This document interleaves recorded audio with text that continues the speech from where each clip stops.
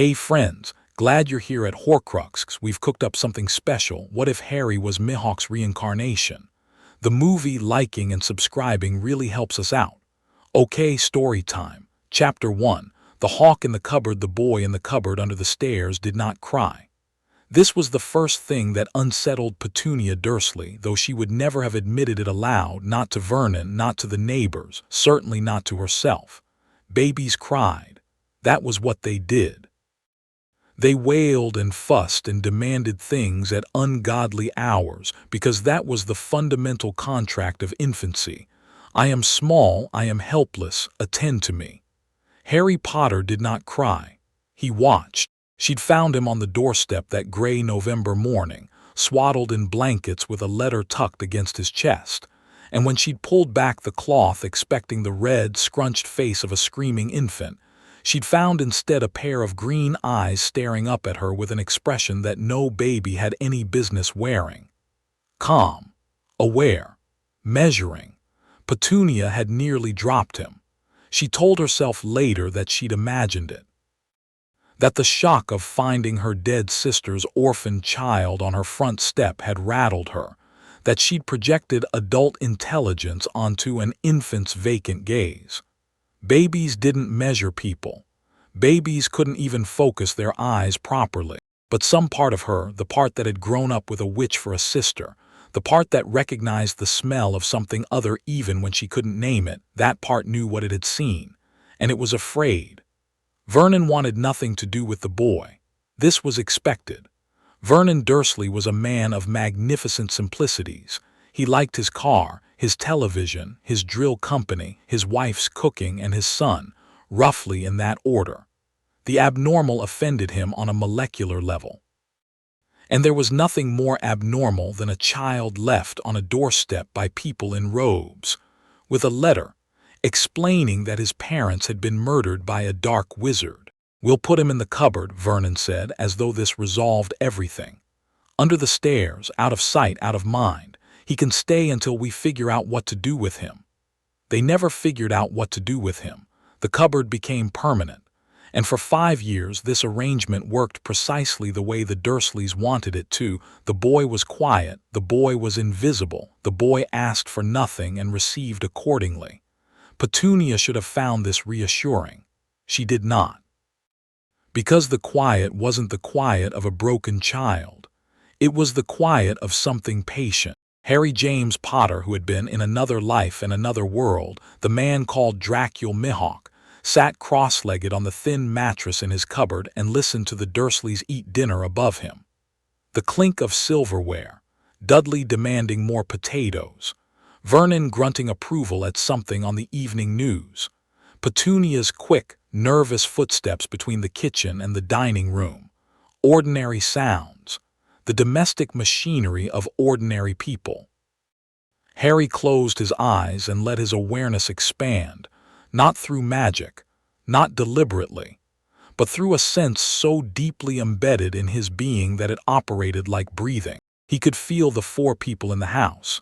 Vernon, a heavy, dull presence like a boulder, Petunia, sharp and brittle, a bird constantly checking for predators, Dudley, loud and formless, all appetite and no shape, and Mrs. Figg across the street, moving slowly through her sitting room with a cat on her lap.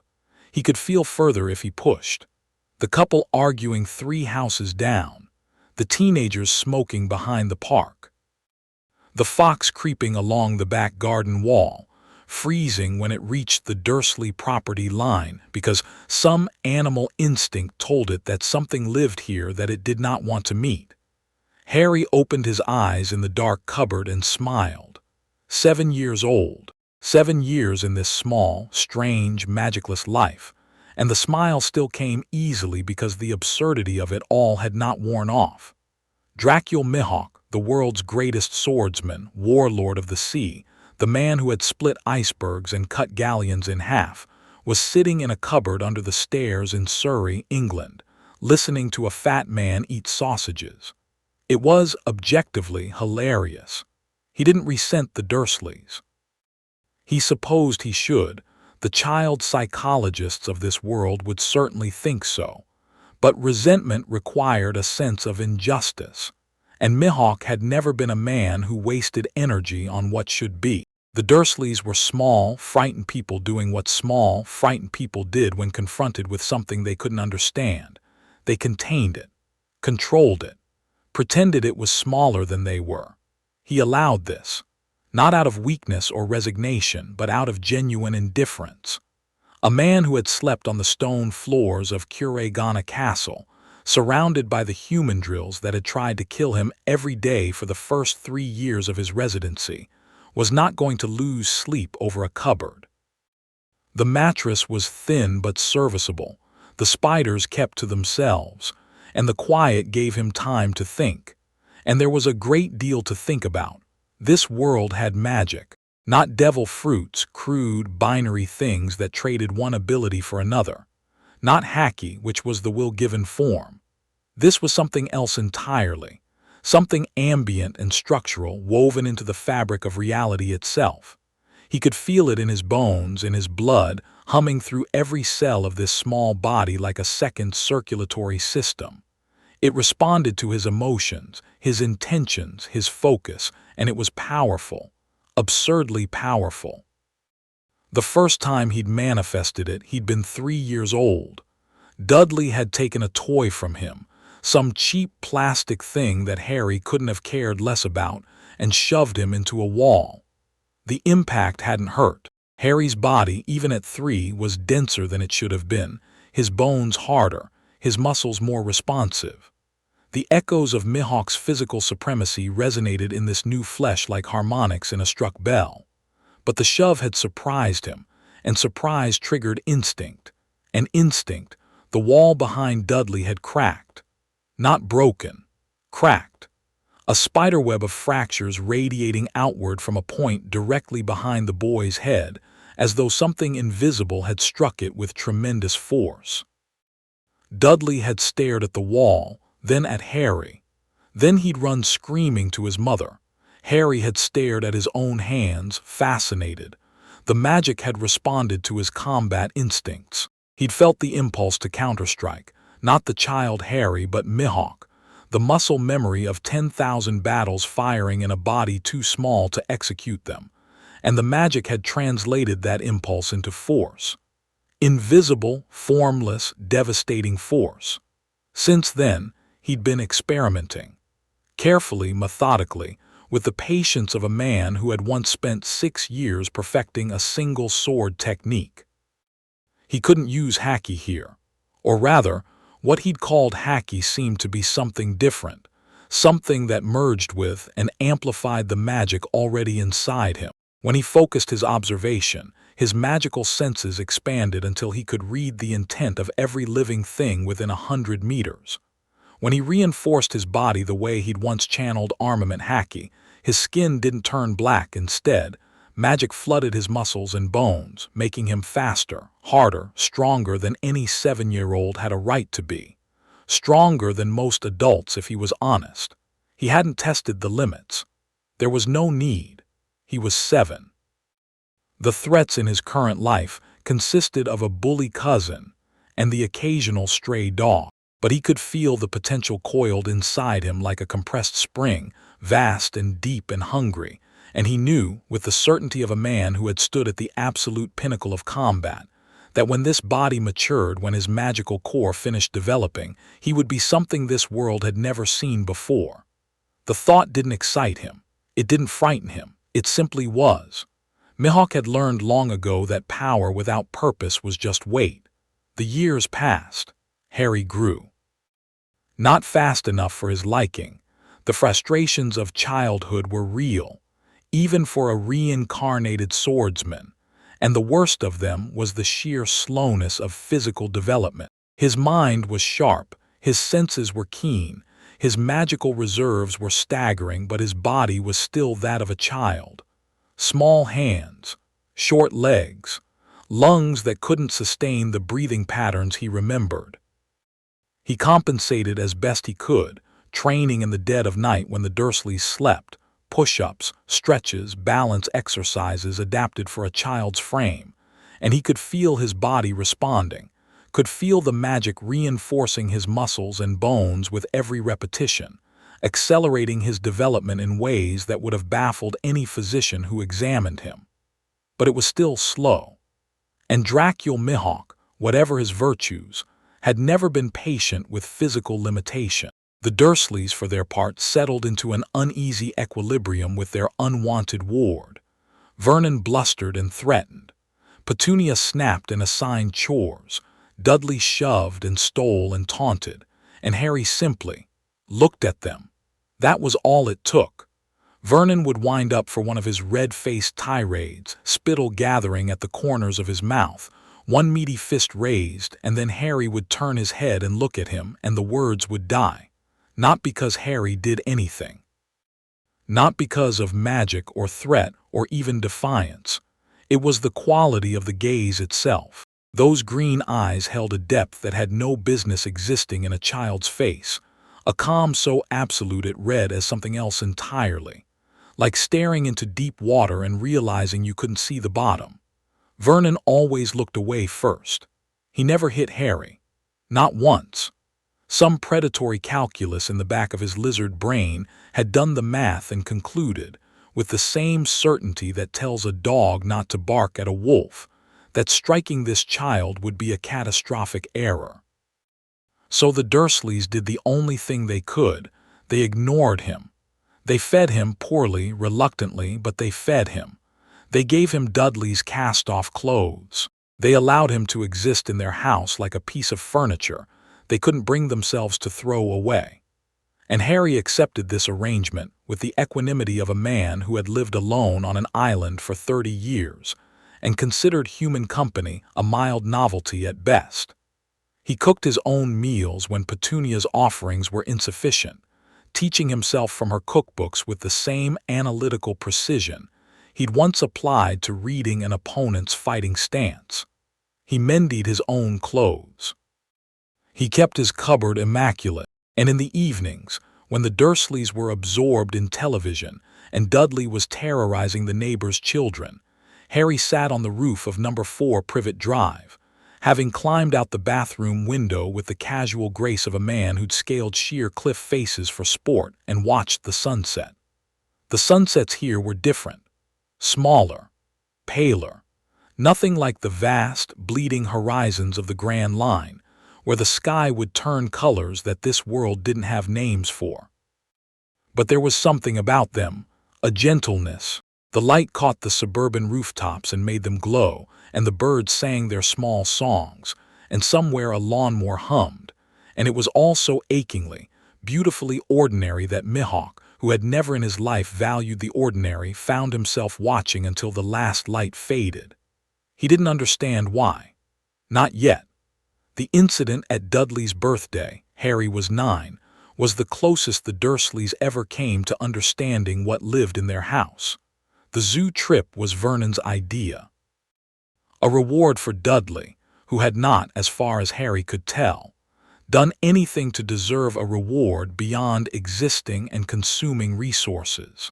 Harry was brought along only because Mrs. Figg had broken her leg and couldn't take him, and Petunia refused to leave him unsupervised in the house after the time she'd come home to find every knife in the kitchen block rearranged by size, weight, and sharpness. Harry hadn't done that to unsettle her. He'd done it because the arrangement had been wrong, and it bothered him in a way he couldn't articulate. The zoo was tedious. Dudley pressed his face against glass enclosures and demanded that bored animals perform for him. Piers Polkiss, his rat-faced friend, laughed at everything Dudley said with the desperate eagerness of a subordinate who knew the hierarchy. Vernon bought ice cream and hot dogs and talked loudly about the price of things. Harry drifted through the exhibits with his hands in his pockets, observing the animals with genuine interest. Not the kind of interest a child showed, pointing and squealing and wanting to pet things, but a warrior's interest. He watched the great cats pace their enclosures and assessed their movement patterns. He studied the way the wolves tracked visitors through the glass, always aware, always calculating angles. He spent 10 minutes watching a peregrine falcon in the aviary, admiring the killing geometry of its dive. The reptile house was cool and dark, and Harry found himself standing in front of the boa constrictor exhibit, watching the massive snake lie coiled on its branch with the stillness of a creature that understood patience at a cellular level. Dudley had been there first, pounding on the glass, demanding the snake move. "Make it move," he'd whined at Vernon, who'd rapped his knuckles against the enclosure and then shrugged and moved on. Now the exhibit was empty except for Harry and the snake and the silence between them. Harry leaned closer to the glass. The snake's head turned, its tongue flickered, and then without surprise, because very few things surprised him anymore, Harry heard it speak. "Every day," the snake said in a voice like scales sliding over stone, "they come and pound, no manners, no respect." Harry tilted his head. The gesture was pure Mihawk, that slight predatory angle that had made vice admirals flinch. "You can talk," he said, not a question, the snake's eyes fixed on him. "You can listen," it corrected. "That is rarer." Harry felt the corner of his mouth twitch. He liked this snake. It had the conversational style of someone who had been alive too long and no longer cared about pleasantries. "How long have you been here?" he asked. "Born here. Bred here, never seen the sun without glass between us." "That sounds tedious." "You have no idea." Harry looked at the enclosure. At the false branch, the artificial heat lamp, the small pool of tepid water, a life in a box observed by creatures too stupid to appreciate what they were looking at. He understood the feeling. "Would you like to leave?" he asked. The snake stared at him. "Is that an offer?" Harry placed his hand flat against the glass.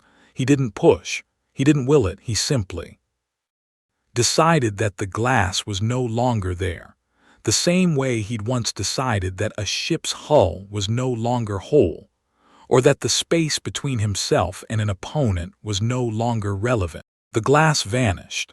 Not shattered, vanished as though it had never existed, reality rewriting itself to accommodate his intent. The snake poured out of the enclosure like liquid, 12 feet of muscle and scale flowing across the floor with a grace that Harry genuinely admired. Screams erupted behind him. Dudley slipped in a puddle and went down hard. Piers shrieked. Somewhere, Vernon was bellowing. The boa paused at Harry's feet and raised its head. "Thank you," it said. "Brazil, I think. I've always wanted to see Brazil." "Safe travels," Harry said. The snake vanished into a drain, and Harry turned to face the chaos of the reptile house with the expression of a man watching a particularly entertaining street performance. Vernon grabbed his arm in the parking lot. His face was the color of raw steak, his mustache quivering. "What did you do?"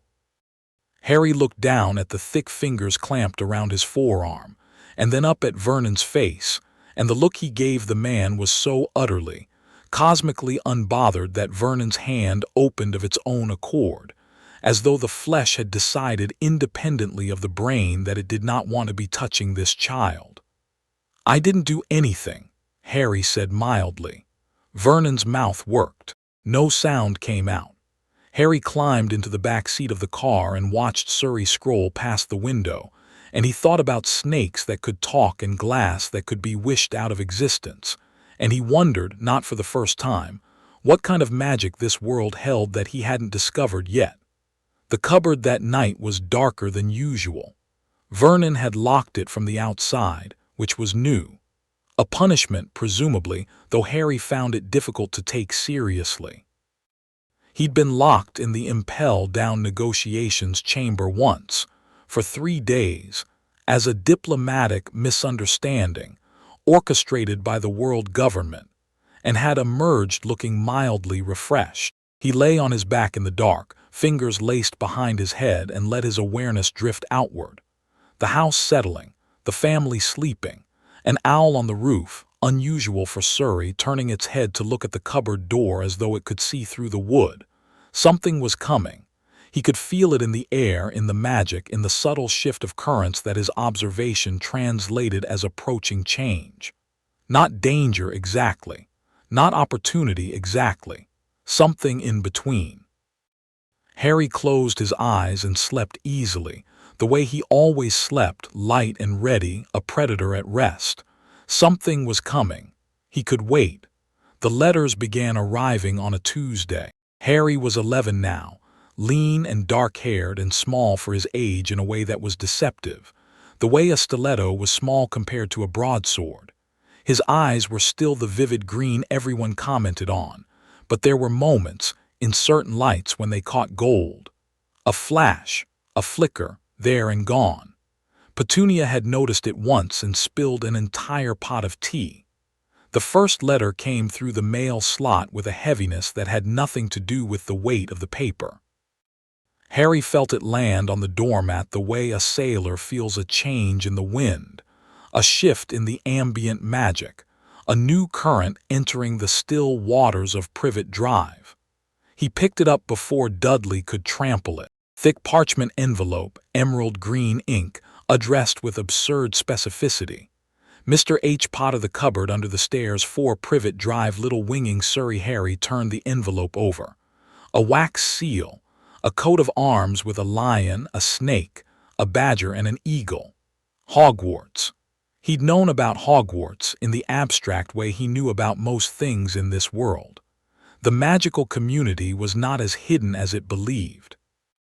When you could sense magical signatures the way Harry could, the wizarding world lit up like signal fires across the landscape. He'd felt Hogwarts itself, a massive, ancient, pulsing concentration of magic somewhere to the north, since he was 6. He'd felt the witches and wizards who occasionally passed through Surrey, clumsy with their concealment charms, as obvious to his senses as torches in a dark room. He'd been waiting for this letter the way a man waits for a ship he booked passage on months ago, not with anxiety, with the calm certainty that it would arrive on schedule. Vernon, predictably, went insane. He snatched the letter from Harry's hand, read the first line, turned a shade of purple that suggested imminent cardiovascular failure, and tore it to pieces. Then he nailed the mail slot shut.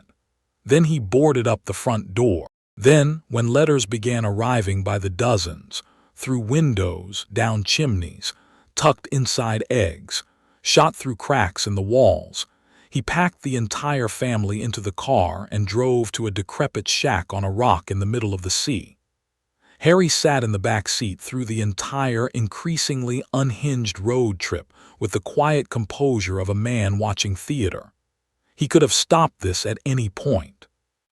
He could have picked up the first letter, looked Vernon in the eye, and said, "I'm going," in a tone that left no room for discussion.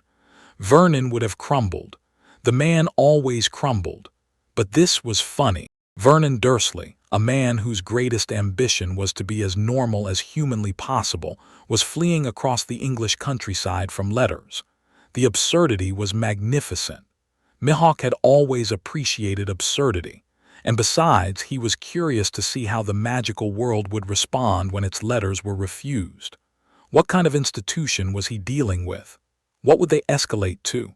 The answer, apparently, was Hagrid. The shack on the rock was miserable. Rain hammered the walls. Wind screamed through gaps in the boards. Dudley slept on the sofa under every blanket they'd brought. Vernon and Petunia took the bedroom. Harry lay on the bare floor, which was cold and hard, and still more comfortable than several places he'd slept in his previous life. He was awake when midnight came. He was always awake when something was approaching. The door didn't so much open as cease to exist. One moment it was there, a slab of weathered wood rattling in its frame. The next, it was flat on the ground, and the doorway was filled with the largest human being Harry had ever seen in this world. Not the largest he'd ever seen, period. He'd known giants. He'd fought Whitebeard's commanders. But by the standards of this world, the man in the doorway was extraordinary. Nearly 12 feet tall, twice as wide as a normal man, with a wild mane of black hair and a beard that could have hidden a small family. He wore a massive moleskin coat and carried a pink umbrella that radiated magic like a leaky faucet. Harry sat up on the floor and studied the giant with open interest. Vernon burst out of the bedroom with a rifle. Where he'd gotten a rifle, Harry had no idea, and pointed it at the intruder with shaking hands. "I demand that you leave at once," Vernon shouted. "You are breaking and entering." The giant reached out, grabbed the rifle barrel, and bent it into a knot with casual, absent-minded strength. Like bending a pipe cleaner. Harry's eyebrows rose slightly. Impressive for this world. "Dry up, Dursley, ye great prune," the giant said, and then his small, bright eyes found Harry on the floor and his entire demeanor transformed. The gruffness melted. Something enormous and gentle and almost painfully sincere welled up in his face. "Harry," he said, and his voice cracked. "Last time I saw you, you was only a baby. Ye look a lot like your dad, but ye have got your mum's eyes." Harry stood. The motion was fluid, unhurried, a single continuous movement from horizontal to vertical that looked choreographed. The giant blinked, some instinct registering that children didn't move like that. "You knew my parents," Harry said, not a question. "Knew 'em, I blimey, Harry, oh course I knew 'em. I'm Rubeus Hagrid, keeper of keys and grounds at Hogwarts." He said the name like it should mean something magnificent. "And you, well, you know all aboo Hogwarts, oh course." "I know what it is," Harry said. "A school for magic." Vernon made a strangled noise. "He will not be going. We swore when we took him and we'd stamp out this. Harry turned his head and looked at Vernon. Vernon stopped talking. It wasn't dramatic.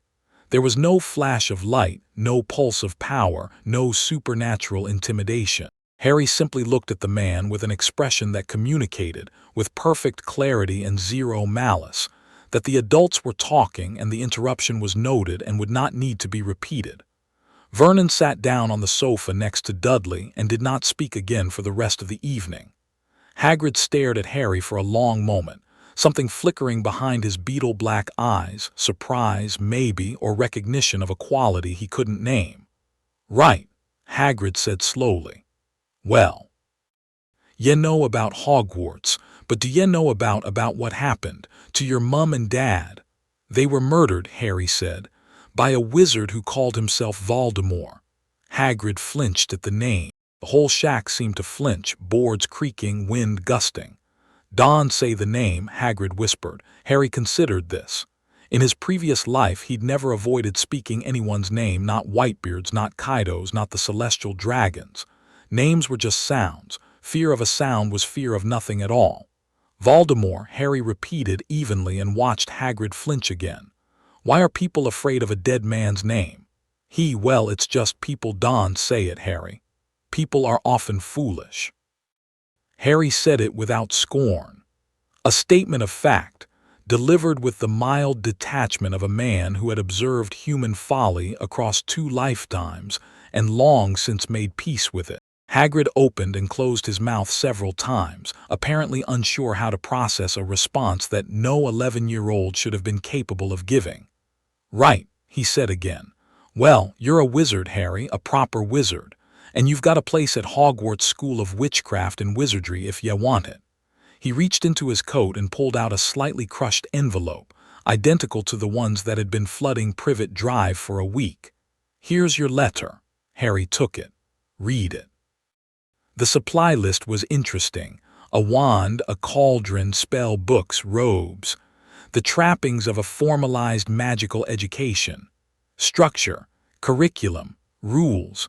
Mihawk had never responded well to rules. But the magic of this world was genuine and vast and largely unexplored by his senses. And whatever Hogwarts was, school, institution, social system, it was a door into that world. And behind that door somewhere was the shade of the wizard who had murdered his parents. Harry wasn't interested in revenge. Revenge was a young man's game, and he was not young, regardless of what the mirror showed. But he was interested in Voldemort the way he'd been interested in every powerful figure he'd ever encountered, as a data point, a measure of this world's ceiling. How strong was the strongest dark wizard in history? How strong were the ones who opposed him? How high did the mountain go? These were questions worth answering. "I'll need to buy supplies," Harry said. Hagrid beamed. The expression transformed his entire face, made him look like a child given an unexpected gift. "Oh, course, I'll take ye to Diagon Alley myself, tomorrow. Ye'll love it, Harry. Everyone'll want to meet ye, famous as ye are." "Famous," Harry said flatly. "Blimey, didn't I say, Harry, you're famous. Everyone in our world knows your name. You're the boy who lived." Harry looked at Hagrid for a long moment. Then he folded the letter neatly, slipped it into his pocket, and said, "I think I'd like to hear that story." And Hagrid told him. All of it, or all of it as Hagrid knew it, which was a version filtered through grief and hero worship and an earnest simplicity that Harry found oddly touching. The war, the prophecy, Voldemort's reign of terror, the night he'd come to Godric's Hollow and murdered James and Lily Potter and then turned his wand on baby Harry, and somehow, impossibly, the killing curse had rebounded. "No one knows why," Hagrid said, wiping his eyes on his sleeve. "No one's ever survived the killing curse before. You know who was destroyed? Well, his body was. And you were left with that scar." Harry touched his forehead. The lightning bolt scar. He'd been aware of it his entire life, of course, not just the physical mark, but the magic in it. Dark, parasitic, wrong. Something lived in that scar, something that wasn't him, like a splinter of foreign intent embedded in his soul. He'd poked at it once when he was 5. Sent his awareness into it the way he'd once probed an enemy's defenses, looking for weaknesses. What he'd found had made him pull back immediately. Not in fear, Mihawk did not do fear, but in tactical caution. There was something in that scar that was alive, dormant, barely conscious, a fragment of personality wrapped in malice like a wasp in amber. It had stirred when he'd touched it, had reached for him with the blind hunger of a parasite sensing a host, and Harry had slammed his mental defenses shut with the force of a Hacky-reinforced wall. The fragment had not stirred since, but Harry was aware of it the way a man is aware of a splinter in his thumb, constantly, irritatingly, a reminder of something that would need to be dealt with eventually. "So I'm famous," Harry said, "because a dark wizard failed to kill me when I was a baby." "Yeah, ended the war, Harry. Yeah, I was 1 year old. I didn't end anything. My mother did something, or Voldemort's magic failed, or some combination of factors I don't yet understand produced an outcome that no one can explain. And the wizarding world, rather than investigate the actual mechanism, turned a baby into a symbol." Hagrid stared at him. His mouth hung slightly open. Harry realized he'd said too much. Not in the sense that he was hiding, he wasn't, but in the sense that he'd briefly forgotten the social constraints of being 11. An occupational hazard of reincarnation. He softened his expression, not artificially but genuinely, because Hagrid was a kind man who had clearly loved Harry's parents, and there was no reason to unsettle him more than necessary. "Thank you for telling me," Harry said. "I appreciate it." Hagrid blinked several times, then nodded slowly, apparently deciding to file the strangeness away for later. People did that around Harry.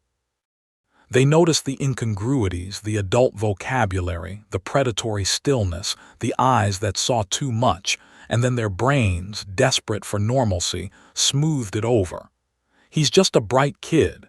He's mature for his age. He reads a lot." Human beings were extraordinarily good at not seeing what they didn't want to see. Harry had relied on this his entire second childhood. "Well," Hagrid said, pulling himself together with visible effort, "best get some sleep. Big day tomorrow. Diagon Alley'll blow your mind, Harry, I promise ye that." Harry lay back on the floor, hands behind his head, and listened to Hagrid settle his enormous frame onto the sofa, which groaned in protest. Within minutes, the giant was snoring, a sound like a motorcycle engine in a cathedral.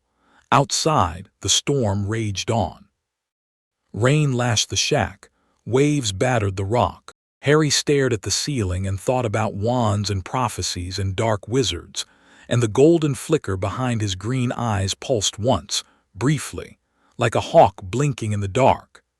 Diagon Alley was hidden behind a pub called the Leaky Cauldron, which was hidden from non-magical people by a charm so clumsy that Harry could see the seams in it from across the street. The pub was dark, cramped, and smelled of pipe smoke and old beer.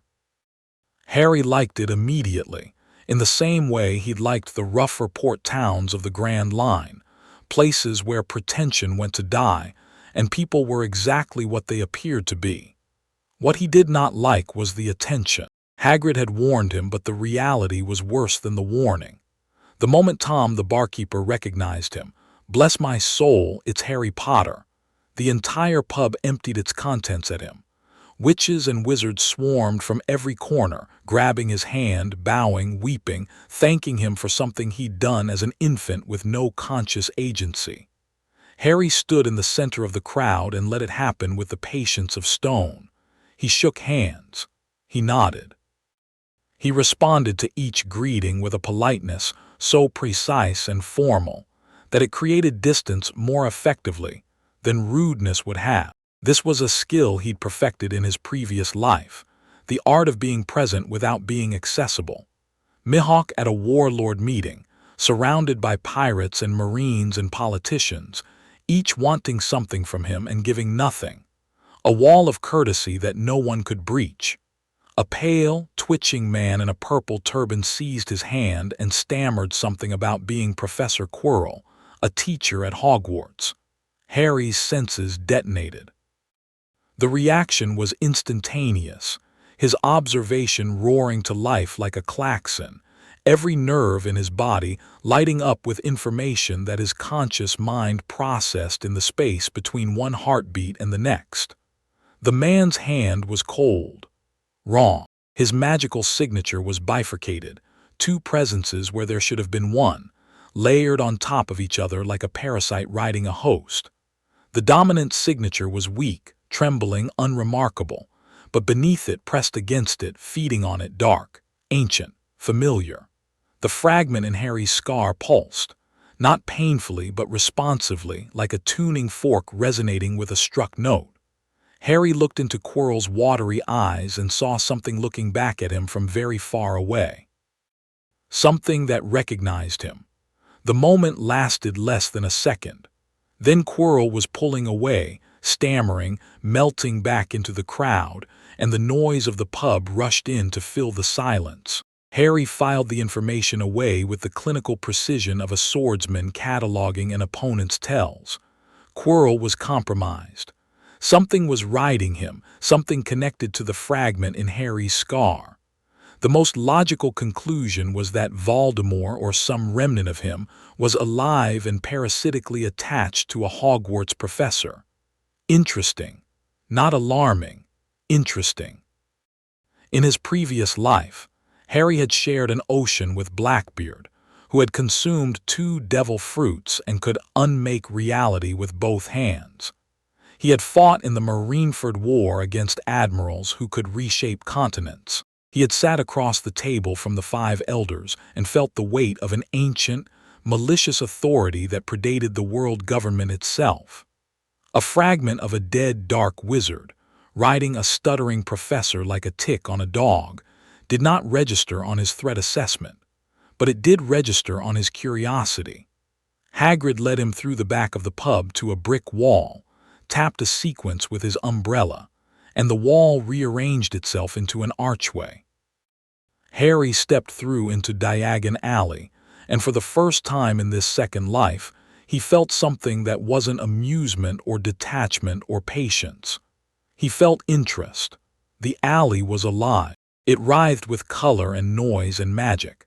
Shopfronts stacked 3 stories high, their windows displaying cauldrons and telescopes and books that bit anyone who opened them wrong. Owls screeched from the Aeolip's Owl Emporium. A cluster of boys pressed their faces against quality Quidditch supplies, gawking at a broomstick in the window. Witches and wizards in robes of every color navigated the cobblestone street with the practiced ease of people who had been doing this their entire lives.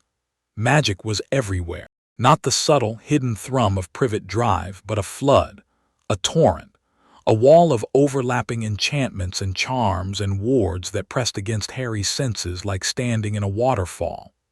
He could feel the preservation spells on the ice cream shop, the security wards on Gringotts Bank, the ancient protections woven into the very cobblestones beneath his feet. Layers upon layers of magic, accumulated over centuries, a living city of impossible things. Harry stood in the entrance to Diagon Alley and absorbed it all, and the expression on his face, if anyone had been watching closely enough, was the expression of a swordsman who has just been handed a new blade and is feeling its weight for the first time. Not wonder, assessment, and beneath that, the faintest ghost of a smile. This world was going to be more interesting than he'd thought. Gringotts was run by goblins, which Harry found unreasonably charming. In his previous life, the closest equivalent had been the brokers of the underworld, cunning, transactional, loyal only to profit. But the goblins had a militaristic edge that the brokers lacked. Guards in burnished armor stood at the bank's entrance. The teller's eyes were sharp and predatory, and they assessed every customer with the evaluation of beings who had been managing wealth since before humans had invented the concept of banking. Harry respected them immediately. They reminded him of himself, solitary, competent, and fundamentally unimpressed by the world. The cart ride to his vault was chaotic, a plummeting, careening descent through a network of underground tunnels that had Hagrid gripping his seat and turning green. Harry leaned into the turns and felt the wind in his face and experienced a sharp, physical flash of memory. The prow of his coffin-shaped boat cutting through the Grand Line waves, spray in his face, the horizon burning orange. He missed the sea. He hadn't realized how much until just now. The vault was full of gold, mountains of it, coins in stacks and piles and cascading heaps, more money than the Dursleys would earn in a lifetime. "Your parents left ye a fair bit," Hagrid said, uncomfortable around the wealth, and Harry nodded and filled a pouch with enough galleons for his supplies without any particular interest in the amount. Money was a tool. He'd been wealthy in his previous life. The warlord position came with significant financial privileges, and he'd spent almost none of it. A man who lived on an island and drank wine alone did not have expensive tastes. Madame Malkin's robe shop was next. Harry stood on a stool and let the measuring tapes do their work and thought about the robes as a uniform, a social signal, a marker of belonging to a world that he was entering as an outsider. A boy on the next stool was talking to him. Pale, pointed face, blonde hair slicked back, an expression of practiced superiority that was so transparently rehearsed it was almost endearing. "Hogwarts too," the boy said. "Yes. Know what house you'll be in?" "Number? Well, no one really knows until they get there, do they? But I know I'll be in Slytherin. All our family have been. Imagine being in Hufflepuff. I think I'd leave, wouldn't you?" Harry looked at the boy. Really looked, the way Mihawk used to look at young swordsmen who challenged him in bars and harbor towns, not with contempt but with X-ray assessment.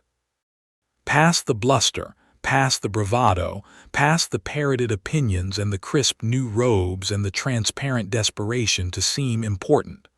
A boy, 12 at most, performing a role he'd been assigned before he was old enough to choose one. Afraid under all of it, not of Harry, not of Hogwarts, but of failing to meet a standard set by people who would never tell him it was enough. Harry had seen this before, countless times in countless forms. Young Marines rigid with their father's expectations. Pirate captain sons trying to fill shoes too large for them. An entire world of children crushed under the weight of names they hadn't chosen.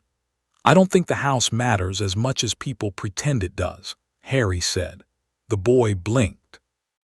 Then his expression curdled, as though Harry had offered an opinion so far outside his frame of reference that his brain needed a moment to reject it. "My father says." "Your father isn't being sorted." Silence. The measuring tapes hummed. "I'm Malfoy," the boy said, recovering with the resilience of someone used to social combat. "Draco Malfoy. Harry Potter." The effect was instantaneous. Draco's eyes went wide, his mouth opened, and every trace of rehearsed superiority vanished in a flood of genuine, unguarded shock. You're Harry Potter. So I'm told. Draco stared at him with the intensity of someone recalibrating every assumption they'd ever made about a person. Harry watched the process happen in real time. The boy's father had clearly told him things about Harry Potter, built a narrative, assigned expectations, and now the reality was crashing into the story and the story was losing. My father said, "Your father says a great deal, apparently." Draco shut his mouth.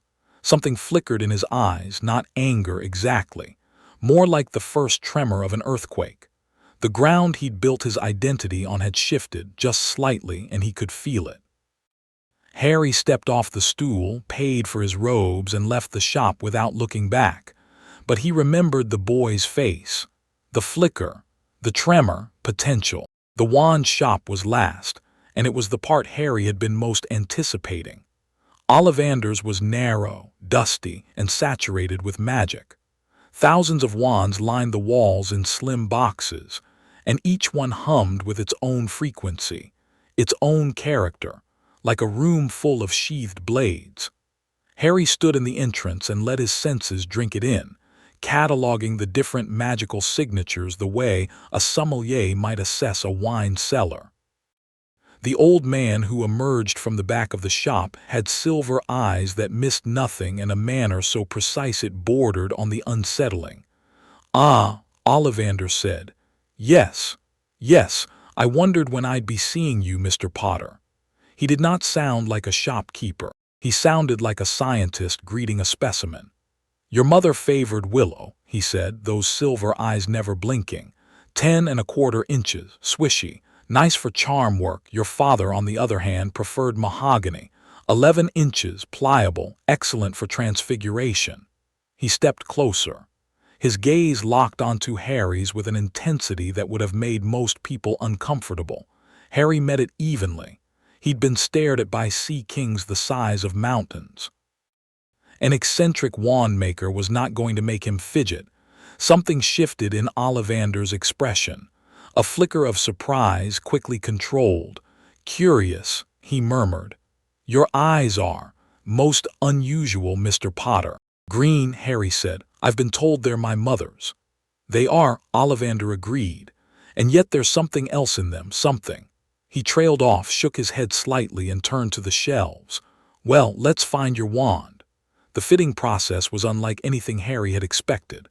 Ollivander handed him wand after wand, beech and dragon heartstring, maple and unicorn hair, ebony and phoenix feather, and each time the wand either did nothing or reacted badly. Sparks.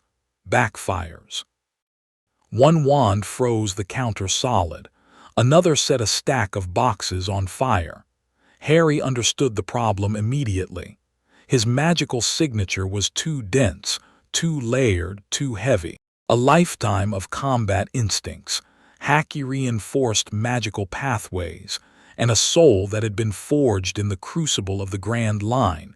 It was too much for instruments designed to channel the magic of ordinary witches and wizards, like trying to pour a river through a garden hose. Ollivander, to his credit, was not frustrated. He was delighted. Each failure only sharpened his interest, his silver eyes growing brighter, his movements faster, diving deeper into his shelves with the enthusiasm of a man who had been waiting his entire career for a puzzle like this. "Tricky customer," he said, grinning. "Oh, very tricky. Let me think. Let me think." He vanished into the back of the shop. Several minutes passed. Harry stood in the silence and listened to the wands whisper and hum around him. 1,000 voices in 1,000 boxes, and none of them speaking to him. He didn't need a wand, he knew that. His magic responded to his will directly, shaped by intent and reinforced by instincts that predated this body. A wand was a crutch, a focus, a tool for wizards whose connection to magic required mediation. But a tool was still useful. A sword was a tool. And Mihawk had never been too proud for a good tool. Ollivander returned carrying a single box. His expression had changed. The delight was still there, but it was mixed with something else. Caution, maybe, or awe. "I wonder," he said softly. "Yes, why not? Unusual combination. But then you are an unusual young man." He opened the box. Inside, on a bed of faded velvet, lay a wand that was unlike any of the others Harry had handled, darker, sleeker. It had a dangerous elegance to it, a pared-down lethality like a blade with no ornamentation. "Holly and phoenix feather," Ollivander said. 11 inches, nice and supple." Harry picked it up. The world sang. Not the sparks and flashes of the other wands. This was something deeper, something structural. The magic in Harry's core surged upward like a geyser and met the wand's resonance coming down, and the two frequencies aligned with a precision that was almost musical. Warmth flooded his arm, his chest, his entire body. The air in the shop shivered. The dust motes hanging in the light began to orbit him slowly, drawn by a gravitational pull that had nothing to do with physics. It wasn't perfect. Harry could feel the wand straining at the edges, trying to contain a volume of magic it hadn't been designed for, but it was close, closer than anything else in this shop would be. "Oh, bravo," Ollivander whispered. "Yes, oh yes, very good, but how very, very curious." Harry looked at him, waited. "I remember every wand I've ever sold, Mr. Potter. It so happens that the phoenix whose tail feather resides in your wand gave another feather, just one other. It is very curious indeed that you should be destined for this wand when its brother gave you that scar." Harry turned the wand in his fingers. Holly and phoenix feather, brother to Voldemort's wand. In another version of this story, a different Harry might have recoiled. Might have felt a shadow fall over the moment, a sense of dark destiny closing in. Harry ran his thumb along the wand's shaft and felt it thrum against his skin, and he smiled. "How much?" he said. The Hogwarts Express left from platform 9 3/4 at King's Cross Station, which was hidden behind a brick pillar that dissolved when you walked into it with sufficient conviction. Harry pushed his trolley through the barrier without breaking stride, because a man who had walked casually through cannon fire was not going to hesitate at a piece of enchanted masonry. The platform was chaos. Families everywhere, parents fussing, children shouting, owls screeching, cats winding between legs. The Scarlet Steam engine dominated the scene, belching white smoke, its whistle cutting through the noise. Harry navigated the crowd with the fluid, unconscious grace of a man used to moving through environments far more dangerous than a train station, and found an empty compartment near the back of the train. He stowed his trunk, sat by the window, and watched the platform empty as families said their goodbyes. A world of wand wavers, prophecies, and an immortal dark wizard who had somehow tethered his soul to reality through means Harry hadn't yet determined. A school run by a man whose reputation painted him as either a genius or a masterful manipulator, and almost certainly both. A society that had pinned its hopes on a boy with a lightning scar, never bothering to ask what that boy might actually want. Harry stretched his legs out, crossed his ankles, and tipped his head back against the seat. Interesting. The compartment door slid open. A gangly, red-haired boy with a smudge of dirt on his nose stuck his head in. "Do you mind? Everywhere else is full." "Sit," Harry said. The boy dropped into the opposite seat with the boneless relief of someone who'd been looking for a place to land. He was tall for 11, freckled, and had the look of someone who'd been dressed in a hurry from a limited supply of hand-me-downs. His robes were slightly too short. His rat perched on his shoulder was slightly too fat. "I'm Ron," the boy said. "Ron Weasley." "Harry Potter." Ron's eyes went huge. "Are you really? Have you really got the?" He gestured vaguely at Harry's forehead. Harry pushed his hair aside, revealing the scar. "Wicked," Ron breathed. Harry let his hair fall back into place and studied Ron with the same assessment he applied to everything, not searching for threat but for character, for the shape of a person beneath the surface. What he found was uncomplicated. Ron Weasley was exactly what he appeared to be. A boy from a large family, overshadowed by older brothers, insecure about what he had to offer and desperately hoping to be more than the sum of his second-hand possessions. No deception, no agenda, no hidden layers. In Mihawk's world, people like Ron didn't last long. They got chewed up by the Grand Line, crushed by ambitions too large for their abilities, or they found a crew strong enough to protect them while they grew. But there was something else. Beneath the insecurity, beneath the awkwardness, there was a warmth so genuine it was almost aggressive. Ron Weasley liked people. He wanted to connect, to matter, to belong, and he pursued these things with a dogged sincerity that Harry found unusual. Mihawk had not had friends. He'd had rivals, colleagues, temporary allies. He'd had Shanks, who defied categorization. He'd had Perona, who had squatted in his castle like a spectral cat and refused to leave until he'd grown reluctantly fond of her. But friends, people who existed in his life for no transactional reason, who wanted his company for its own sake, these were foreign to him. Ron was offering exactly that, without even knowing what he was offering it to. "Want a chocolate frog?" Ron asked, producing a battered box from his pocket. "Sure," Harry said. They ate chocolate frogs. Ron explained the wizarding world with the scattershot enthusiasm of someone who'd grown up in it, and therefore assumed everything he said was common knowledge. Harry listened, asked occasional questions, and quietly extracted more useful intelligence from Ron's rambling than most people could from a library. The compartment door opened again an hour into the journey. A girl with bushy brown hair and an already buttoned Hogwarts robe appeared in the doorway, looking slightly frantic. "Have either of you seen a toad? A boy named Neville's lost one." "No," Ron said. The girl's gaze swept the compartment, the chocolate frog wrappers, the sweet boxes, the two boys sprawled in their seats, and her expression shifted from concern to disapproving with the speed of someone who had strong opinions about everything and the vocabulary to express them. "You've got chocolate on your nose," she told Ron, then turned to Harry. Her eyes lingered, not on his scar, on his posture. Harry was sitting the way he always sat, upright, balanced, one ankle crossed over the other, hands resting on his thighs. It was a swordsman's rest position, a posture that could transition to standing or striking in a fraction of a second. There was nothing deliberately intimidating about it. It was simply how his body defaulted, the muscle memory of a lifetime written into his bones. The girl noticed. She was the first person his age to notice. "I'm Hermione Granger," she said. "And you are?" "Harry Potter," Harry said.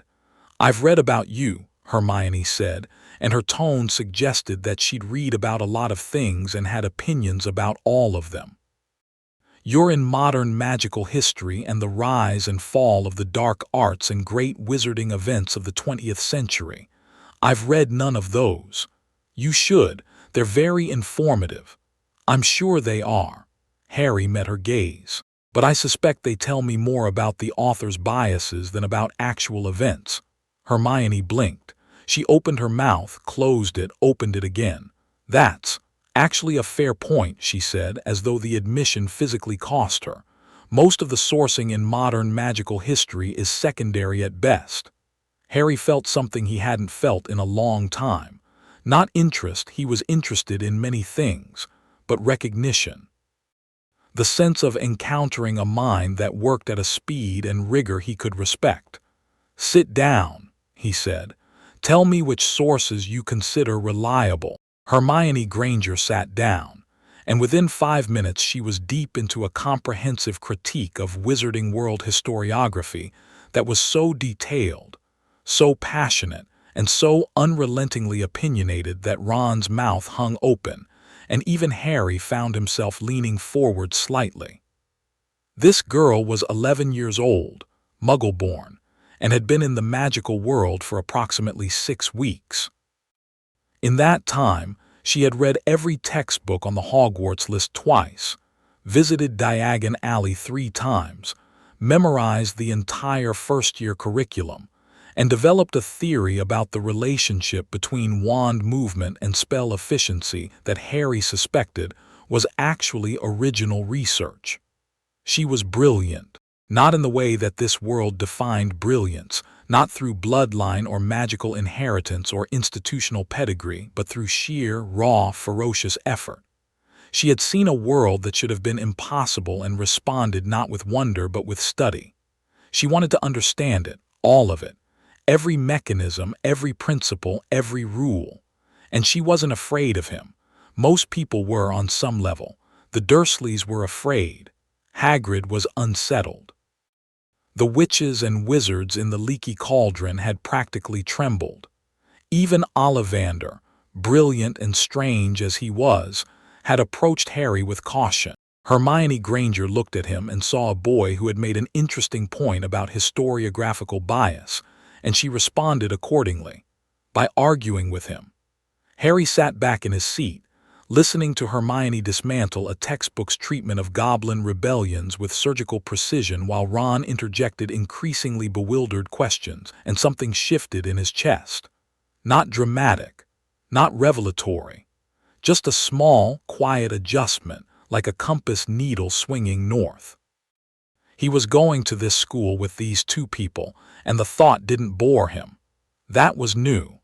The train wound through the countryside as the afternoon faded. Hills and forests and rivers rolled past the windows, and the sky turned the soft purple-gray of an English autumn evening. Harry watched the landscape change and felt the magic thicken in the air the further north they traveled, like swimming into a warm current. They changed into their robes. Ron fretted about the sorting. Fred says we have to fight a troll, but I think he's joking. And Hermione recited spells under her breath. Harry dressed in silence and felt the weight of the robe settle on his shoulders like a uniform, which was exactly what they were. The train stopped. Students poured onto a dark platform. Hagrid's voice boomed over the crowd. Furs years over here. They crossed a black lake in small boats, 4 students per boat, lanterns hanging from the prows, and as they rounded a bend, Hogwarts appeared. Harry had seen many things in 2 lifetimes. He'd seen Marineford, the fortress at the center of the world. He'd seen Mariewa, the holy land of the celestial dragons, built on the suffering of nations. He'd seen the ruins of kingdoms that predated recorded history, lost in the mists of the Grand Line. Hogwarts was none of those things. It was a castle, vast, yes, spectacular, certainly. Its towers and turrets silhouetted against the star-strewn sky, every window blazing with golden light. But what made Harry's breath catch was not the architecture. It was the magic. The castle was alive. Not metaphorically, literally alive, in the way that ancient things become alive when enough magic is poured into them over enough centuries. Harry could feel it pulsing like a heartbeat, vast and slow and deep, a consciousness that wasn't quite sentient but wasn't quite not. The wards around it were staggering, layer upon layer of protective enchantment, woven by hundreds of wizards over 1,000 years, creating a web of magic so dense and complex it made the enchantments of Diagon Alley look like children's drawings. And beneath it all, deep in the bedrock, something older, something that had been there before the castle, before the founders, before the first witch or wizard had set foot on this hill. A wellspring of raw magical power that the school had been built to tap, to harness, to teach. Harry looked at Hogwarts Castle blazing against the dark sky, and his assessment shifted. This world had depth, more depth than he'd given it credit for. Good, he'd been hoping for that. The boats touched shore. The first years climbed the steps. The great oak doors swung open.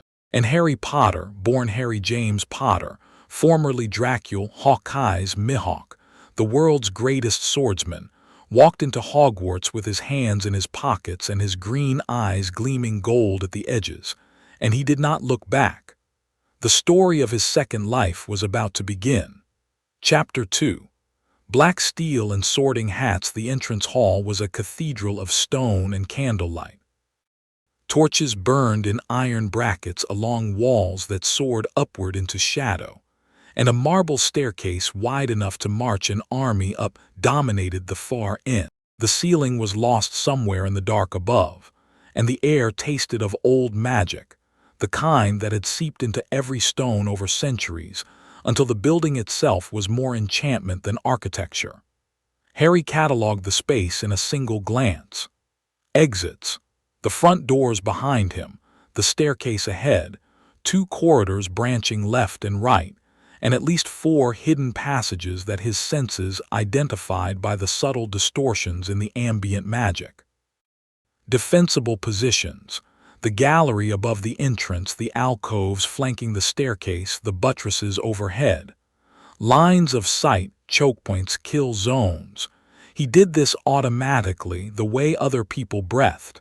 It wasn't paranoia. It was the residue of a life where the difference between reading a room correctly and reading it wrong was the difference between breathing and not breathing. Professor McGonagall was waiting for them at the top of the stairs. Tall, severe, Scottish, wearing emerald robes and an expression that suggested she had been managing children for long enough to have developed complete immunity to nonsense. She swept the cluster of first years with a gaze that missed nothing and approved of less. Harry liked her immediately. She had the bearing of a woman who had earned her authority rather than inherited it, and she wore it without apology. In his previous life, he'd known Marines like her, career officers who ran their ships with iron discipline and quiet competence, who commanded respect not through rank but through the unshakable certainty that they knew exactly what they were doing. "Welcome to Hogwarts," McGonagall said. "The start of term banquet will begin shortly, but before you take your seats, you will be sorted into your houses." The sorting is a very important ceremony because, while you are here, your house will be something like your family within Hogwarts. She explained the 4 houses: Gryffindor, Hufflepuff, Ravenclaw, Slytherin, with the clipped efficiency of someone who had given this speech so many times it had been compressed to its essential components. Harry listened with half his attention. The other half was tracking the magical signatures beyond the closed doors to his left, where the rest of the school was presumably waiting. Hundreds of them. A dense concentration of magical presences ranging from the barely there flicker of young students to the deep, steady burn of powerful adults. One signature in particular drew his attention. Near the center of the room beyond, elevated at a head table probably. It was enormous. Not in raw power, though there was plenty of that, but in complexity. Layers upon layers of magical development, refined and shaped over what must have been a century or more of practice. Sophisticated, controlled, and threaded throughout with something Harry recognized from his previous life: the quiet, vast patience of a strategist, a man who thought in decades. Dumbledore. Harry filed the signature away and returned his full attention to McGonagall, who was finishing her speech with a pointed suggestion that they smarten themselves up. "I shall return when we are ready for you," she said, and disappeared through a side door. The first years erupted into nervous chatter the moment she left. Ron was muttering about trolls again. Hermione was reciting every spell she'd learned, running through them like a pre-flight checklist. A round-faced boy, Neville, the toad loser, was clutching his pet with both hands and looking like he might be sick. "How exactly do they sort us?" Harry asked Ron. "Fred and George wouldn't tell me straight. They said something about a hat." "A hat? Yeah, I dunno either." Draco Malfoy materialized from the crowd, flanked by 2 boys who were built like junior refrigerators. He'd clearly been working his way toward Harry since they'd entered the hall, navigating the cluster of first years with the purposeful trajectory of someone on a mission. "So it's true," Draco said, pitching his voice to Carrie. "Harry Potter's come to Hogwarts." Murmurs rippled through the crowd. Heads turned. "We met in Madame Malkin's," Harry said calmly. "We did, And I've been thinking about what you said. Draco squared his shoulders. You'll find some wizarding families are better than others, Potter. You don't want to go making friends with the wrong sort. His gaze flicked to Ron, then back. I can help you there. He extended his hand. Harry looked at it, then at Draco's face, then at the two boys flanking him who appeared to have been selected for mass rather than intellect. In another version of this moment, a different Harry might have refused the handshake with righteous anger, might have said something about knowing the wrong sort for himself.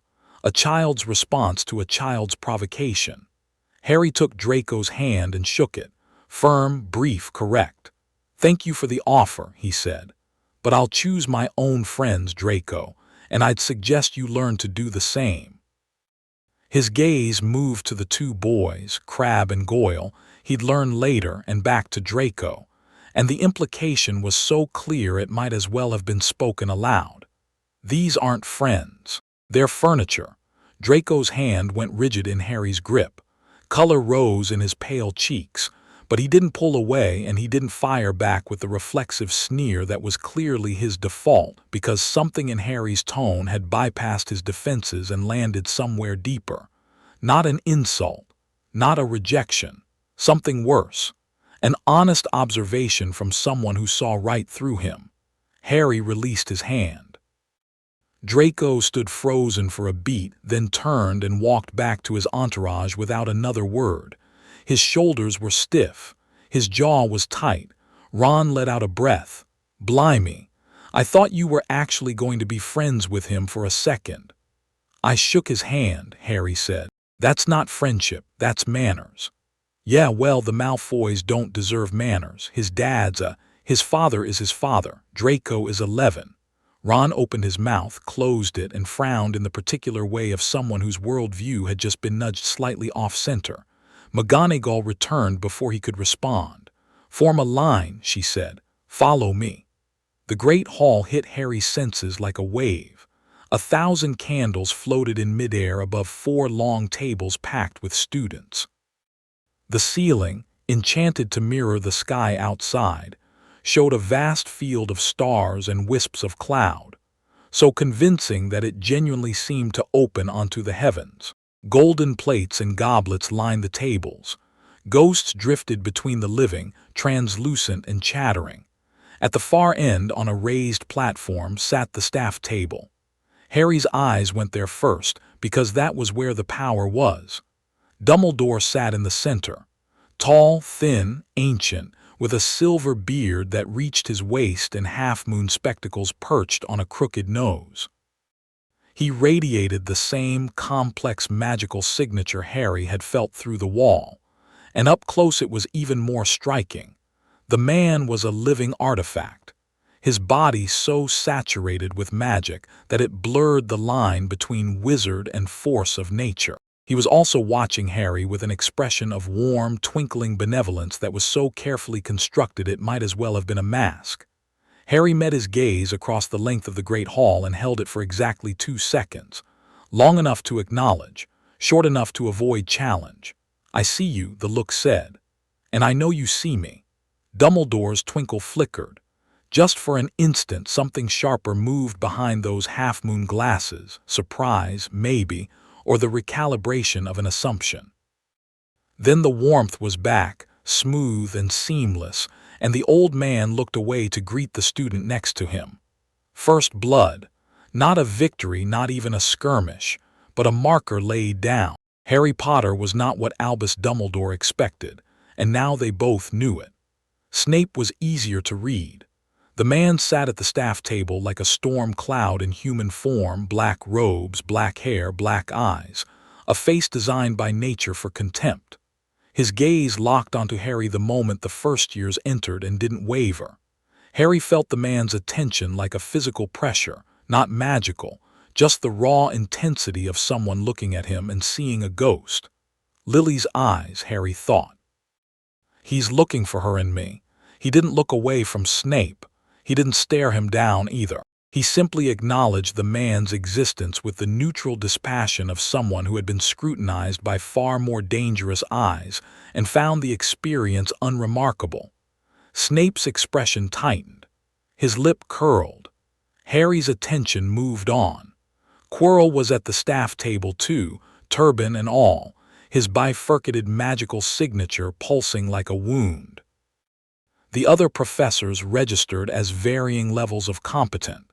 A tiny wizard who practically vibrated with energy, a stout woman with dirt under her nails, a wispy figure draped in shawls and beads.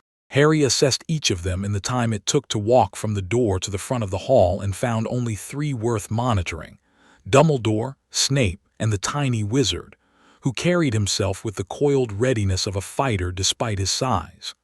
McGonagall placed a 4-legged stool in front of the first years and set a battered, patched, ancient wizard's hat on top of it. The hall went silent. A rip near the brim opened like a mouth, and the hat began to sing. It was a jaunty, rhyming affair about the 4 founders and their houses, delivered with the theatrical gusto of a performer who had been doing this act for a millennium and still enjoyed it. Harry listened to the lyrics and extracted the relevant data. Gryffindor valued courage, Ravenclaw valued intellect, Hufflepuff valued loyalty, Slytherin valued ambition. A personality-based sorting system, administered by a sentient magical artifact. Interesting. Not because of the houses, those were just organizational categories, ultimately meaningless, but because of the hat itself. A 1,000-year-old enchantment capable of reading minds. That was a significant piece of magic. The kind of thing worth understanding. The song ended. The hall applauded. McGonagall unrolled a scroll. "When I call your name, you will put on the hat and sit on the stool to be sorted. Abbot Hannah." A pink-faced girl stumbled forward, jammed the hat on her head, and after a moment's pause, Hufflepuff. The table on the right erupted in cheers. Hannah Abbott practically ran to join them. The sorting continued. Names were called. The hat deliberated, sometimes for seconds, sometimes for minutes. Students were parceled into their houses with the mechanical efficiency of a postal system, and the hall responded to each sorting with the appropriate enthusiasm. Harry watched with clinical interest. The hat was reading surface thoughts, obviously personality traits, values, desires. But was it reading deeper? Could it access memories? Could it see what lay beneath the 11-year-old exterior of Harry Potter? He was about to find out. "Granger, Hermione." Hermione practically sprinted to the stool. The hat dropped over her eyes, and Harry watched her grip the edges of the seat with white-knuckled intensity. The hat took nearly 4 minutes. When it finally shouted Gryffindor, Hermione's whole body sagged with relief, and she hurried to the Gryffindor table with a smile so wide it looked like it might split her face. More names. Neville Longbottom went to Gryffindor after an even longer deliberation. Draco Malfoy went to Slytherin before the hat even fully touched his head, which told Harry that either the boy's convictions were absolute or the hat had decided not to bother looking deeper. He suspected the latter. "Potter, Harry." The hall went nuclear. Whispers exploded from every table like shrapnel. "Potter, the Harry Potter," and every head in the room swiveled toward him. Harry walked to the stool through a gauntlet of stairs with the same unhurried pace he'd used for everything since arriving. He sat. McGonagall lowered the hat onto his head. The brim dropped over his eyes and the world went dark. "Well, well, well," said a voice in his mind. "This is, oh my, my. The sorting hat's presence pressed against Harry's consciousness like a hand testing a door, gently at first, then with more force, then with the full weight of 1,000 years of legilomantic experience. It hit Mihawk's mind and stopped. Not because Harry resisted. He didn't bother. There was nothing to resist. His mental landscape was simply too vast, too deep, too fundamentally other for the hat to process in the way it processed children. The hat was designed to read an 11-year-old's personality, to sort through hopes and fears and values and find the best fit. What it found instead was an ocean. Decades of memory, thousands of battles, The quiet, absolute confidence of a man who had stood at the pinnacle of his world and found it wanting. Philosophy, strategy, swordsmanship, loss, boredom, beauty, violence, solitude, an entire human life, rich and complex and utterly alien, layered beneath the surface of a child like a mountain hidden beneath a lake. You're not. You can't be. The hat's voice had lost its composure. It sounded, for the first time in perhaps centuries, genuinely shaken. This is a full life. A complete soul. You've lived before. Harry said nothing. He didn't need to. I've sorted thousands of students. The hat said, its mental voice steadying with the discipline of an ancient intelligence reasserting control. I have never encountered anything like this. You are not a child. You are not even in any meaningful sense a wizard. You are. What are you? A swordsman, Harry thought, who happens to have been reborn with magic. The hat was silent for a long moment. Harry could feel it processing, sifting through the layers of his consciousness with the delicacy of a surgeon. It touched his memories of the Grand Line and recoiled from the scale of them, the vastness of the sea, the impossibility of the creatures, the casual apocalyptic power of the people who sailed it. It touched his memories of combat and flinched from the violence. It touched his memories of Diagon Island, the silence, the wine, the empty castle, the years stretching out like a road with no destination, and something in its ancient consciousness softened. You were lonely, the hat said quietly. Harry didn't respond to that either. And you are not afraid of anything. I'm looking for fear, Mr. Potter, or whatever your name truly is, and I cannot find it. Not of death, not of failure, not of the dark wizard who marked you. You have no fear at all. Fear is a response to perceived threat, Harry thought. I don't perceive threats, I perceive opponents. Yes, I can see that. A pause. So where do I put you? You have courage, but it's not Gryffindor courage, not the hot-blooded charge-into-danger variety. Yours is colder, quieter, the courage of absolute self-certainty. You have intellect, vast intellect, but you're not a scholar. You learn to act, not to know. You have loyalty, but only to those who earn it, and you've met almost no one in this life who qualifies. And ambition. The hat trailed off. You have no ambition, it said, and it sounded almost awed. None. You've already achieved everything you ever wanted to achieve. You reached the top of your world and found it empty, and you died without wanting anything you hadn't already had. In this new life, you don't want power or knowledge or glory or belonging. You simply are. Harry waited. This is impossible, the hat muttered. You don't fit anywhere. You don't fit anywhere. A man with no fear, no ambition, no desperate need to prove himself, no driving hunger for knowledge.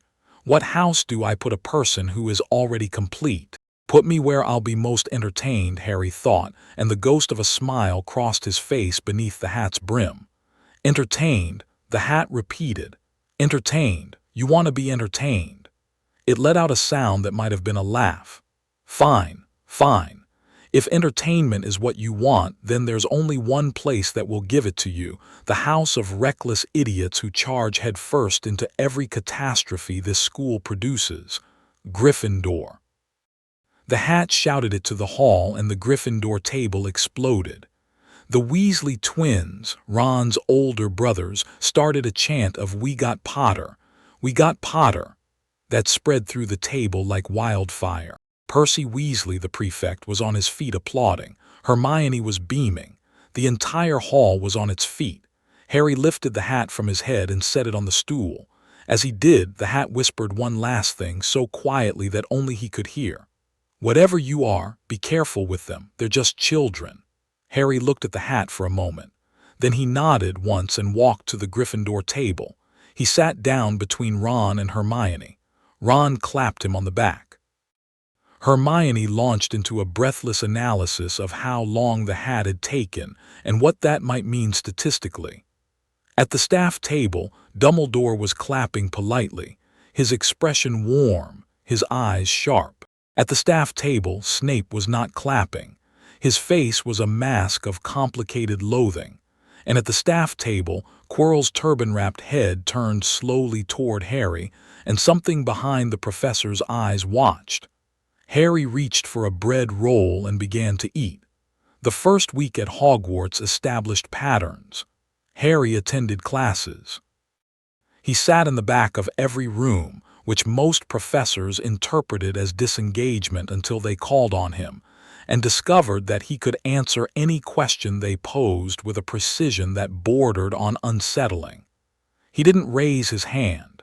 He didn't volunteer. He simply waited to be asked, and when asked, he responded with the minimum necessary information delivered in a tone so even and composed that several professors found themselves unconsciously straightening in their chairs. Transfiguration was taught by McGonagall, who opened her first lesson by transforming her desk into a pig and back again. The class gasped. Harry assessed the magic, a complex restructuring of matter at the molecular level, guided by visualization and enforced by will. Impressive. The pig, he noted, retained the grain pattern of the wood in its skin. Incomplete transformation, then. The magic reshaped the surface but struggled with the deeper structure. When McGonagall set them to turning matches into needles, the rest of the class spent the entire period poking uselessly at their matches with wands. Harry picked up his match, looked at it, and decided it was a needle. It changed. Not gradually, instantly. One moment match, the next moment a perfect silver needle lying across his palm, gleaming in the classroom light. No wand movement, no incantation, just intent, backed by a will that had once split icebergs. The classroom went silent. McGonagall walked to Harry's desk, picked up the needle, and examined it with the careful intensity of a woman who had been teaching transfiguration for 40 years and thought she had seen everything. "Mr. Potter," she said slowly, "you didn't use your wand. Wandless transfiguration is an advanced technique, newt level at minimum. Most adult wizards cannot perform it reliably." "I see." McGonagall set the needle down and looked at him.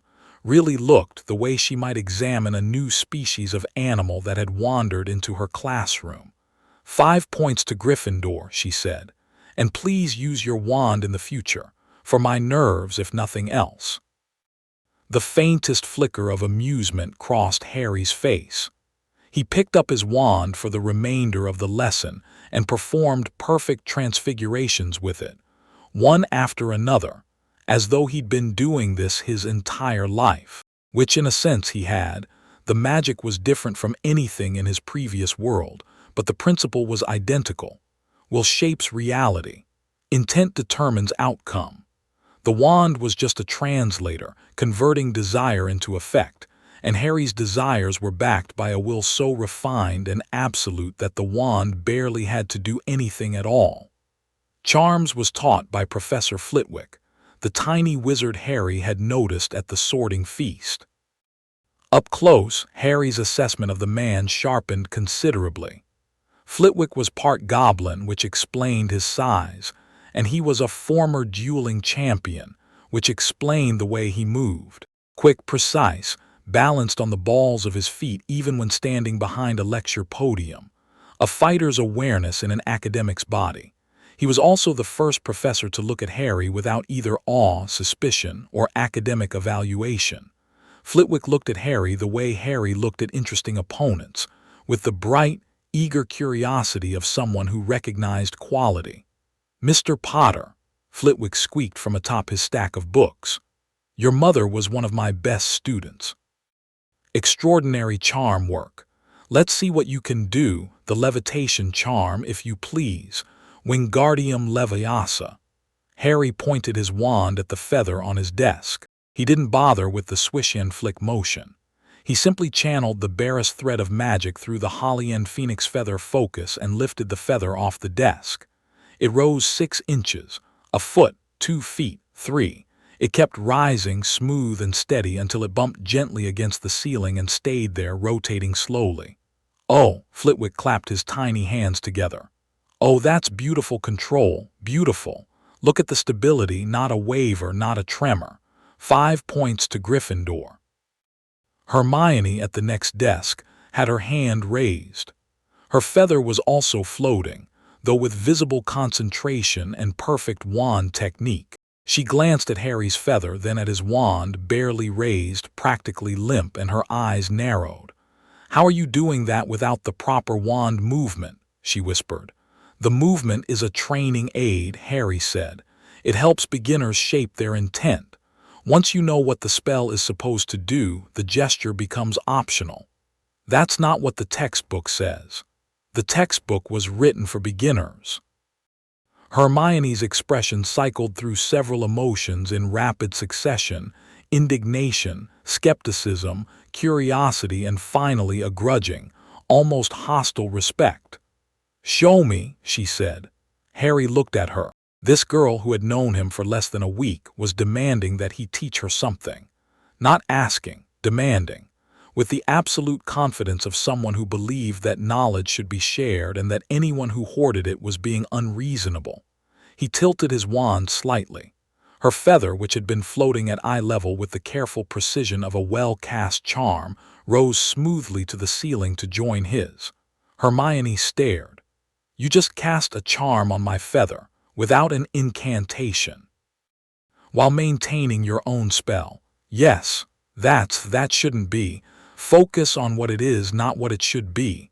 Her mouth opened, closed, opened again. He could practically see the gears turning, the mental model restructuring, the assumptions being discarded and replaced. She didn't argue, she didn't protest. She simply absorbed the new information and began integrating it, and the speed at which she did so was, frankly, remarkable. After class, she said firmly, "You're explaining this to me. If you'd like. I would very much like." Ron, on Harry's other side, was still trying to make his feather twitch. "Could one of you geniuses maybe help me before my feather catches fire again?" Potions was in the dungeons.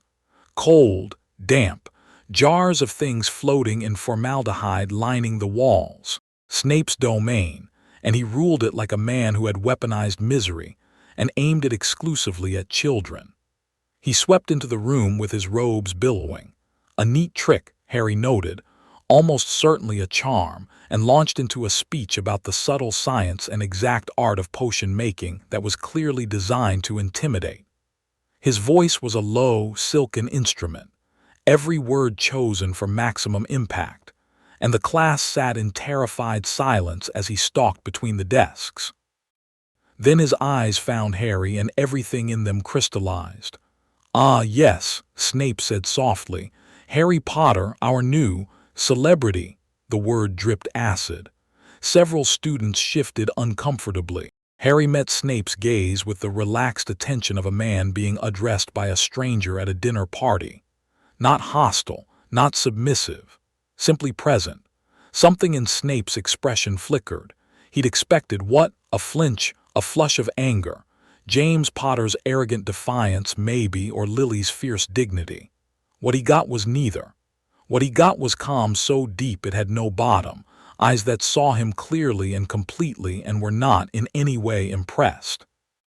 "Tell me, Potter," Snape said, leaning forward slightly. "What would I get if I added powdered root of asphodel to an infusion of wormwood? A test. Not of knowledge, of temperament."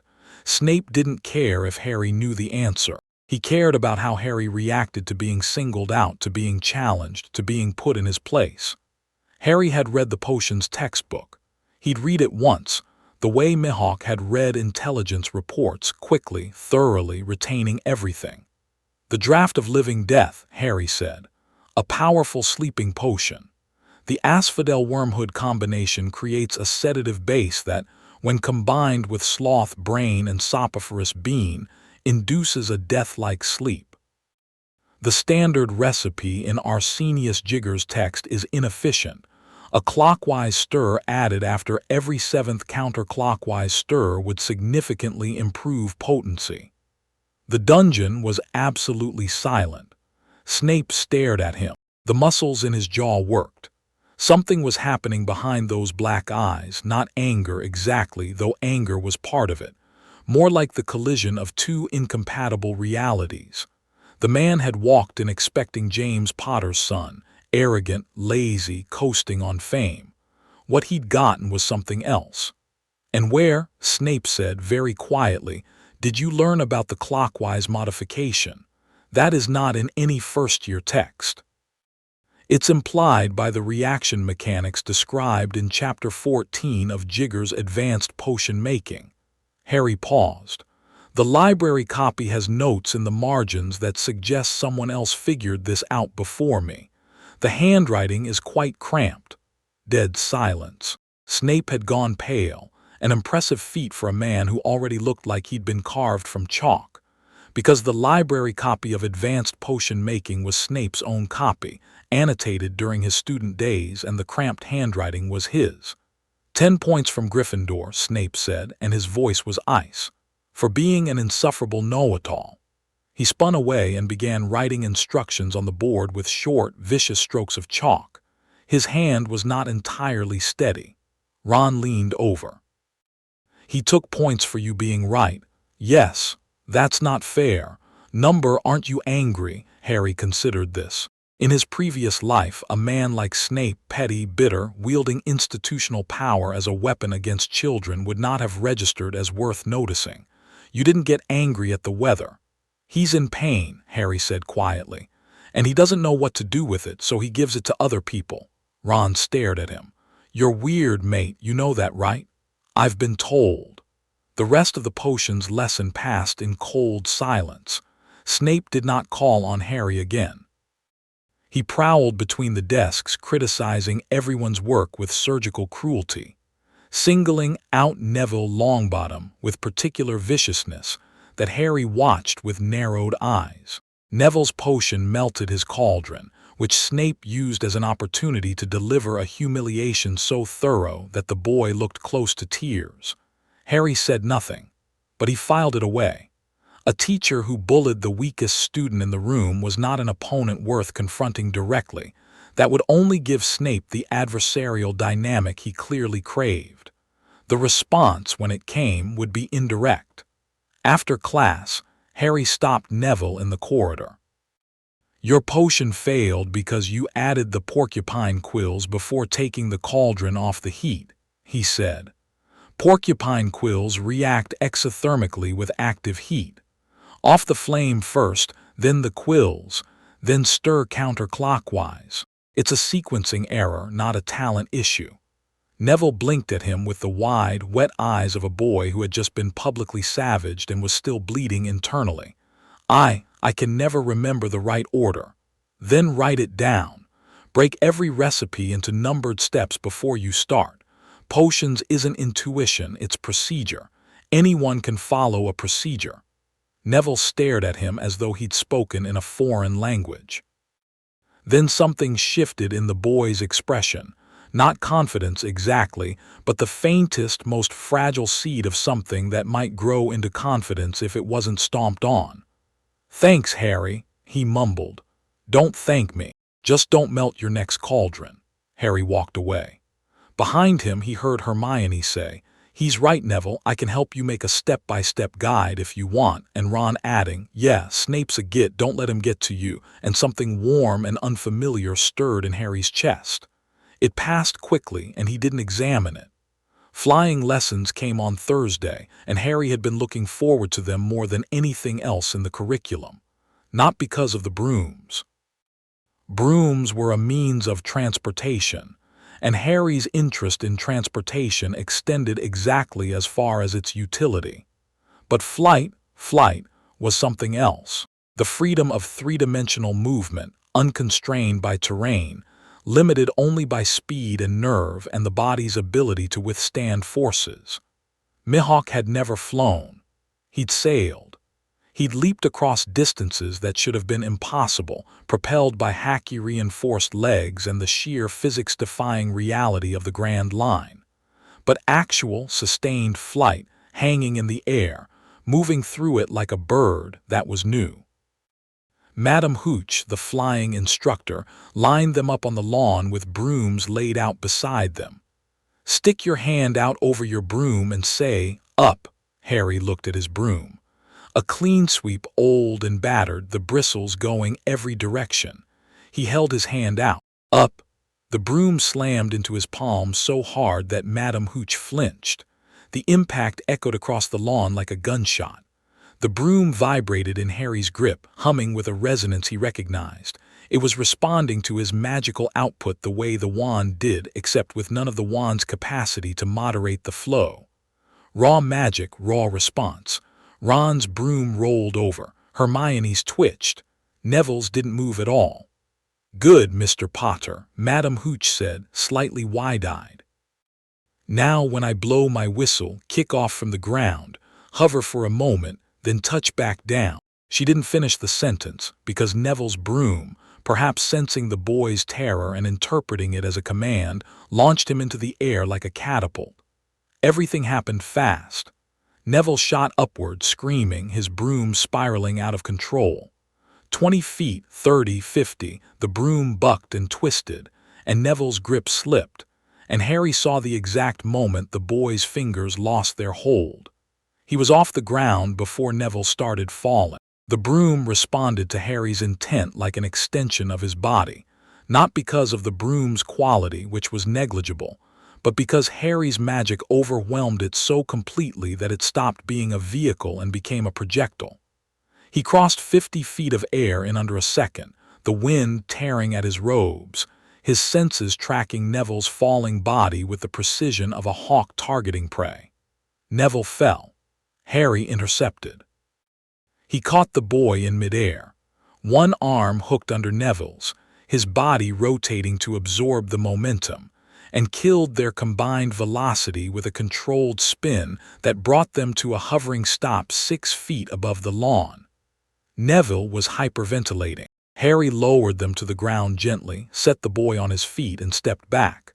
The entire class was staring. Madam Hooch was staring. From a window 3 stories up, Professor McGonagall was staring. "That," Madam Hooch said faintly, "was the finest piece of flying I have seen from a student in 23 years of teaching." Harry handed his broom back. Neville's wrist might be sprained. He was gripping too hard on the way up. Madam Hooch shook herself back to functionality and hurried to Neville's side. The class erupted into noise, exclamations, questions, Seamus Finnegan swearing enthusiastically. Draco Malfoy, who had been watching from the Slytherin line with his arms crossed, said nothing. His expression was unreadable. McGonagall appeared on the lawn within minutes, walking with the urgent purpose of a woman who had just witnessed something that changed her afternoon plans. "Potter, come with me." She led him through the castle in silence, her stride long and brisk, and Harry followed without asking where they were going because the answer didn't matter. Whatever was coming, it wasn't punishment. McGonagall's body language was wrong for that. She was walking like someone carrying good news and trying not to show it. She stopped outside a classroom door, knocked, opened it, and interrupted Professor Flitwick mid-lecture with a casualness that suggested this was a woman accustomed to getting what she wanted from her colleagues. "Excuse me, Phileas, could I borrow wood for a moment?" A stocky fifth-year boy emerged from the classroom, looking confused. "Potter, this is Oliver Wood. Wood, I have found you a seeker." Wood's eyes went wide. He looked at Harry. He looked at McGonagall. He looked back at Harry. A grin spread across his face that was nearly manic in its intensity. "You're joking." "I never joke about Quidditch, Mr. Wood." Harry looked between them. "I don't know what a seeker is." "You will," McGonagall said, and there was something in her voice, pride maybe, or satisfaction, or the quiet pleasure of a woman who had just acquired an advantage, that told Harry this was going to involve competition. "Good." The Quidditch explanation came from Wood, who turned out to be a fanatic. Not the casual, enthusiastic kind, the genuine, consuming, religion of sport kind. He described the game with a passion so intense it was almost religious, drawing plays on a chalkboard, explaining positions, detailing the snitch with the reverence most people reserved for sacred objects. Harry listened, asked questions, and filed the relevant tactical information. The game was simple in concept: 2 teams, 3 types of balls, 4 types of players. But the three-dimensional playing field and the multiple simultaneous objectives created a strategic complexity that interested him more than the physical demands. "You'll be the youngest seeker in a century," Wood said, practically vibrating with excitement. "First games in November against Slytherin. Can you be ready?" "I can be ready now," Harry said. Wood stared at him. Then he laughed, a short, sharp bark of delighted disbelief. "I love this kid," he told McGonagall. "Don't make me regret this, Wood. Potter practice starts next week. Discretion would be appreciated until then." Harry nodded and left. And as he walked through the corridors back toward Gryffindor Tower, he felt the castle's magic hum around him. 1,000 years of enchantment, pulsing like a heartbeat, and somewhere in its depths, something dark stirring in response to his presence. The third-floor corridor. He'd felt it since his first night, a knot of magical energy, dense and hot and guarded, pulsing behind a locked door on the forbidden corridor that Dumbledore had warned the school away from at the opening feast. Something was hidden there, something valuable enough to protect with serious magic and dangerous enough to warrant a death threat to curious students. Harry had ignored it so far. Not out of obedience, Mihawk had never been obedient, but out of priorities. He'd been learning the school, assessing the staff, establishing his position. The third-floor mystery could wait until he had enough context to understand what he was looking at. But the context was filling in. Quirrell's parasitic passenger, the dark fragment in Harry's scar, the guarded object on the third floor. The pieces were arranging themselves into a picture, and Harry's strategic mind, trained across decades of navigating the political labyrinth of the Grand Line, was beginning to see the shape of it. Someone had hidden something in Hogwarts, something that Voldemort, or whatever remained of him, wanted badly enough to infiltrate the school to get. And Dumbledore knew. The old man had set his chess pieces and was waiting, watching, playing a game whose rules he hadn't shared with anyone. Harry didn't care about the game. Games were for people who accepted other people's rules. But he cared about the players and he cared about the stakes, because both of those things were in his school and near his people, and he stopped walking. His people. Since when did he have people? He stood in the empty corridor, torchlight flickering on the stone walls, and examined the thought with the clinical detachment of a man dissecting an unfamiliar specimen.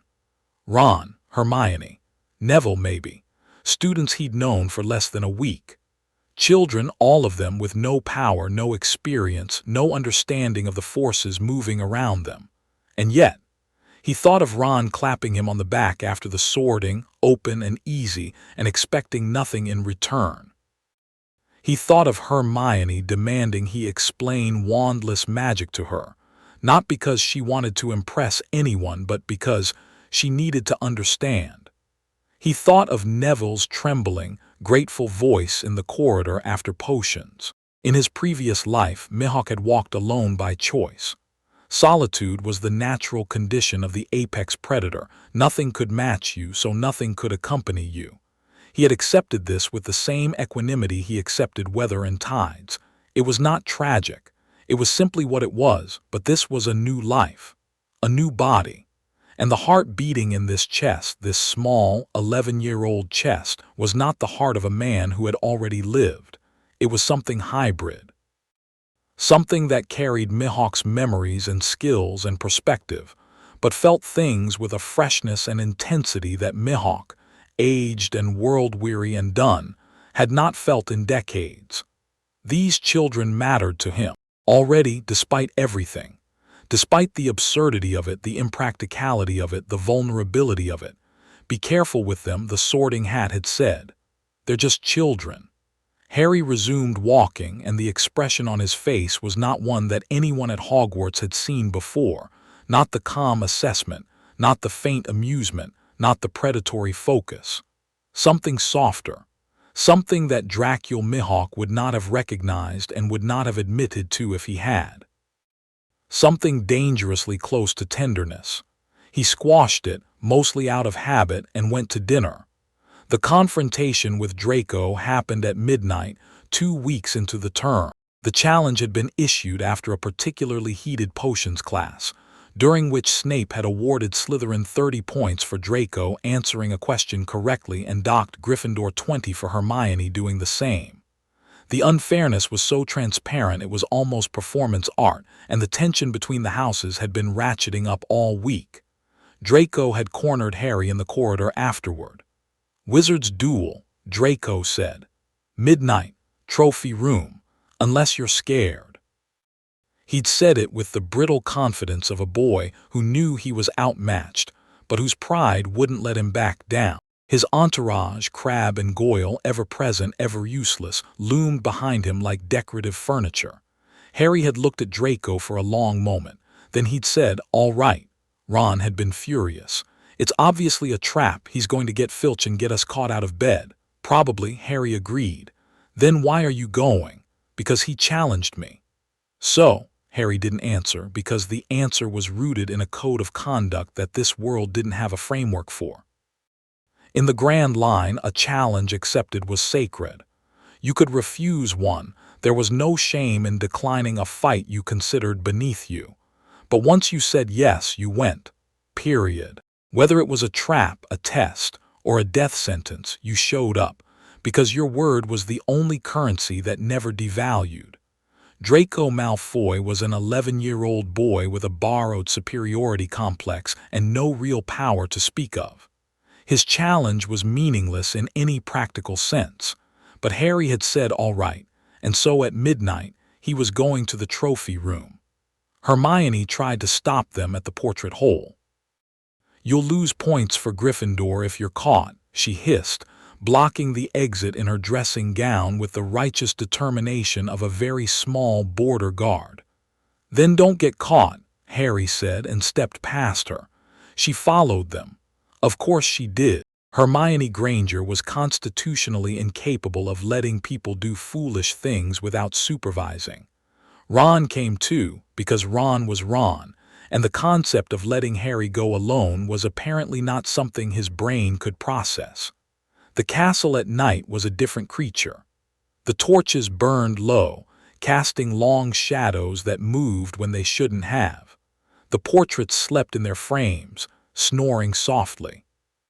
The magic of the building settled and shifted, vast and slow, like a sleeping dragon adjusting its position. Harry moved through the corridors with a silence that wasn't learned. It was instinctive, the product of a body that had spent decades moving through spaces where noise meant death. Ron and Hermione followed, considerably less quietly, their footsteps echoing on the stone despite their best efforts. The trophy room was empty. Harry stood in the doorway and let his senses sweep the space. No one. No Draco, no Filch, no trap, at least not yet. The room was dark, lined with glass cases full of awards and trophies, the metal gleaming faintly in the moonlight that filtered through high windows. "He's not coming," Ron said. "I told you it was a..." "Quiet," Harry said. He'd heard something. Not with his ears, with his observation, the magical sense that translated the world into a map of presences and intentions. Movement 2 floors down and closing. Not Draco, something else, a presence that read as cold, malicious, and deeply unhappy. "Filch," Harry said, "moving this way," and he paused, extending his awareness further. "Mrs. Norris is on this floor, 30 meters east corridor." "How do you know that?" Hermione whispered. "Move, now." They moved. Harry led them through the castle by a route that existed only in his magical awareness, ducking through corridors moments before Filch entered them, cutting through empty classrooms, navigating by the map of presences that his senses painted in his mind. It was easy, trivially easy, like navigating a calm sea with a perfect chart.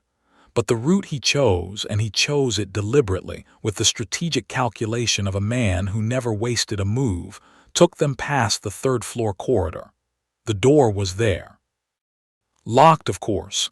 Dumbledore's warning hung in the air like a sign, forbidden, dangerous, death. Harry stopped in front of it. "Harry, what are you doing?" Hermione hissed. "That's the forbidden corridor," Dumbledore said. "Dumbledore says a great many things." Harry placed his hand on the door. The lock was magical, a simple Alohomora would open it. But beneath the lock he could feel the other protections, layered deep, and beneath those something alive. Something enormous, breathing in the dark, its presence filling the space behind the door like water in a tank. 3 heartbeats, 3 sets of lungs, 3 minds dimly aware and perpetually hostile. "There's a creature behind this door," Harry said conversationally. 3-headed, if I'm reading it correctly, canine. "A 3-headed, are you mad?" Ron's voice cracked. "Let's go." "It's guarding something," Harry continued, ignoring Ron entirely. "A trapdoor, I think. Beneath it more defenses, multiple layers, different magical signatures. This was set up by several people, each contributing their own protection." He pulled his hand away from the door and stood still for a moment, processing. A gauntlet of protections, designed by multiple professors, guarding an object hidden beneath a 3-headed dog, in a school full of children. With a warning from Dumbledore that was so blatantly provocative it might as well have been an invitation. The old man was testing something, or baiting something, or both. "We should go," Hermione said firmly. Harry nodded. She was right, not because the corridor was dangerous, but because there was nothing more to learn here tonight. He'd confirmed the location, identified the first layer of defense, and mapped the magical signatures of the deeper protections. That was enough for now. They made it back to Gryffindor Tower without encountering Filch, thanks to Harry's awareness, and tumbled through the portrait hole into the common room. Ron collapsed into an armchair. That was insane, the whole thing. "Draco's a complete. He didn't come," Harry said. "He set us up to get caught by Filch." "Exactly, he's testing me." Harry sat in the armchair opposite Ron and looked into the fire. "He challenged me, didn't show up, and sent Filch instead. He wants to see how I respond, whether I get angry, whether I retaliate, whether I'm predictable." "You're giving him way too much credit, mate. He's just a spoiled git trying to get us expelled." "Maybe." Harry watched the flames. "Or maybe he's a boy who doesn't know how to get someone's attention except by provoking them." Hermione, who had been standing with her arms crossed and her expression set to maximum disapproval, slowly sat down on the sofa. Her irritation was fading, replaced by something more complex. "You see things differently than other people," she said. It wasn't a question. "I've had practice." "What kind of practice?" Harry looked at her. The firelight caught his eyes, and for a moment, just a moment, the green flickered gold. Hermione's breath caught. "The useful kind," Harry said. "Go to bed, both of you. We have charms in the morning, and Flitwick is going to teach the fire-making charm. You'll want to be rested." Hermione stared at him for a long moment, and the look on her face was the look of someone who had found a puzzle she couldn't solve and was deeply, obsessively, unhealthily fascinated by it. "Good night, Harry," she said. "Good night, Hermione." She went up the stairs to the girls' dormitory. Ron yawned hugely and followed suit, pausing at the foot of the boys' staircase. "Harry, you're the strangest person I've ever met, and I have twin brothers who once turned our brother's teddy bear into a spider." "Thank you, Ron." Not sure it was a compliment. Ron grinned and disappeared up the stairs. Harry sat alone by the fire and thought about 3-headed dogs and stolen objects and a parasite riding a professor and an old man playing chess with living pieces. And somewhere in the dark space behind his scar, the fragment of Voldemort's soul stirred in its sleep and dreamed of a vast, dark sea it had never seen. Halloween arrived with a feast and a troll. The feast was excessive. Mountains of food, floating jack-o'-lanterns, live bats swooping between the candles. The students gorged themselves with the enthusiasm of people who didn't know that in approximately 45 minutes, a fully grown mountain troll would be released into the dungeons. Harry knew. He'd felt it coming since morning. His observation had picked up the disturbance in the castle's wards around dawn. Something large. Something primitive, something that shouldn't have been there, moving through the lower levels of the school with the aimless aggression of a creature that had been herded rather than invited. It was being directed. Not well, the directing influence was clumsy, its magical signature familiar but deliberately. Quirrell. Harry ate his dinner and said nothing because there was nothing to say yet. The troll was contained in the dungeons. It wasn't a threat to anyone in the Great Hall, and the fact that Quirrell had introduced it meant something was happening tonight, a distraction probably to pull the staff's attention away from whatever the professor's passenger actually wanted. The third-floor corridor. The guarded object. The parasitic remnant of Voldemort making its move under cover of chaos. Harry finished his pumpkin juice and waited. The doors of the Great Hall slammed open. Quirrell staggered in, turban askew, face gray with terror, the performance of a man pretending to be a victim, and doing it badly enough that Harry marveled no one else saw through it. Troll. In the dungeons, just thought you should know. Quirrell collapsed in a theatrical faint. The hall erupted.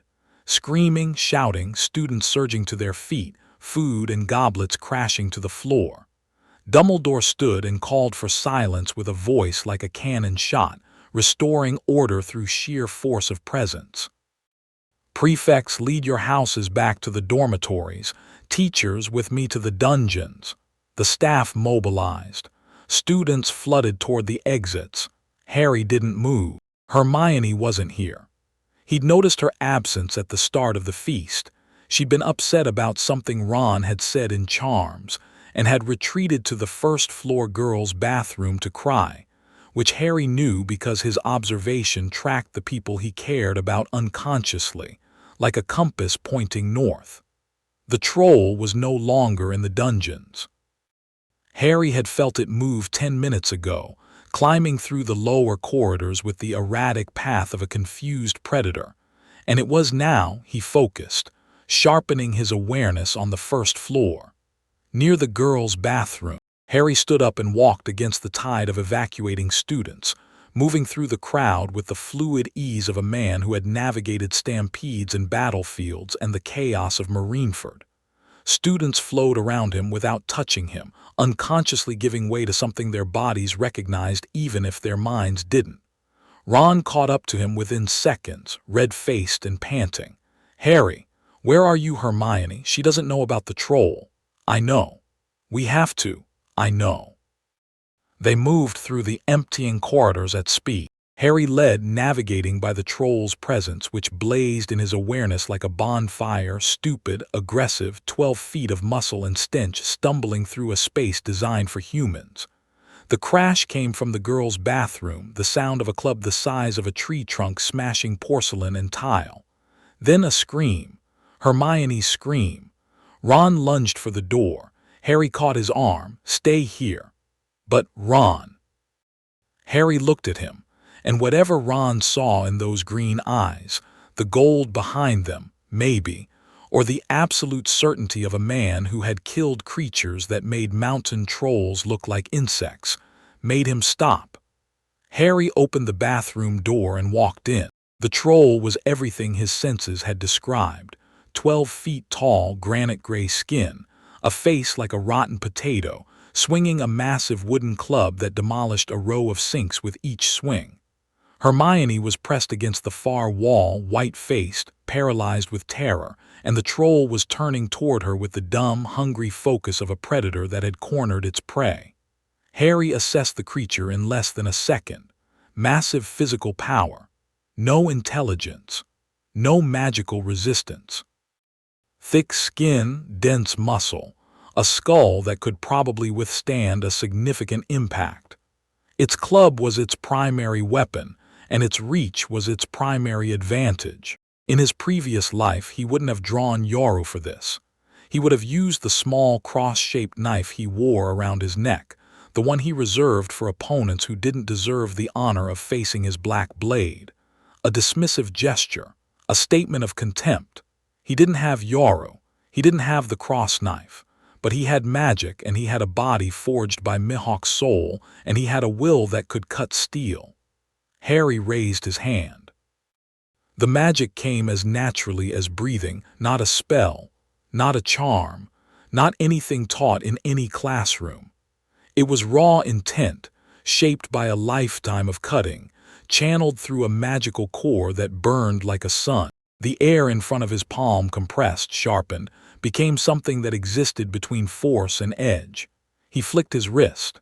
The cut was invisible, a distortion in the air, a whisper of displaced atmosphere, a razor line of compressed magic that crossed the distance between Harry and the troll in the time between heartbeats.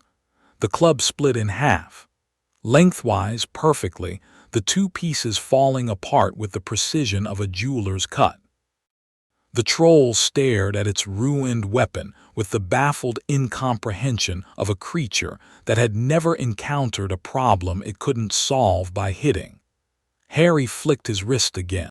The second cut hit the troll across the chest, shallow, precise, exactly deep enough to part the thick skin and the layer of fat beneath it without touching the muscle. A line of blood appeared, vivid red against the gray skin, and the troll bellowed in pain and confusion. It turned toward Harry. Good, away from Hermione. Good. The troll charged. 12 feet of enraged mass, fists swinging, the bathroom floor cracking under its feet. Harry sidestepped. The motion was so fast it didn't look like motion at all. One moment he was in the troll's path. The next he was 3 feet to the left, hands in his pockets, watching the creature stumble past him and crash into the wall. The troll turned again. Slower now, confused, blood dripping from its chest wound. It swung a fist. Harry raised his left hand, palm out, and pushed. The magic that hit the troll was not a spell.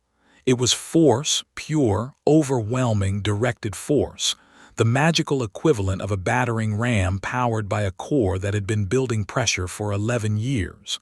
The troll left its feet. It flew backward, hit the far wall, and went through it, exploding through stone and mortar into the corridor beyond, where it lay in a crater of rubble, unconscious, bleeding, and very thoroughly defeated. Dust settled. Water sprayed from broken pipes. The remains of the sinks tinkled as fragments fell. Harry lowered his hand and looked at Hermione, who was standing against the wall with an expression that had transcended fear and entered a new territory entirely, somewhere between awe and existential confusion. "Are you hurt?" he asked. She shook her head, slowly, without blinking. "Good, we should leave before the professors arrive. There will be questions I'd rather answer on my terms." Hermione opened her mouth. Nothing came out. She closed it, opened it again. You threw a mountain troll through a wall. Yes, without a wand. Yes, that's not possible. And yet, Harry, that is not possible. The force required to displace an object of that mass, the magical output alone would. You can't just 12 feet tall, Harry. It was 12 feet tall and you, Hermione. She stopped. "Are you hurt?" he asked again. She looked at him, really looked, the way she'd looked at him on the train, the way she looked at problems she couldn't solve, and something in her expression broke open. Not fear, not awe, something raw and honest and shaking. "No," she whispered. "I'm not hurt. You saved my life. I dealt with a threat. You were never in real danger. I absolutely was. If you hadn't come, I came." 2 words, simple, flat, carrying no emotion and no emphasis. But Hermione's eyes filled with tears, and she nodded, and the nod was the beginning of something that would grow into one of the most important relationships in either of Harry's lives, though neither of them knew that yet. Ron appeared in the doorway, staring at the troll-shaped hole in the wall with his mouth hanging open. "Bloody hell," he said. The professors arrived 30 seconds later. McGonagall first, white-faced and furious. Snape behind her, limping slightly. Quirrell last, wringing his hands. McGonagall took in the scene, the destroyed bathroom, the unconscious troll in the corridor beyond, the 3 first-years standing in the wreckage, and her lips compressed into a line so thin they nearly disappeared. "Explain," she said. Hermione stepped forward. "It was my fault, Professor. I went looking for the troll. I've read about them, you see, and I thought I could handle it. Ron and Harry came to find me." A lie. A transparent, generous, completely unnecessary lie delivered with the conviction of a girl who had decided that the people who'd saved her life deserved protecting, even from the truth. Harry looked at her. She didn't look back. McGonagall's expression didn't change, but something shifted behind her eyes. She knew it was a lie. She accepted it anyway because the alternative, demanding the truth about what had happened to the troll, would open doors she wasn't ready to walk through. 5 points from Gryffindor, Miss Granger, she said, for sheer foolishness, and 5 points each to Mr. Potter and Mr. Weasley, for dumb luck. She turned and left. Snape lingered, his black eyes fixed on the hole in the wall, then on Harry, then on the hole again. The calculation in his gaze was cold and precise. "Quite the mess, Potter," he said softly. "Trolls are messy creatures," Harry replied. Snape's lip curled. He turned and swept away, his robes billowing. Quirrell stood in the doorway, staring at Harry with an expression that wasn't Quirrell's, something sharper, more focused, more intelligent than the stuttering professor could produce. Harry met the gaze, held it. "I know what you are," his eyes said, "and I know what you're here for." The thing behind Quirrell's eyes stared back, and for the first time, Harry felt the fragment in his scar pulse with something that might have been recognition. Then Quirrell turned and hurried away, and the moment passed.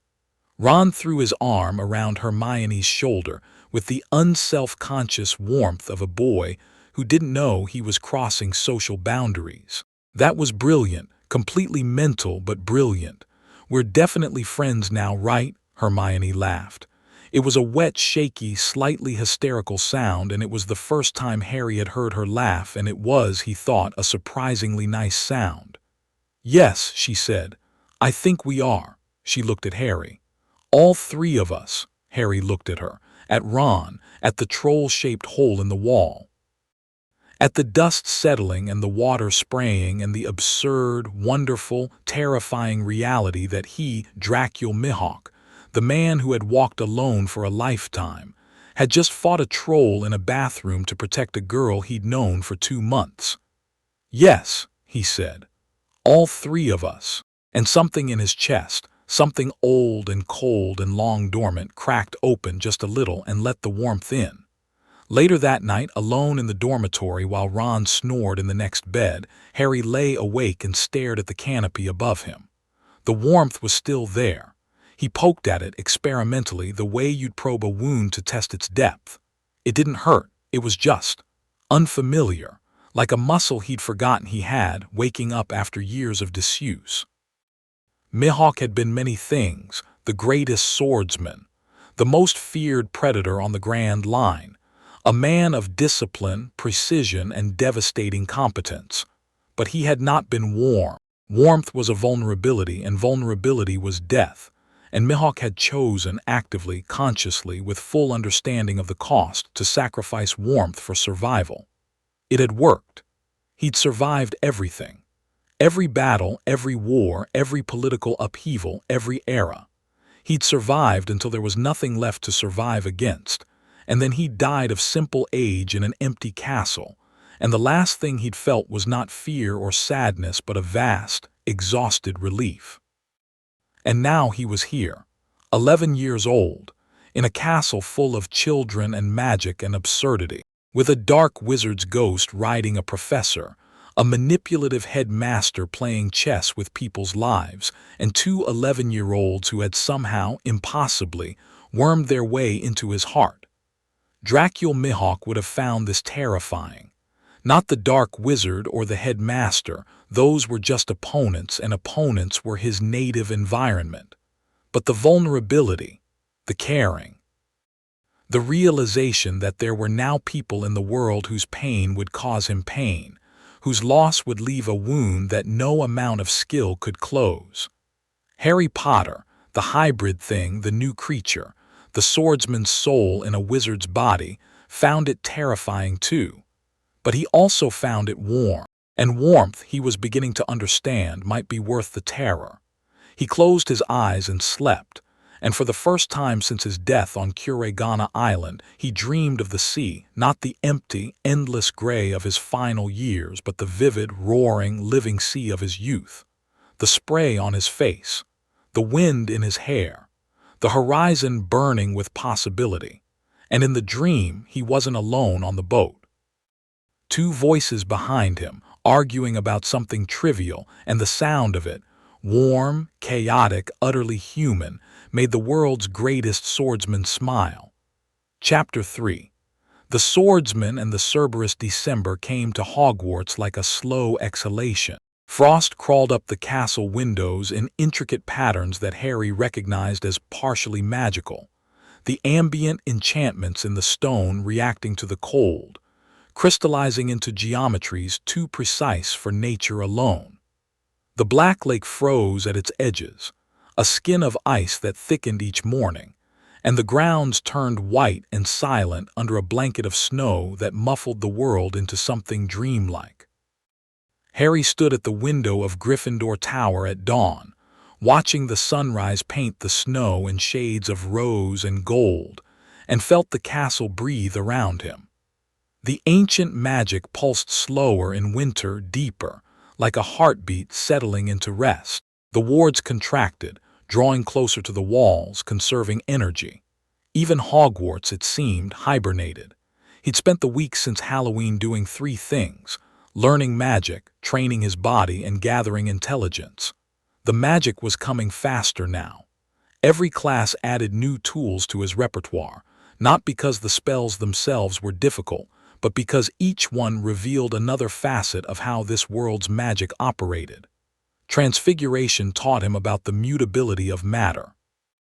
Charms taught him about layered enchantment, how multiple spells could be woven together into persistent effects. Even history of magic, taught by a ghost so boring he could weaponize tedium, gave Harry data about the deep structure of magical society, its wars, its alliances, its recurring patterns of self-destruction. He absorbed it all with the systematic thoroughness of a man cataloging a new armory. The training was harder. Not because the exercises were difficult. Harry's body, reinforced by magic and driven by Mihawk's instincts, responded to physical training with an eagerness that bordered on the supernatural. At 11, he could move faster than any student in the school and most of the staff. His reflexes operated on a timescale that made other people look like they were moving through honey.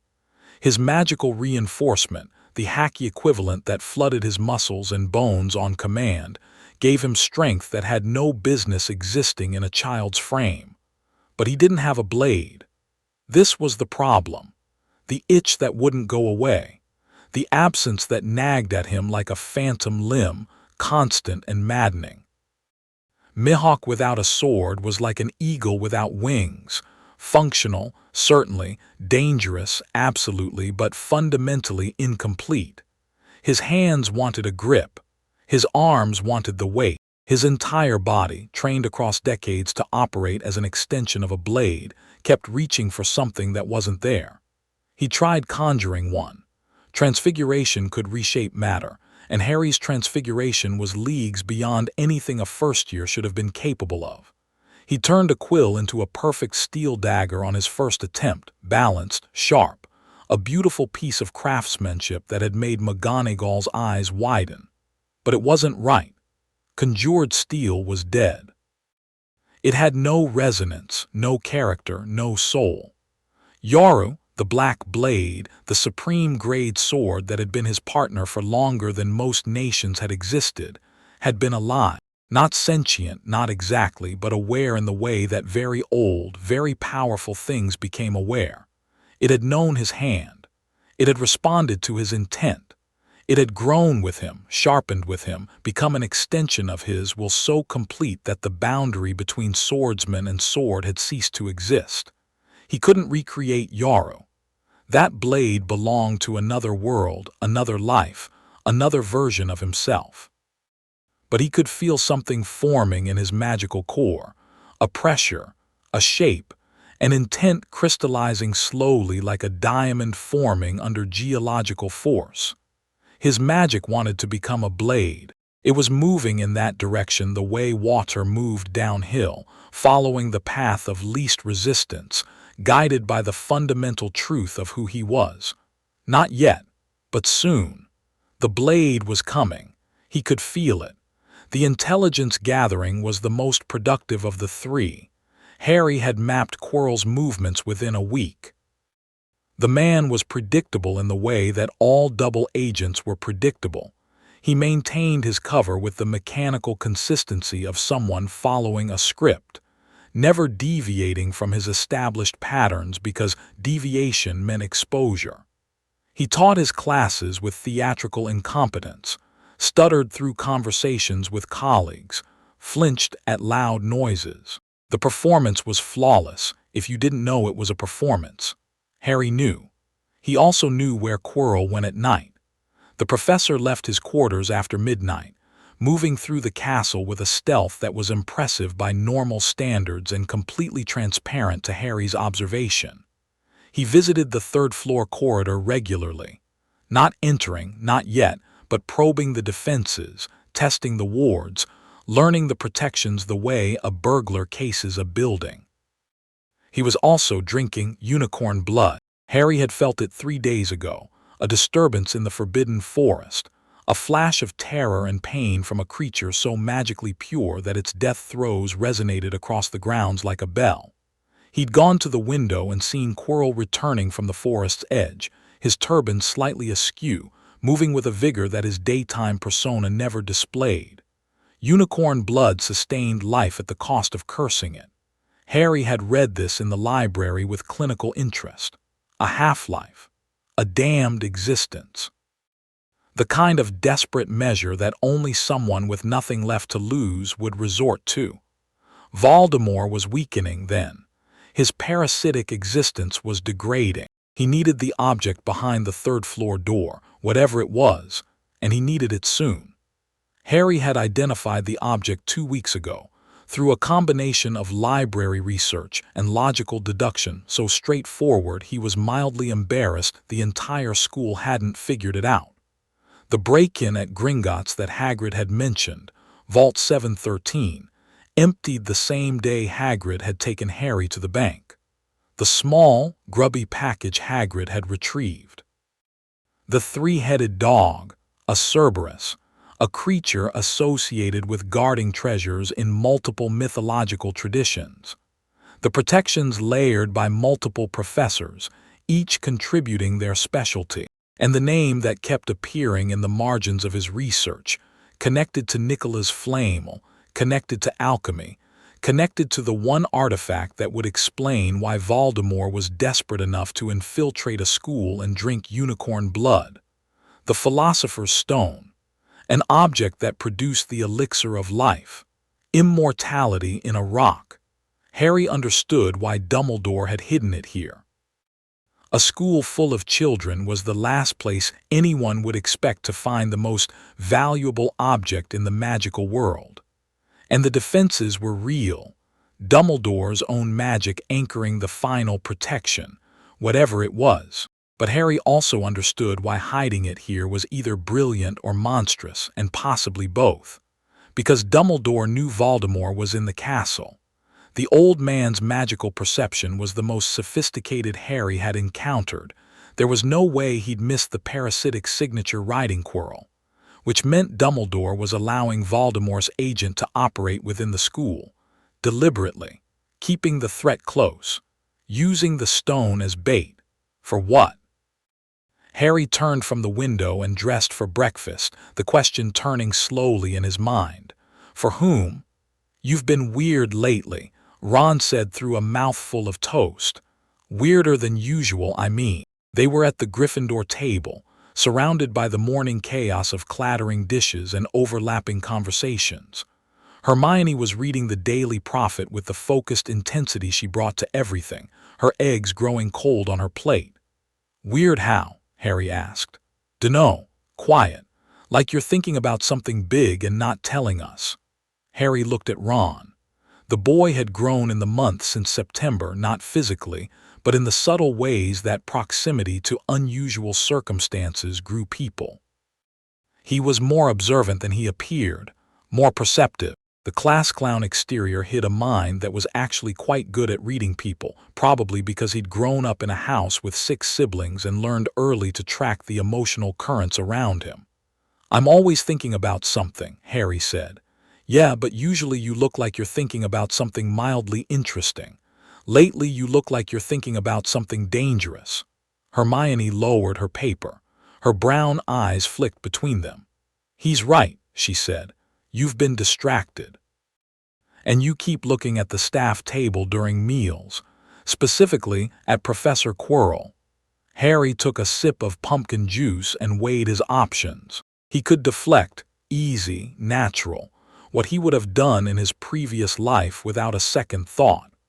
Mihawk had never shared tactical information with anyone. Information was advantage, and advantage was survival, but these weren't subordinates or allies of convenience.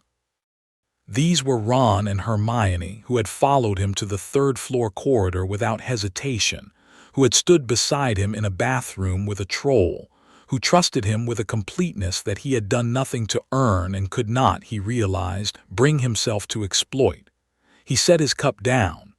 "Quirrell is possessed," he said. Ron stopped chewing. Hermione's paper crinkled in her tightening grip.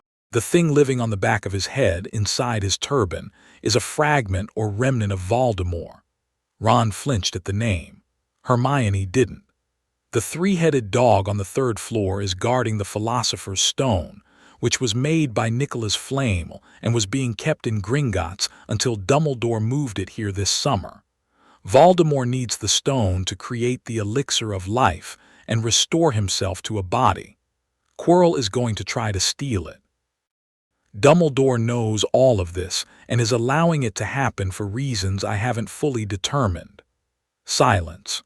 Ron had stopped chewing so thoroughly that a lump of toast was visible in his cheek, unchewed and forgot. "I've been considering how to handle it," Harry continued, "and I've decided that waiting for Quirrell to make his move is the most efficient approach. When he goes for the stone, I'll go after him." More silence. "How?" Hermione said carefully. "Do you know all of that?" "The Quirrell assessment is based on his magical signature, which I've been monitoring since the first feast. The stone identification comes from library research and Hagrid's comments about Vault 713. The Dumbledore analysis is inference based on the man's known capabilities and behavioral patterns." Hermione stared at him. Ron stared at him. The great hall buzzed around them, oblivious. "Harry," Hermione said, "we are 11. Yes. 11-year-olds do not monitor people's magical signatures. They do not perform intelligence analyses. They do not casually plan to confront the most dangerous dark wizard of the century. Most 11-year-olds number. What are you?" The question landed between them like a stone dropped into still water.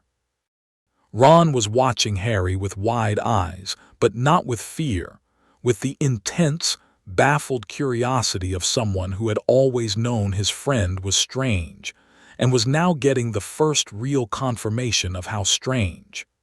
Harry met Hermione's gaze. The golden flicker behind his green eyes was stronger than usual stress, maybe, or the simple intensity of the moment making his control slip. He could tell them the truth. The full truth, Mihawk, the grand line, the reincarnation, all of it.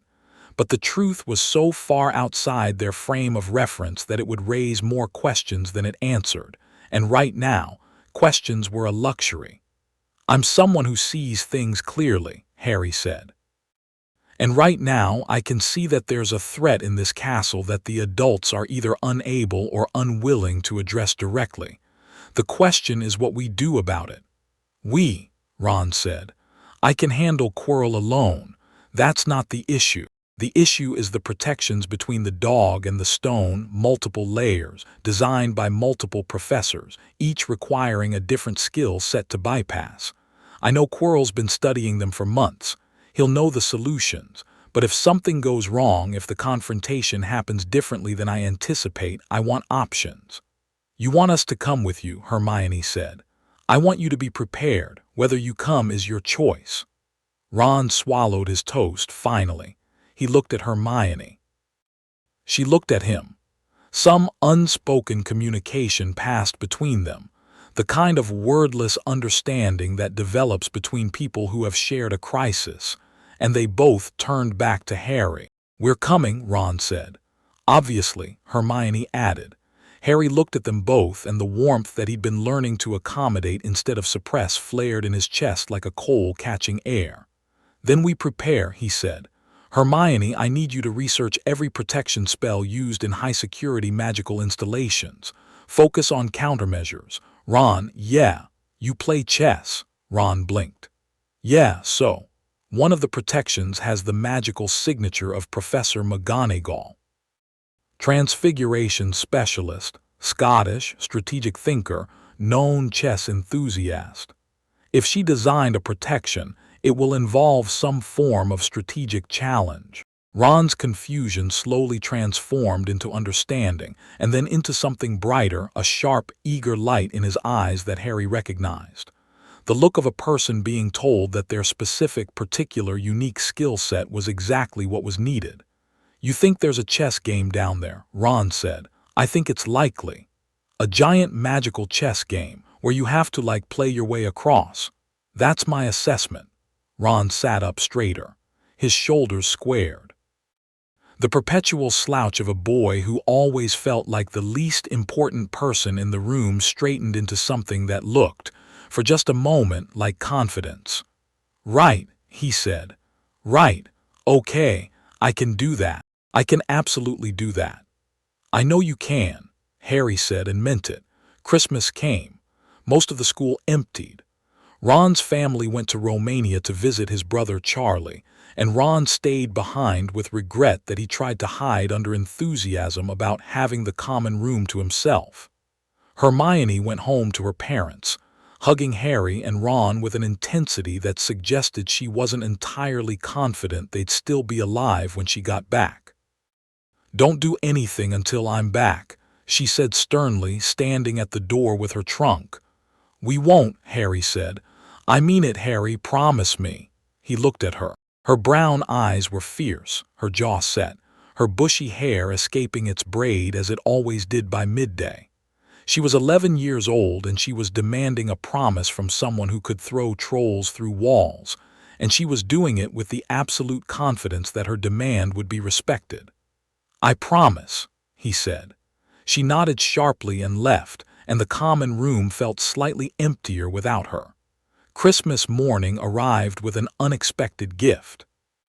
Harry came downstairs to find a small pile of presents at the foot of the armchair he'd claimed as his own.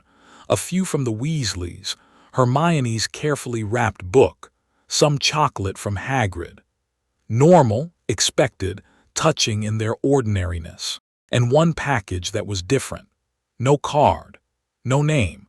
Just a note in handwriting he didn't recognize. "Your father left this in my possession before he died. It is time it was returned to you. Use it well." Harry unwrapped the package and found fabric. Silver, fluid, weightless, it ran through his fingers like liquid moonlight. His senses flared the moment he touched it because the magic in this fabric was old. Not Hogwarts old, not flame-lolled. Old in the way that tides and starlight were old. A depth of enchantment that suggested the object predated the civilization that currently used it. He held the cloak up and understood what it was immediately. The fabric bent light around itself, not reflecting, not absorbing, but routing it through some magical mechanism that rendered the wearer invisible. A perfect invisibility cloak. No shimmer, no distortion, no detection by any means he could identify. Harry draped it over his shoulders and vanished. Ron, who had been tearing into a sweater knitted by his mother, looked up and yelped. "What the Harry? Where'd you, Harry?" "Here." Harry pulled the cloak off. "It was my father's." Ron stared at the cloak with the reverence of a boy who understood exactly what an invisibility cloak meant in terms of potential mischief. Harry, that's incredible. That's worth, I don't even know. You could go anywhere, do anything. No one would ever." "Yes," Harry said. He folded the cloak carefully and set it aside. The note, "Use it well." The handwriting was educated, elegant, the penmanship of someone old enough to have learned calligraphy as a basic skill. No one signed it because the sender wanted plausible deniability. Dumbledore. The old man was giving Harry tools. First, the knowledge of his own fame, delivered through Hagrid's storytelling.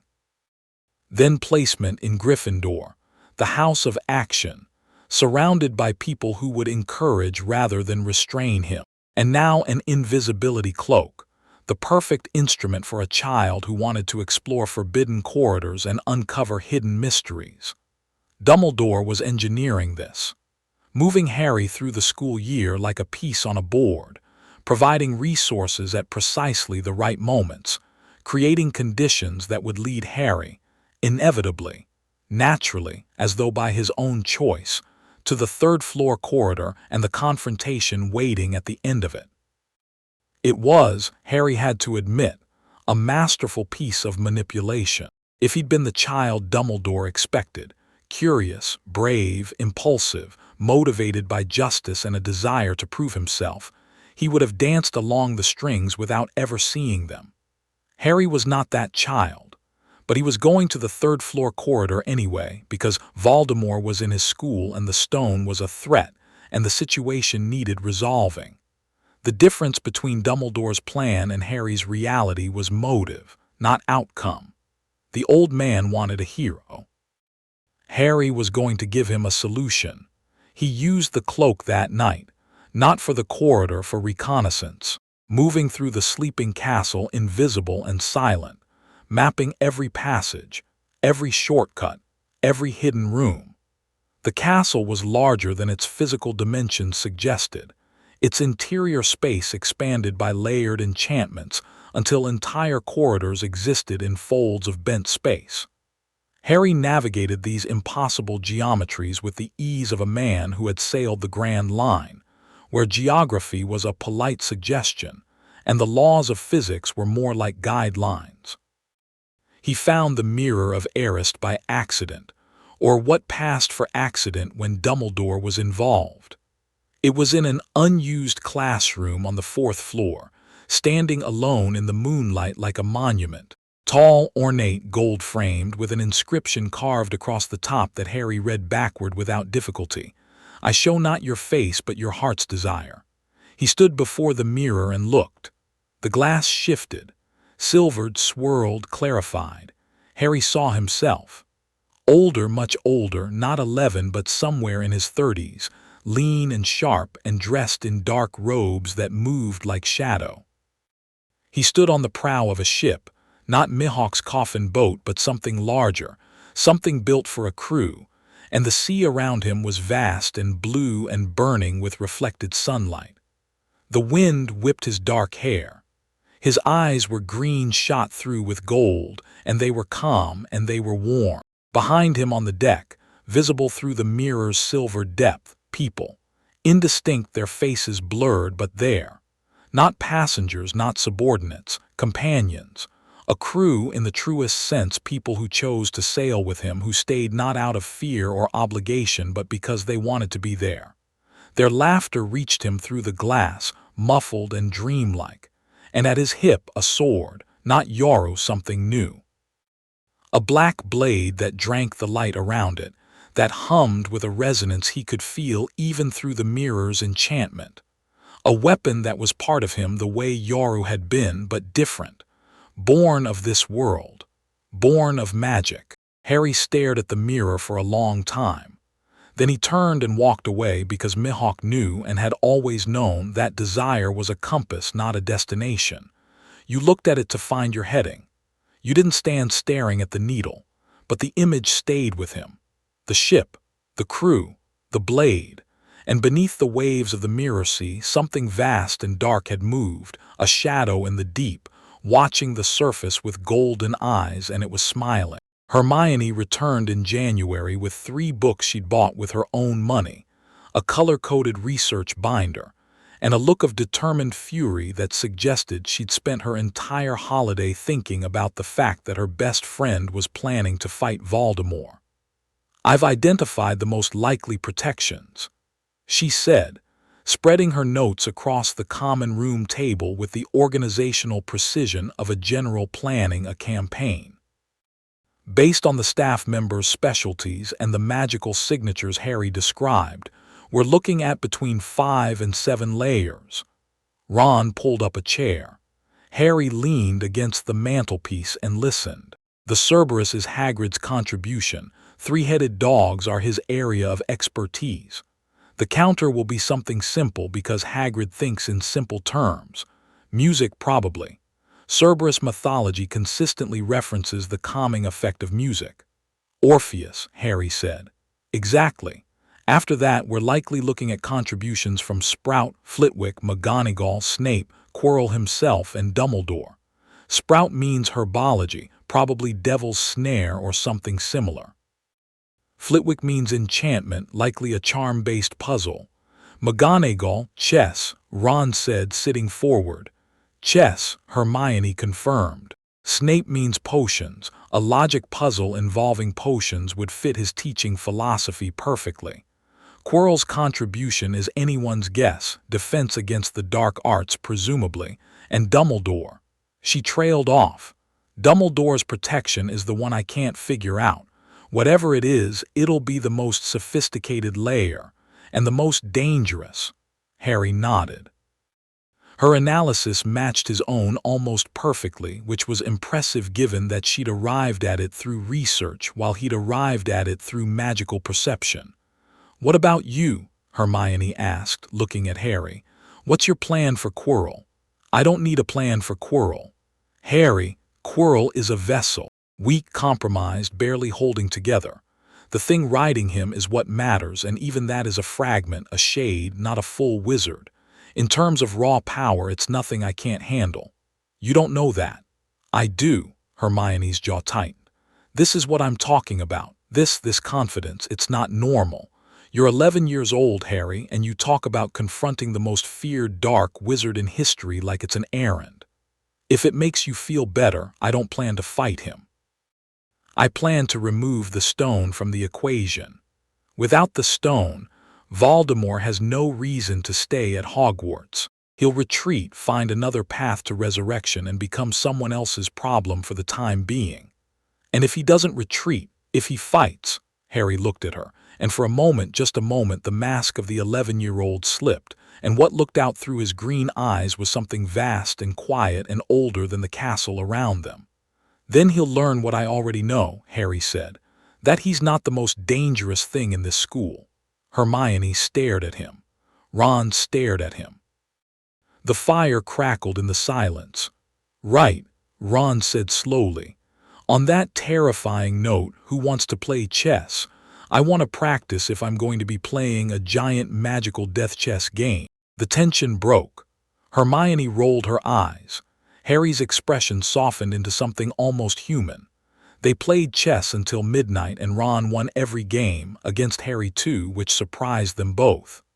Harry's tactical mind was formidable, but it was a warrior's mind, optimized for fluid, real-time decision-making. Chess required a different kind of thinking, patient, positional, willing to sacrifice present advantage for future gain. Ron's mind was built for exactly this, and watching him play was like watching a different person emerge from behind the awkward, insecure exterior. "You're good," Harry told him after the third loss. Ron flushed, pleased and embarrassed. "It's just chess." "There's no such thing as just chess. Strategy is strategy. The board is different, but the thinking is the same." "You think so? I know so. I've known generals who would kill for your ability to think 5 moves ahead." Ron stared at him. "When have you known generals?" Harry paused, blinked. "In books," he said smoothly. Ron accepted this because Ron always accepted the plausible explanation, not because he was gullible but because he chose to trust the people he cared about. This quality, this reflexive, generous trust, was something Harry was still learning to understand. In the grand line, trust was currency, spent carefully and hoarded jealously. Ron gave it away like he had an infinite supply. It was, Harry was beginning to realize, the bravest thing about him. The confrontation came in June, and it came faster than expected. Harry had been tracking Quirrell's movements all term, watching the professor's increasingly desperate probes of the third-floor defenses. The unicorn killings had accelerated, 2 more in the forest, their blood drained, their magical residue screaming across Harry's senses like distress signals. Voldemort's vessel was deteriorating. The parasite was consuming its host, and Quirrell's physical degradation was becoming visible even to ordinary eyes. The man was thinner, paler, his stutter more pronounced, his hands trembling constantly. The trigger came on a Tuesday evening. Dumbledore left the castle. Harry felt it happen, the old man's enormous magical signature lifting away from Hogwarts like an anchor being weighed. The wards shifted, adjusted, compensated for his absence.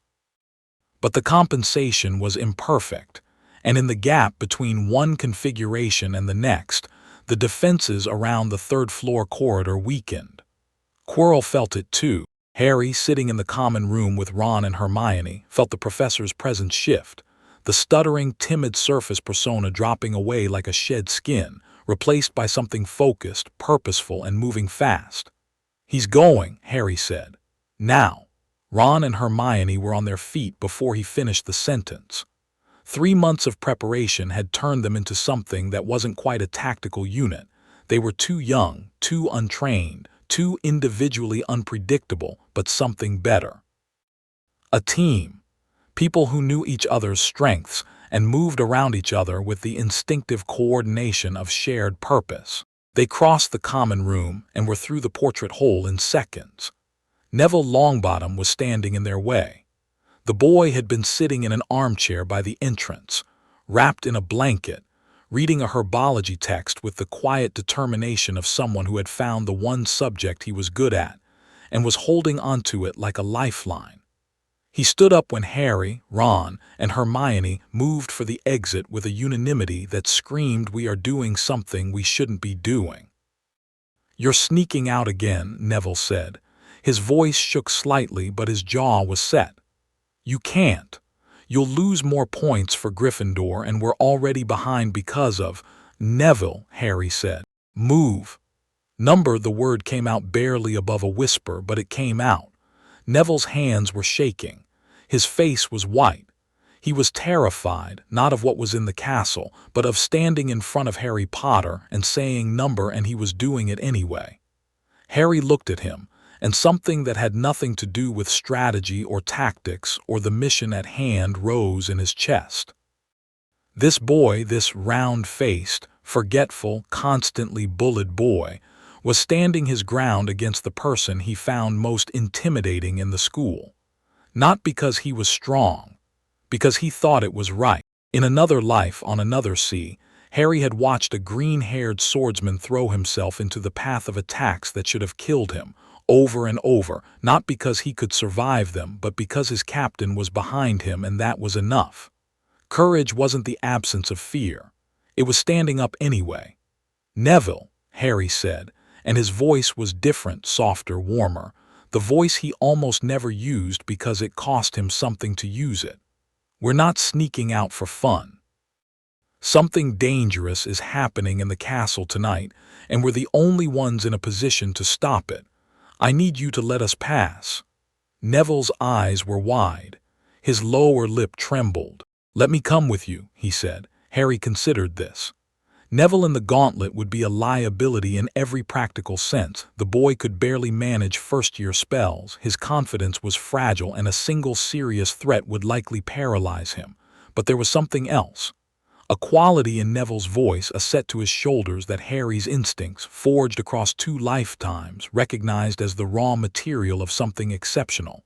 Not skill, not power, heart. "Stay here," Harry said. "Not because I don't trust you, because I need someone to watch the common room entrance. If we're not back by dawn, go to McGonagall, tell her everything. Can you do that?" Neville swallowed. "If anyone tries to follow us, stop them, same way you just tried to stop us." A flash of something, surprise maybe, that Harry was treating this as a real assignment rather than a dismissal. Neville straightened. "I can do that," he said. I know you can. Harry moved past him, Ron and Hermione following. At the portrait hole, he glanced back. Neville was standing in the middle of the common room, alone, jaw set, hands still shaking, looking like a soldier who'd just been given his first post. You'll be someone, Harry thought. Someday soon, you'll be someone extraordinary. The third-floor corridor was silent and dark. Harry knelt in front of the locked door, placed his hand on the wood and pushed his awareness through it. The Cerberus was awake.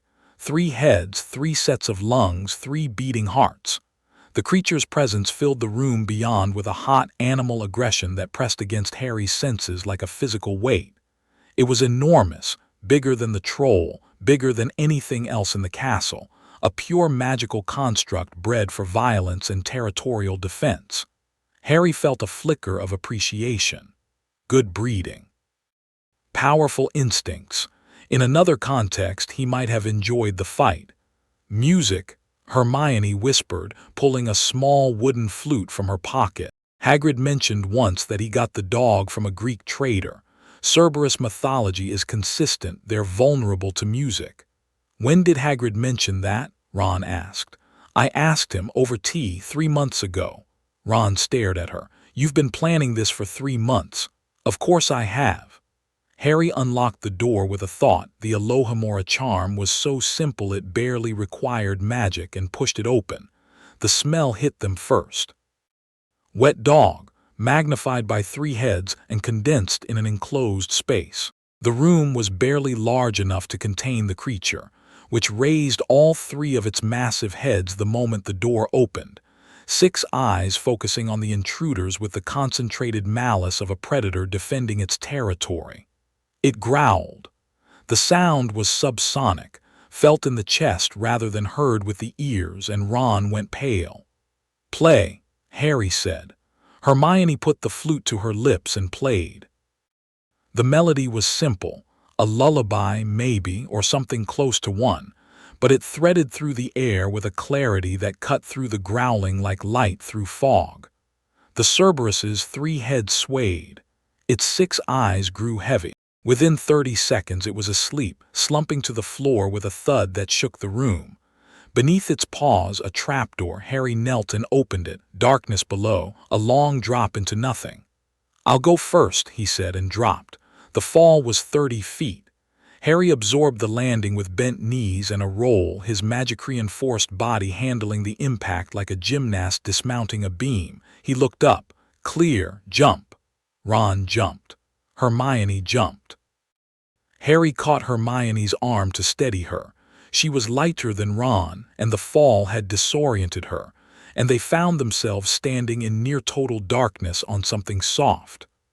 Lumos, Hermione said, and her wand tip blazed with white light. They were standing on a plant, a massive sprawling web of dark green vines that covered the floor and walls of the chamber, thick as pythons, pulsing with a slow vegetable life that Harry's senses read as simultaneously alive and hostile.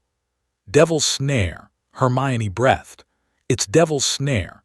Don't move, movement makes it constrict. Ron moved. Reflexively, instinctively, the way anyone moves when they realize they're standing on a living thing. The vines responded instantly, whipping around his legs, his waist, his arms, tightening with the inexorable pressure of a constrictor. Ron, stop moving. Easy for you to say, it's crushing me. Harry was already moving. The vines reached for him too, wrapping around his ankles, climbing his legs, and his magical reinforcement activated automatically, his muscles hardening, his skin becoming something that the plant's grip couldn't compress. The vines squeezed. Harry's legs didn't give. The plant, encountering resistance it hadn't evolved to handle, faltered. Fire, Harry said. Devil's snare hates sunlight and heat. Hermione was already casting. Blue flames erupted from her wand tip. Not the controlled warming charm they'd learned in class, but something hotter, fiercer, born of adrenaline and real fear for Ron's safety. The flames washed across the devil's snare and the plant recoiled, its vines loosening, withdrawing, retreating from the light and heat. Ron dropped free, gasping, rubbing his ribs. Thanks, both of you, that was horrible. Sprout's contribution, Harry said. Next. The next chamber was full of birds, or what looked like birds, hundreds of them, filling the air with a glittering, fluttering storm of wings. Harry assessed them in a heartbeat. Keys, he said. Enchanted keys. Look, there's a door with a lock and brooms. Ron looked up. We have to catch the right key. Flitwick's protection. A charm-based puzzle, find the key that fits the lock, catch it in mid-air. Hermione was already examining the lock. Old-fashioned. Large. The key would be big, old-fashioned too, probably silver to match the handle. Harry looked up at the swirling storm of enchanted keys and found it in 3 seconds. His perception, Mihawk's perception, honed across a lifetime of tracking objects moving at lethal speed, picked the right key out of the cloud the way an eagle spots a single fish in a river. There, he said, pointing. Large silver bent wing, it's already been caught once. Quirrell's been through here. So we need to catch a key that's already been caught and is probably faster now because it's been agitated. Harry didn't bother with the brooms. He raised his hand and pulled. The key came to him. Not gently, it ripped through the swarm of its fellows like a bullet, the summoning magic so strong it crossed the chamber in under a second and slammed into Harry's palm with a metallic crack. The other keys scattered in panic. Ron looked at Hermione. Hermione looked at Ron. Neither said anything because at this point, Harry performing impossible feats of magic had become background noise in their friendship. They unlocked the door and entered the next chamber. Chess. Ron stopped in the doorway and stared. The chamber was vast, a full-sized chessboard carved into the stone floor, the pieces standing nearly 6 feet tall, carved from what appeared to be solid black and white stone. They stood motionless, waiting, radiating the patient menace of things that were designed to hurt people. McGonagall, Ron whispered. His voice had changed. The uncertainty, the self-deprecation, the constant undercurrent of I'm not good enough, all of it was gone, replaced by something focused and fierce and completely assured. We have to play our way across, he said, not a question, a statement of tactical assessment. Yes, Harry said. Ron walked to the board's edge and began examining the pieces with the eye of a master surveying a battlefield. His gaze tracked across the board, reading positions, calculating lines, seeing patterns that were invisible to Harry and Hermione. I'll need to direct us, Ron said. Harry, take the bishop's position. Hermione, you're the castle, I'll be a knight. They took their positions. The white pieces stirred. The game began. Harry had seen Ron play chess in the common room 100 times. He'd seen the boy's quick, decisive moves, his instinct for sacrifice, his ability to see 5, 6, 7 moves ahead. But watching Ron play in a common room, armchair was nothing like watching Ron play when the pieces were 6 feet tall and tried to destroy each other when they were taken. Ron was brilliant. There was no other word for it. He commanded the board with an authority that transformed him. The gangly, insecure boy disappeared, replaced by someone whose voice carried across the chamber without wavering, whose decisions came fast and certain, who saw the entire shape of the game unfolding in his mind and navigated it with the confidence of absolute mastery. Harry moved to D5. Harry moved. The White Queen swiveled to track him, her stone face expressionless. Hermione, E3. Hermione moved. Knight to H3, check. The White King flinched. Ron smiled, a sharp, fierce thing that Harry had never seen on his face before. The game lasted 12 minutes. Ron sacrificed 3 pieces, lost control of the queen side deliberately to open a devastating attack on the king's flank, and delivered checkmate with a knight-bishop combination that was so elegant it almost looked simple. The white pieces lowered their weapons. The path across the board opened. Ron stood on his square, breathing hard, his face flushed with exertion and something else, something brighter. The knowledge that he had just done something neither of his companions could have done, that his mind, his specific and particular genius, had been the key that opened this door. That was the best game of chess I've ever seen, Harry said. Ron looked at him. The flush deepened, and for a moment he looked like he might cry, which he covered by punching Harry in the shoulder. Come on, he said. Let's keep going. The next room smelled of death. A troll, larger than the one at Halloween, fully grown, stinking, lay unconscious on the floor. Quirrell's work. Harry stepped over it without breaking stride. He came through here recently, Harry said. The troll's still breathing. He knocked it out rather than killing it, which means he's conserving energy. Smart. They entered Snape's chamber.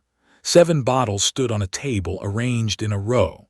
The moment they crossed the threshold, purple fire erupted behind them, blocking the way back. Black fire appeared ahead, blocking the way forward. Potions, Hermione said, already moving to the table. A logic puzzle, Snape's contribution. A scroll lay beside the bottles. Hermione read it aloud, a riddle essentially describing which bottles were poison, which were wine, and which would allow passage through the flames. She began working through the logic with the focused intensity of a mathematician, solving an equation. Harry could have identified the correct potion through his magical perception. Each bottle had a distinct signature, and the one that would allow passage through the black fire was obvious to his senses. But he said nothing, because Hermione needed this the way Ron had needed the chess game, as proof that she belonged here, that her mind was a weapon as real and necessary as Harry's power or Ron's strategy. She solved it in 3 minutes. This one, she said, holding up a tiny bottle filled with black liquid. But there's only enough for one person. There's enough in the other bottle to send one person back through the purple fire, Harry said. Ron, take Hermione back. Go straight to the owlery and send a message to Dumbledore. Tell him Quirrell's in the final chamber. Ron's jaw tightened. I'm not leaving you. You're not leaving me. You're completing the mission. Dumbledore needs to know. And if something goes wrong, if I don't come back, the school needs people who understand what happened. Harry, Ron.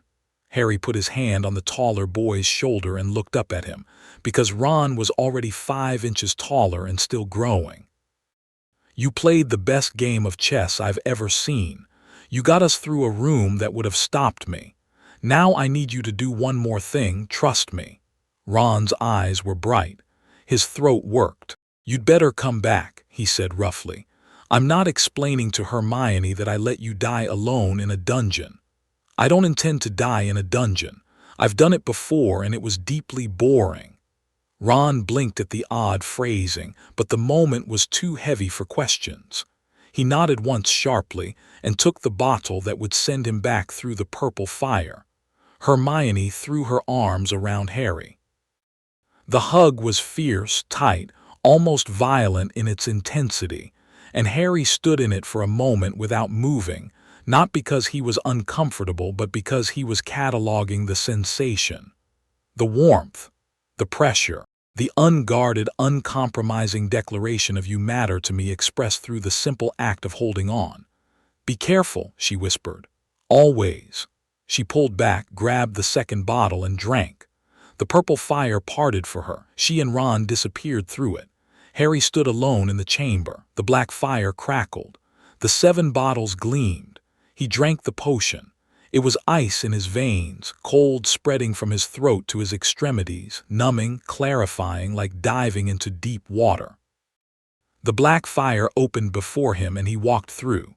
The final chamber was smaller than he expected.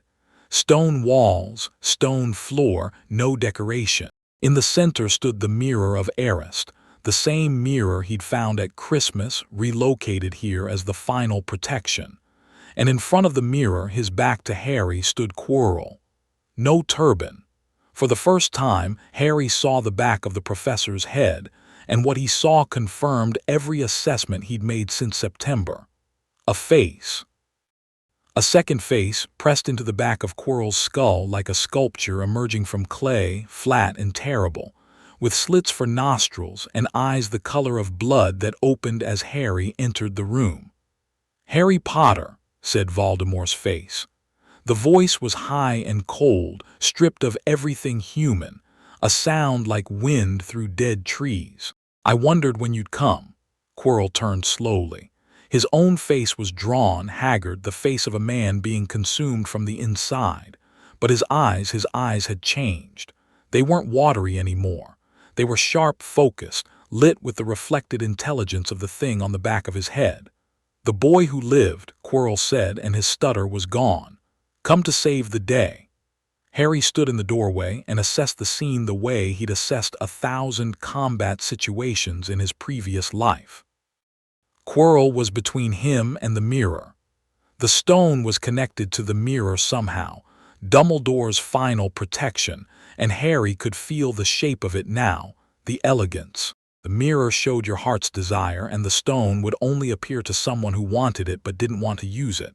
A brilliant piece of psychological security. I've been watching you, Quirrell continued, circling slowly. All year, you're not what I expected, not what he expected. He twitched his head toward the presence on his skull. You should be a frightened child. Instead, you're something else. You've been watching me, Harry said. I've been watching you. We should compare notes. Quirrell blinked. Whatever response he'd anticipated, fear, defiance, bravado, mild sarcasm, wasn't on the list. The stone, Quirrell said, recovering. The mirror is the final protection. Dumbledore's work. I can see it, I can feel it, but I can't retrieve it. The mirror shows me presenting it to my master, but nothing happens. Because you want to use it, Harry said. The mirror only gives the stone to someone who wants to find it but not use it. Classic Dumbledore, he protects the object by filtering for intent. Quirrell stared at him. How could you possibly know that? Because I understand how the man thinks. Dumbledore's protections are never physical. They're philosophical. He doesn't build walls, he builds tests.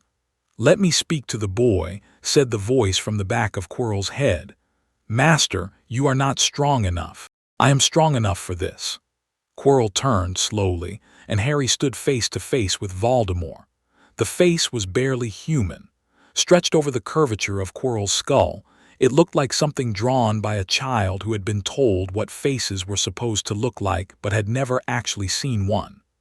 The eyes were the most real thing about it. Red, burning, carrying an intelligence and a malice that was genuine even in this diminished form. Harry met those red eyes with green ones, and the golden flicker behind them blazed. Voldemort saw it. Harry watched the dark wizard's expression change. Not fear, not quite, but recognition. The same recognition that Harry had felt in the leaky cauldron when the fragment in his scar had resonated with the presence behind Quirrell's turban. Two pieces of something vast and broken, recognizing each other across the space between host bodies. What are you? Voldemort whispered. I'm Harry Potter, Harry said. I'm told you killed my parents. I killed many people's parents. You did. And then you tried to kill a baby and the baby didn't die, and now you're riding a professor's skull like a barnacle. How the mighty have fallen. The red eyes blazed. Magic crackled in the air, not much, a flicker, all Voldemort could manage in his current state. You dare. I dare anything, Harry said, and his voice was not an 11-year-old's voice. It was Mihawk's voice, deep, quiet, carrying the weight of absolute certainty the way a blade carries the weight of everything it's cut. I've dared everything. I've fought things that would break your mind just to look at them. I've sailed seas that would swallow your entire country. I've stood at the top of a world that makes this one look like a children's game. So when I say I dare, believe me. The chamber was silent. The mirror gleamed. The torches flickered. Voldemort stared at Harry, and for the first time, perhaps for the first time in his existence, the Dark Lord was confronted with something he could not categorize.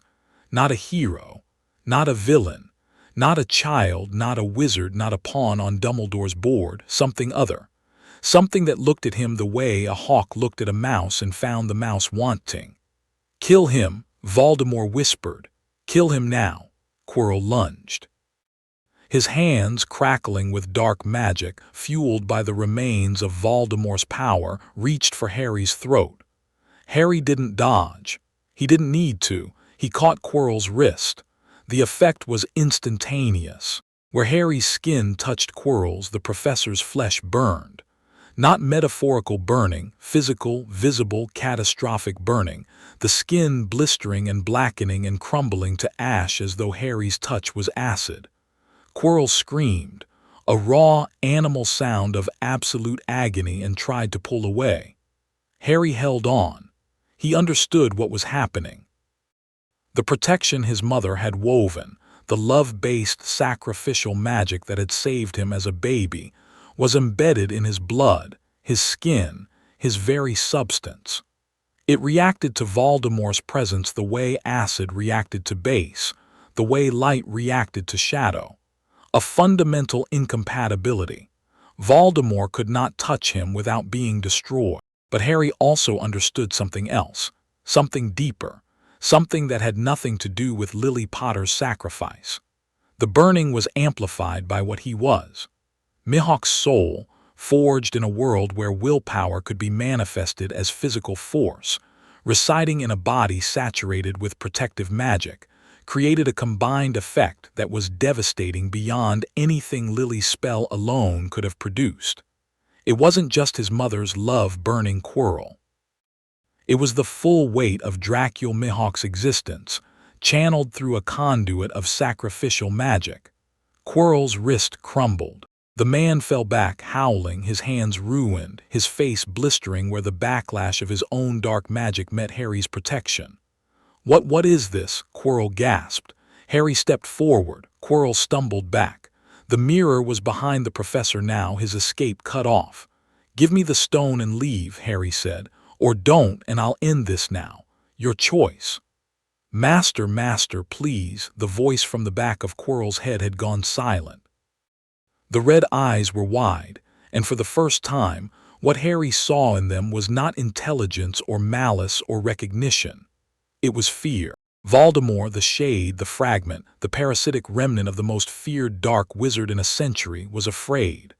Not of the protection, not of the burning, of the thing looking out through Harry Potter's eyes, the golden, ancient, predatory thing that had seen Voldemort clearly and completely and found him small. "Kill the boy," Voldemort shrieked, and the fear made his voice crack like breaking glass. "Kill him." Quirrell charged again, hands outstretched, desperation overriding pain. Harry caught him by the face. The professor's scream lasted 2 seconds. Then there was nothing to scream with. His body convulsed, crumbled, collapsed, flesh to ash, bone to dust. The physical shell that had housed 2 souls for a year disintegrating under the combined assault of love and will and something that transcended both. A dark shape, a wraith, a shadow, a scream made visible, erupted from the falling corpse and fled. It passed through Harry, a moment of cold so intense it burned, and was gone through the wall, through the stone, through the mountain, howling into the night. Harry stood alone in the chamber, surrounded by dust that had been a man, looking at the mirror of Arist. He stepped in front of it. His reflection looked back at him, not the older version he'd seen at Christmas, but the 11-year-old standing in a ruined chamber, his hands still smoking, his green eyes burning gold. His reflection reached into its pocket and pulled out a blood-red stone. It winked. Harry felt a weight appear in his own pocket. He reached in and pulled out the Philosopher's Stone. Small, rough, unimpressive, the most valuable object in the magical world, and it looked like a chunk of raw ruby. His magical senses told him what it was. A transmutation matrix of staggering complexity, capable of converting base matter into gold and producing an elixir that suspended aging. Immortality in a rock. Harry looked at the stone for a long moment. Then he put it in his pocket and turned to leave. The door behind him opened. Albus Dumbledore stood in the frame and the mask was off. No twinkling. No warmth, no kindly grandfather routine. The man who stood in the doorway was the man who had defeated Grindelwald, the most powerful wizard alive, and he looked at the pile of ash on the floor and at the boy who had made it with an expression that was, for the first time in Harry's experience, completely honest. It was the expression of a man who had made a terrible miscalculation and was only now realizing its scope. "Harry," Dumbledore said, "Professor, I see you've found the stone. I see you've returned from wherever you pretended to go." The silence between them was a living thing. It filled the chamber like water pressing against the walls, testing the boundaries. "You knew," Harry said, "about Quirrell, about Voldemort. You knew all year and you let it happen. I had my reasons. You used the stone as bait. You used the school as a stage. You used me as a piece." Harry's voice was calm, level, utterly without anger. Anger was a response to betrayal, and he hadn't trusted Dumbledore enough to feel betrayed. The protections were real but solvable. You designed them to be. The cloak at Christmas, the hints from Hagrid, the mirror left where I'd find it so I'd understand its mechanism in advance. You engineered this entire year to put me in this room at this moment facing that man. Dumbledore said nothing, but his silence was confirmation. "Why?" Harry asked, not accusatory, genuinely curious. The old man studied him for a long time, his blue eyes, brilliant, ancient, carrying the weight of a century of choices, searched Harry's face with an intensity that had nothing to do with legitimacy. He was looking for something human, something he could understand. "Because I needed to know what you were," Dumbledore said quietly. "Since the moment you arrived at this school, Harry, I have been unable to read you. Your mind is closed to me, not through a clemency which can be broken, but through some deeper defense that I have never encountered. You perform magic that should be beyond any first year. You move like a soldier. You speak like a philosopher. You look at the world with the eyes of someone who has seen it all before." He paused. "The prophecy says you are the one with the power to vanquish the Dark Lord." I needed to know if that was still true, or if whatever you've become has changed the equation entirely. Harry reached into his pocket and held up the Philosopher's Stone. "Here," he said, "return it to Flamel, or destroy it. I don't care which. But if you use children as game pieces again, Professor, if you put this school at risk for your experiments, I will not be this polite next time." He placed the stone on the floor between them and walked past Dumbledore, out of the chamber, up through the gauntlet of protections, past the sleeping Cerberus, and into the third-floor corridor. Ron and Hermione were waiting at the end of the hall, and when they saw him, whole, unharmed, walking toward them with his hands in his pockets and gold fading from his eyes, Hermione made a sound that was half sob and half laugh. And Ron said, "Bloody hell, mate." And they both ran to meet him. Harry let them. He let Hermione grab his arm and inspect him for injuries. He let Ron clap his back and swear with creative enthusiasm. He let the warmth wash over him, and this time he didn't fight it. Behind him, in the chamber beneath the school, Albus Dumbledore stood alone with a blood-red stone on the floor and the dust of a dead man settling around him. And he felt something he had not felt in a very long time. Uncertainty. The boy was not what he expected. The boy was not what anyone expected. And the game that Dumbledore had been playing for 11 years, the long, careful, necessary game of guiding Harry Potter toward his destiny, had just revealed a variable that no amount of planning could account for. Harry Potter was not a weapon. He was not a savior. He was not a pawn. He was something else entirely, and Dumbledore, for the first time in decades, did not know what to do about it. The end-of-year feast was a muted affair for Harry. The hall was decorated in Slytherin green. They'd won the House Cup, which bothered Harry not at all and bothered Ron intensely, and the school buzzed with rumors about what had happened in the third-floor corridor. The official story, delivered by Dumbledore with seamless authority, was that Professor Quirrell had suffered a tragic magical accident while attempting to breach the school's security measures. The stone had been destroyed by mutual agreement between Dumbledore and Flamel. Harry sat at the Gryffindor table between Ron and Hermione and ate his dinner and said nothing about the truth, because the truth was not his to share, and because Dumbledore's version, while dishonest, served the practical purpose of keeping the school calm. He understood the utility of controlled narratives. He'd lived in a world where the world government had rewritten history to suit its purposes, and while he found the practice contemptible, he recognized its effectiveness. "So," Ron said, chewing a chicken leg, "we fought through a gauntlet of deadly traps. You destroyed a dark wizard's host body with your bare hands, and we don't even get house points for it." "We got to live," Hermione said dryly. "I'd call that sufficient compensation." "Easy for you to say. You didn't have to play chess against giant stone murder pieces." "Ron, I was strangled by a plant." "Yeah, but that took like 30 seconds. My chess game took 12 minutes. 12 minutes of concentrated terror.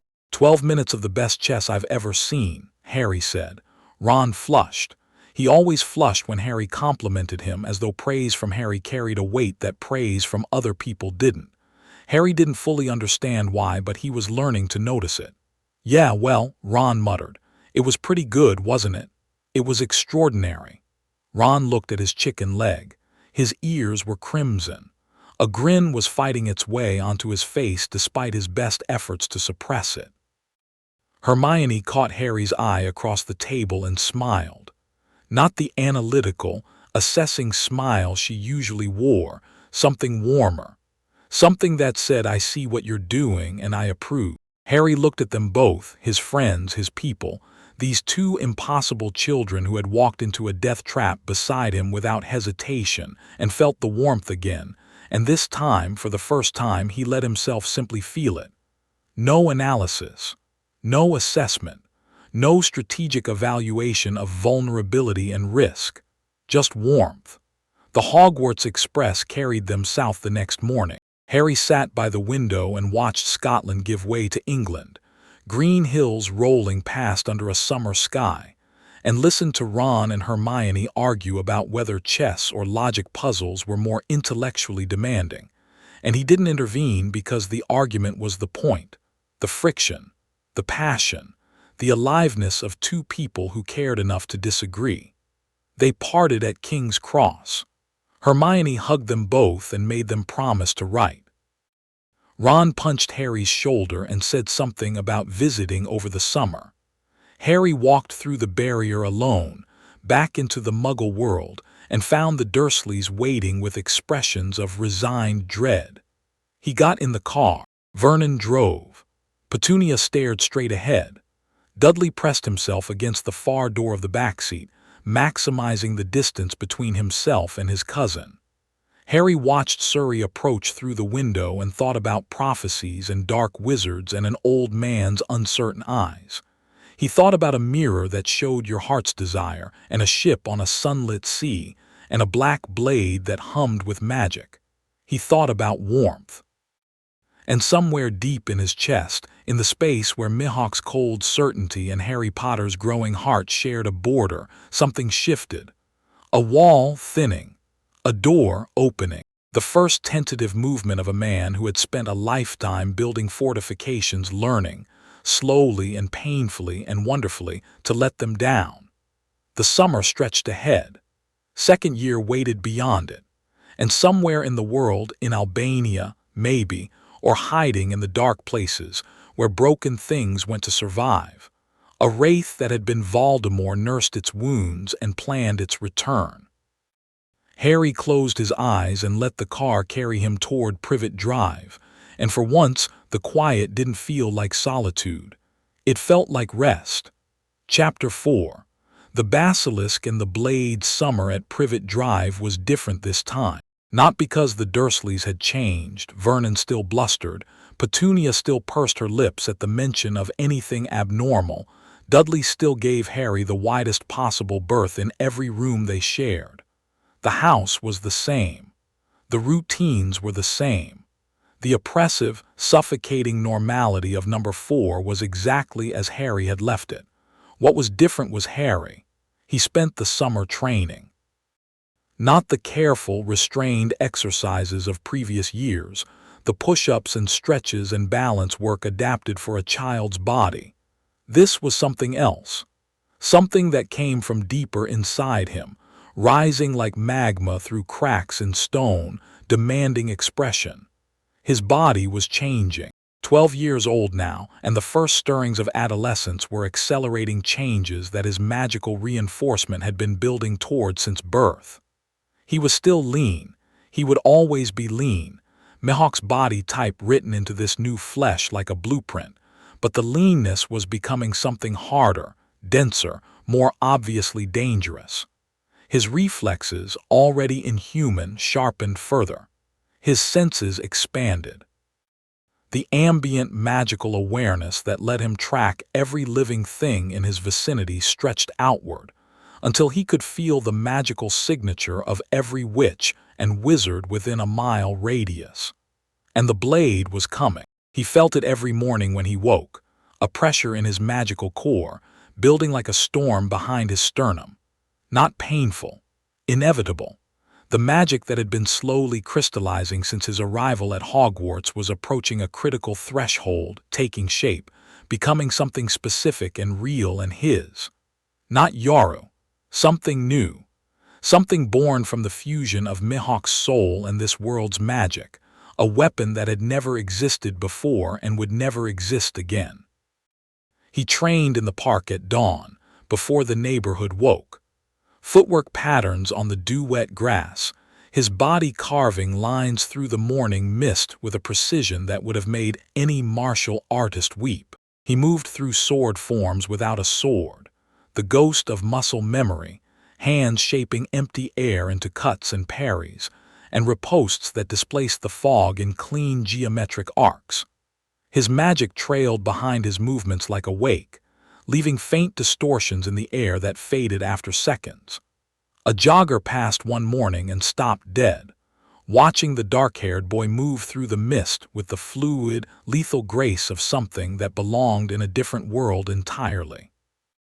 She watched for 30 seconds, then shivered, pulled her headphones tighter and ran on. Some instinct told her not to look too long. Harry finished his forms as the sun cleared the rooftops and walked back to Privet Drive with his hands in his pockets, feeling the blade stir behind his ribs like a second heartbeat.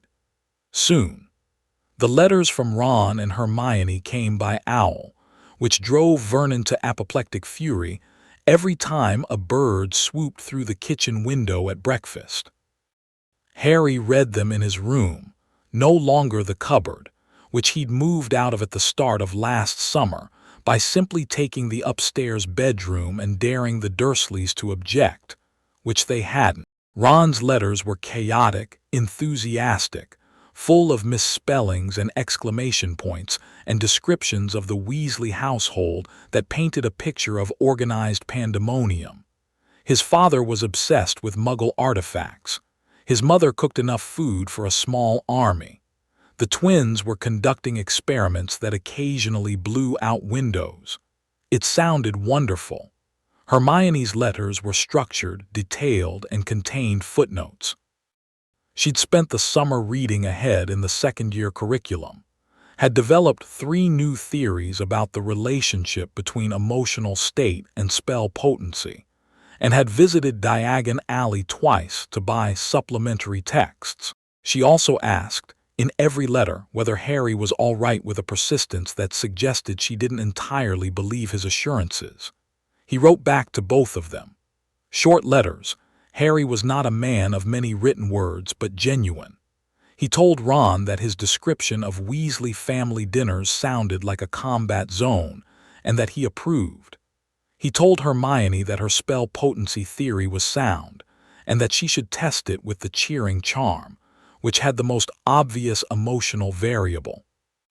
He did not tell either of them about the blade forming in his chest, because some things couldn't be explained in a letter.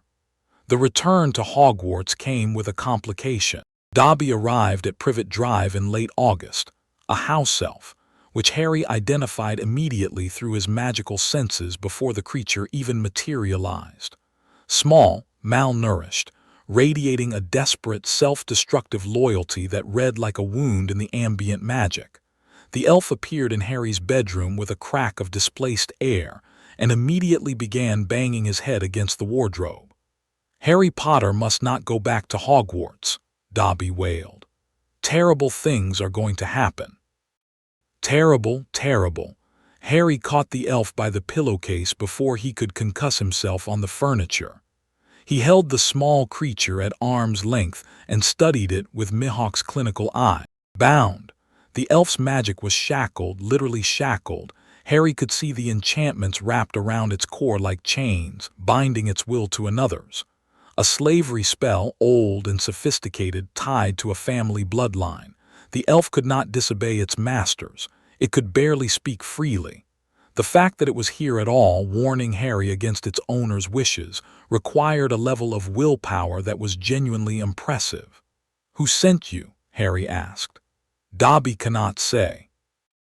"Dobby's family would. Your family didn't send you. You came on your own. Which means you're acting against their orders, which means you're willing to be punished for this. That tells me two things. Whatever's coming is serious enough to risk punishment, and your family is connected to whatever's being planned." Dobby stared at him with eyes the size of tennis balls. "Dobby has heard of Harry Potter's greatness," the elf whispered. But Dobby did not know Harry Potter was so perceptive. "Tell me what you know, as much as you can." The elf struggled. Harry watched the binding magic flex and tighten as Dobby tried to speak, saw the pain it caused, saw the creature's determination fight through the restriction like a plant growing through concrete. "Something old," Dobby managed. "Something hidden. The chamber of..." The binding clamped down. Dobby shrieked and began hitting himself with Harry's desk lamp. Harry took the lamp away. "Enough, I understand. Something involving a chamber connected to Hogwarts, orchestrated by your family. You don't need to say more."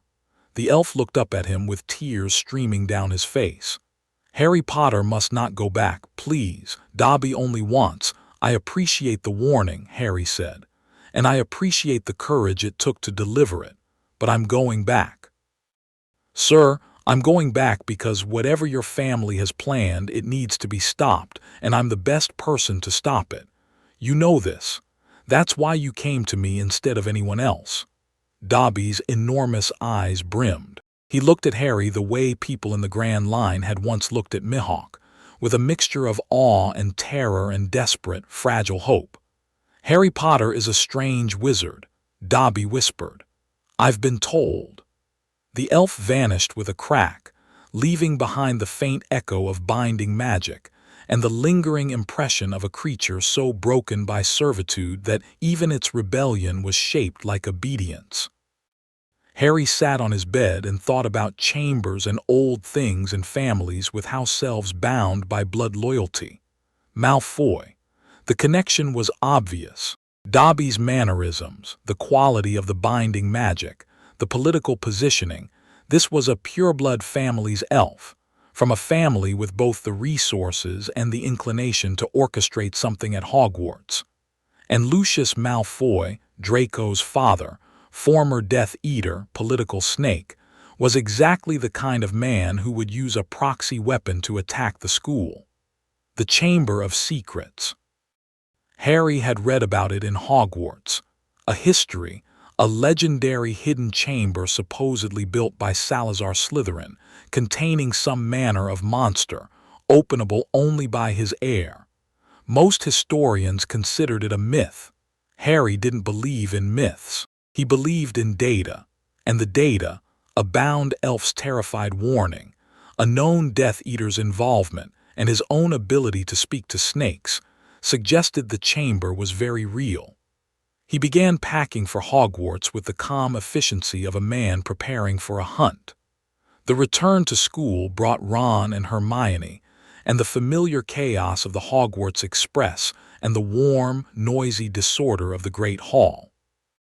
Harry sat at the Gryffindor table and let the sounds wash over him, the laughter, the clatter, the 1,000 overlapping conversations of children who didn't know what was coming, and scanned the staff table. New face. Defense against the dark arts professor, replacing the late Quirrell. A man with golden hair and a smile so bright it could be used as a lighthouse, wearing robes of lavender that practically glowed. His magical signature was unremarkable, competent, nothing more. But his ego was extraordinary, a self-regard so vast and all-consuming that it radiated from him like body heat. Gilderoy Lockhart. Harry had seen his books in flourish and blots, where the man had been conducting a signing event with the theatrical fervor of a stage performer. He'd also noticed Lockhart's magic, which was sophisticated in exactly one area, memory modification, and mediocre in everything else. A fraud, then. An accomplished fraud, certainly, but a fraud nonetheless. The man had been stealing other wizards' achievements through memory charms for years, and the school had hired him to teach children. Harry filed this away and moved on. Lockhart was irrelevant. A nuisance, not a threat. Snape was at the table, scowling as though the concept of joy physically offended him. Dumbledore sat in his central chair, twinkling with calculated benevolence, and his eyes found Harry across the hall and held for a moment, an acknowledgement, measured and careful, before moving on. The dynamic between them had shifted since last year's confrontation in the stone chamber. Dumbledore no longer looked at Harry with the evaluating curiosity of a man testing a tool. He looked at him with the wary respect of a man who had encountered an equal, not an equal in power, in will. And beside Dumbledore, tiny and bright-eyed, Flitwick caught Harry's gaze and gave a small, enthusiastic wave. Harry nodded back. "Who's the blonde disaster?" Ron muttered, jerking his chin toward Lockhart. "Our new defense professor." "You're joking. He wrote those books your mum likes, the ones about wrestling werewolves and banishing banshees. Mum fancies him something rotten." "Dad hates his guts." Ron squinted at Lockhart. "Looks like he'd lose a fight with a stiff breeze." "He would," Harry said, "but he's very good at making people forget he lost." Ron gave him a sideways look. "You know, mate, sometimes you say things that sound like you mean something really specific and kind of terrifying." "Do I?" "Yeah, it's unsettling. I like it." Hermione was watching Lockhart with an expression that Harry recognized, the analytical intensity she reserved for things she intended to study and then dismantle. "I read all his books," she said. "The writing quality is inconsistent. The adventure narratives are vivid and detailed, but the magical theory sections are vague and occasionally contradictory. Either he's a brilliant practitioner who can't explain his own methods, or he didn't do any of it," Harry finished. Hermione turned to him. Her eyes were sharp. "You think he's a fraud?" "I know he's a fraud. His magical signature tells the story, exceptional memory charms, mediocre everything else." Hermione stared at him for 3 seconds, then pulled a notebook from her bag and began writing furiously. "I'm going to need evidence before I can confirm that. Give me 2 weeks. "Take your time." Ron looked between them. "I love it when you two do this. It's like watching a tennis match between two people who are also somehow on the same team." The attack started in October. Mrs. Norris first, Filch's cat, found hanging from a torch bracket on the 2nd floor, stiff and glassy-eyed, petrified. The words on the wall above her, written in what appeared to be blood. "The chamber of Secrets has been opened. Enemies of the air, beware." Harry was among the first to find her. He'd felt the attack happen, a ripple in the castle's magic, a disturbance that read like a predator's strike, fast and precise and fundamentally wrong. The wrongness was the key detail. Whatever had petrified the cat, it wasn't a spell. It was something biological, something alive, a creature whose natural function produced petrification as a byproduct.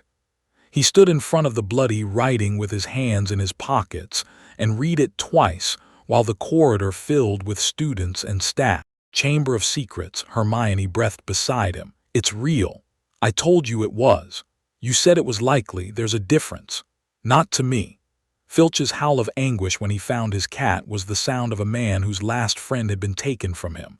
Harry watched the caretaker crumple and felt a flicker of something, not quite sympathy but recognition. Loneliness was a language he spoke fluently. Dumbledore arrived. McGonagall arrived. Snape arrived looking like he'd been expecting this. The students were herded to their dormitories. The staff clustered around the petrified cat, and Harry watched Dumbledore's face and saw the old man's expression tighten with something that was neither surprise nor concern. Knowledge. Dumbledore knew what was happening, or suspected it so strongly that the distinction was meaningless. Harry caught Dumbledore's eye across the corridor, and the look they exchanged was brief and layered. "You know something," Harry's gaze said. "And so do you," Dumbledore's replied. Two people who saw too much, circling the same truth from different angles. The school panicked. The Chamber of Secrets became the only topic of conversation, whispered in corridors, shouted across common rooms, debated in the library with the feverish intensity of people who didn't know if they were next. The air of Slytherin was everywhere and nowhere, a phantom menace that fed on fear and thrived in uncertainty. Harry didn't panic. Harry hunted. He began spending his nights in the castle's corridors, invisible under his father's cloak, his senses extended to their maximum range. He was tracking the creature, whatever it was, by the disturbance it left in the ambient magic. Each attack produced a ripple, a signature, a trail that faded within hours but was readable if you knew what to look for. The trail always led to the same place, the second-floor girls' bathroom. A bathroom. The entrance to the legendary Chamber of Secrets, the hidden sanctum of Salazar Slytherin, was in a bathroom. Harry found this so deeply, absurdly anticlimactic that he almost laughed. In his previous life, secret lairs had been hidden inside whirlpools and volcanoes, and the hollowed-out skulls of island-sized creatures. A bathroom was aggressively mundane by comparison. He investigated during the day, which was easier than it should have been because the bathroom was perpetually out of order, occupied only by a ghost, a wailing, translucent girl who haunted the U-bend of a toilet and cried with the persistence of a leaky faucet. Moaning Myrtle. Dead for 50 years, killed by the very creature Harry was hunting, though she didn't seem to know the details.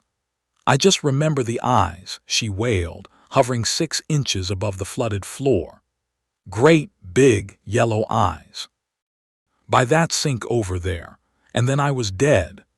Harry looked at the sink she indicated, old, stained, and non-functional because it wasn't a sink at all.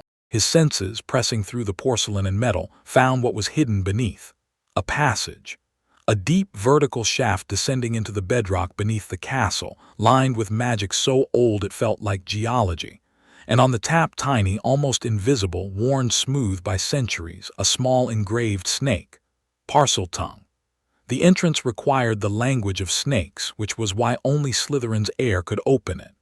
Harry looked at the tiny snake and thought of the boa constrictor at the zoo, sliding toward freedom.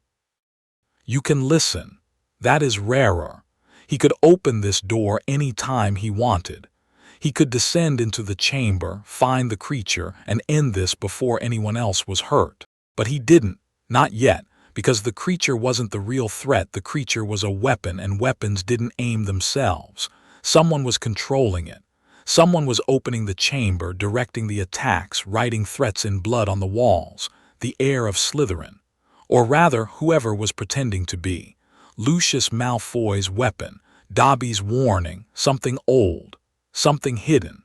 Harry needed to find the controller before he dealt with the creature. Otherwise, the attacks would simply resume through another vector. He was patient. Mihawk had always been patient when hunting. The second attack hit Colin Creevey, a first-year Gryffindor who'd spent the first month of school following Harry with a camera, and an enthusiasm so boundless it was almost aggressive. Petrified, found on the stairs, his camera melted. The third attack hit Justin Finch-Fletchley and nearly headless Nick, a student and a ghost, both petrified simultaneously. The ghost's petrification was the key data point. Ghosts were already dead.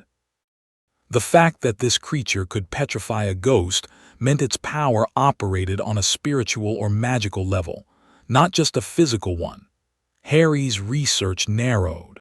A creature that killed with its gaze, that could petrify ghosts, that was connected to Salazar Slytherin and could travel through the castle's plumbing. A basilisk, Hermione said. They were in the library, surrounded by books, and Hermione's face had the particular luminosity it got when she'd solved something important. She slid a heavy tome across the table, open to a page illustrated with a massive serpent. Of the many fearsome beasts that roam our land, none is more deadly than the basilisk, known also as the king of serpents. She read, "Born from a chicken's egg hatched beneath a toad, this serpent grows to monstrous size and may live for hundreds of years. Its gaze is instantly lethal to any who meet it directly. The crow of the rooster is fatal to it." "None of the victims are dead," Ron said. "If its gaze is lethal, none of them saw it directly," Harry said. "Colin saw it through his camera. Justin saw it through nearly headless Nick. The ghost acted as a filter. Mrs. Norris saw the reflection in the water on the floor. Indirect exposure petrifies instead of killing." Hermione was nodding vigorously. "And it's using the plumbing to move, that's why no one's seen it. It's a snake. It speaks Parseltongue, and it's traveling through the pipes. Slytherin built the chamber before the school's plumbing was modernized. The pipes were added later, right over the chamber's access routes. 1,000-year-old basilisk," Ron said slowly, "living under the school in the pipes. Yes, 1,000-year-old murder snake that kills you if you look at it. That's a fair summary, yes." Ron leaned back in his chair and stared at the ceiling. "Brilliant, absolutely brilliant. Just once I'd like a school year where the biggest problem is a difficult exam." Harry was barely listening. His mind had locked onto a different aspect of Hermione's research, not the basilisk's lethality, which was significant but manageable, but its age. 1,000 years. A creature that had lived since Slytherin's era, sleeping beneath the castle, waiting to be called. That meant it was old enough to be interesting. Something stirred in Harry's chest, not the forming blade, not the warmth he'd been learning to accommodate, but something older and fiercer. The hunting instinct. The predator's response to worthy prey. 1,000-year-old serpent king. The most lethal creature in the magical world, hidden beneath a school, waiting in the dark with eyes that killed. Mihawk's ghost smiled behind Harry's ribs, and the smile was sharp. "I'll need to go down there," Harry said. "We know," Hermione said. "Alone." "Absolutely not," Hermione said. "The basilisk's gaze is instantly lethal. You can't fight something you can't look at." "And you can," Harry met her eyes. "I don't need to look at it, I can feel it. I've been tracking it through the castle for months using nothing but its magical signature. I know where it is at all times. I know its size, its speed, its movement patterns. I don't need my eyes to fight it." Hermione opened her mouth, closed it, opened it again. "That is simultaneously the most reassuring and the most insane thing anyone has ever said to me. High praise." "It wasn't praise, Harry." Ron was watching them with the expression of a man who had long since accepted that his best friends were fundamentally abnormal and had decided to find it entertaining rather than distressing. "When?" Ron asked. "Soon. The attacks are accelerating. The controller is getting bolder or more desperate. The next victim might not be lucky enough to see the basilisk indirectly." "The controller," Hermione said. "We still don't know who's opening the chamber." "I have a theory," Harry said. He told them about Dobby, about the Malfoy connection, about his suspicion that Lucius Malfoy had planted something, an artifact, a weapon that was acting as a proxy for Slytherin's heir. "Something old," Harry said, echoing Dobby's words. "Something that could contain enough of Slytherin's legacy to open the chamber and command the basilisk. Not a person, an object." "Like what?" "Like whatever's been draining the life out of Ginny Weasley for the past 3 months. The silence that followed was absolute. Ron went white. Not pale white, the color of paper, the color of bone, a whiteness so total it looked like his blood had simply stopped flowing. "What?" he said. His voice was a thread. "Your sister has been deteriorating since September." Harry said, and his voice was gentle as Mihawk's voice had ever been, which wasn't very, but enough. She's losing weight, she's losing color. She doesn't sleep well, I can feel her restlessness from Gryffindor Tower. Her magical signature is being siphoned. Something is feeding on her and it's accelerating. Ron's hands were shaking. Why didn't you? I wasn't certain until recently. The drain is subtle. Whoever designed the artifact was skilled. The siphon mimics the natural fluctuations of an adolescent's magic. I only confirmed it last week when the pattern became too consistent to be natural. Last week? You've known for a week and… Ron. Harry's voice cut through the rising panic like a blade. Not harsh, precise. I didn't tell you because telling you would have made you confront Ginny, which would have alerted whoever's controlling the artifact, which would have endangered her further. I needed time to confirm the mechanism and plan the extraction. Ron stared at him, and behind the fear and anger, Harry saw the boy processing, running the logic, following the chain, arriving at the same conclusion Harry had. Ron was smart. People forgot that. Clever in ways that had nothing to do with academics and everything to do with understanding people and situations. The diary, Ron said. Harry raised an eyebrow. She has a diary, black, leather-bound. She's had it since Diagon Alley. I saw her writing in it on the train. She never lets anyone touch it. Ron's voice was steadying, the chess player's mind engaging, emotion channeling into analysis. You think the diary is the artifact?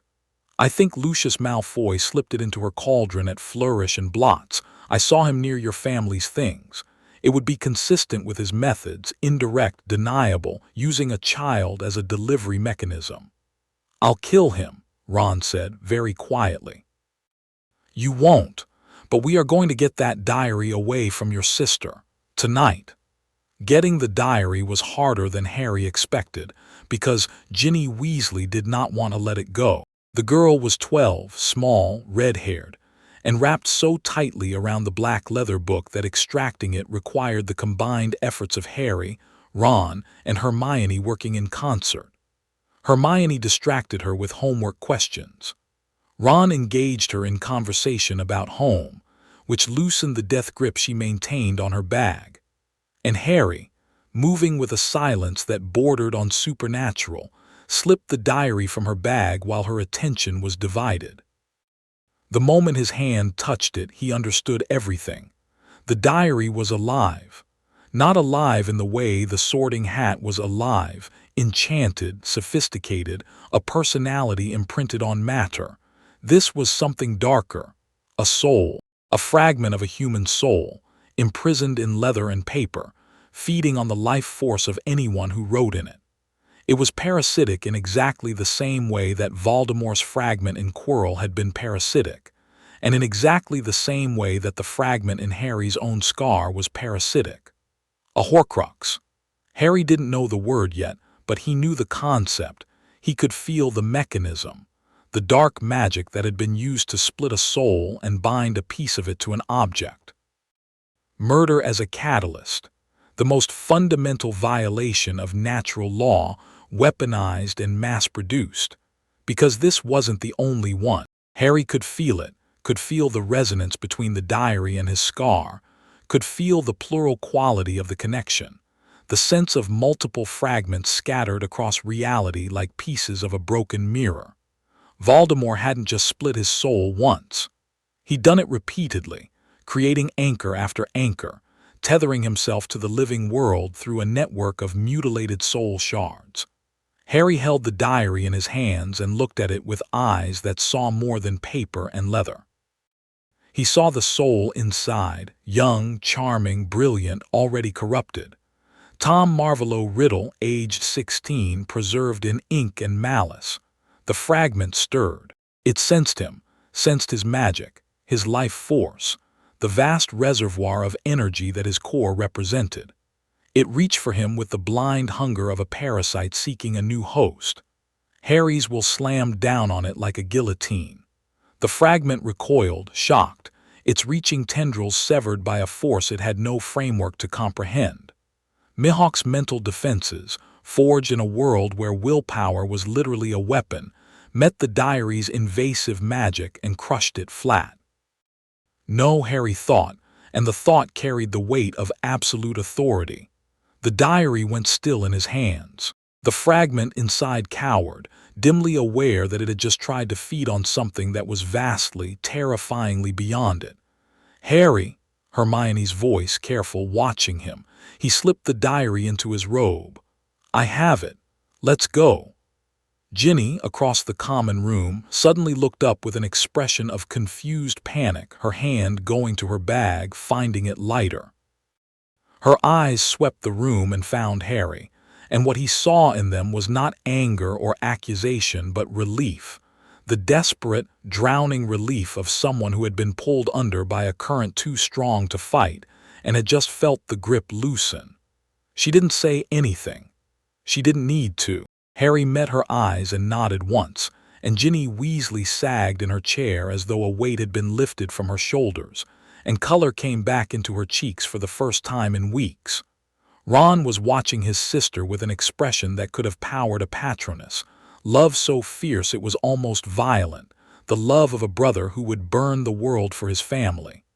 "Is she going to be okay?" he asked. "She'll recover." The drain was significant but not permanent. A few weeks of rest and proper eating and her magic will restore itself. "And the diary, Harry said, is coming with me to the Chamber of Secrets."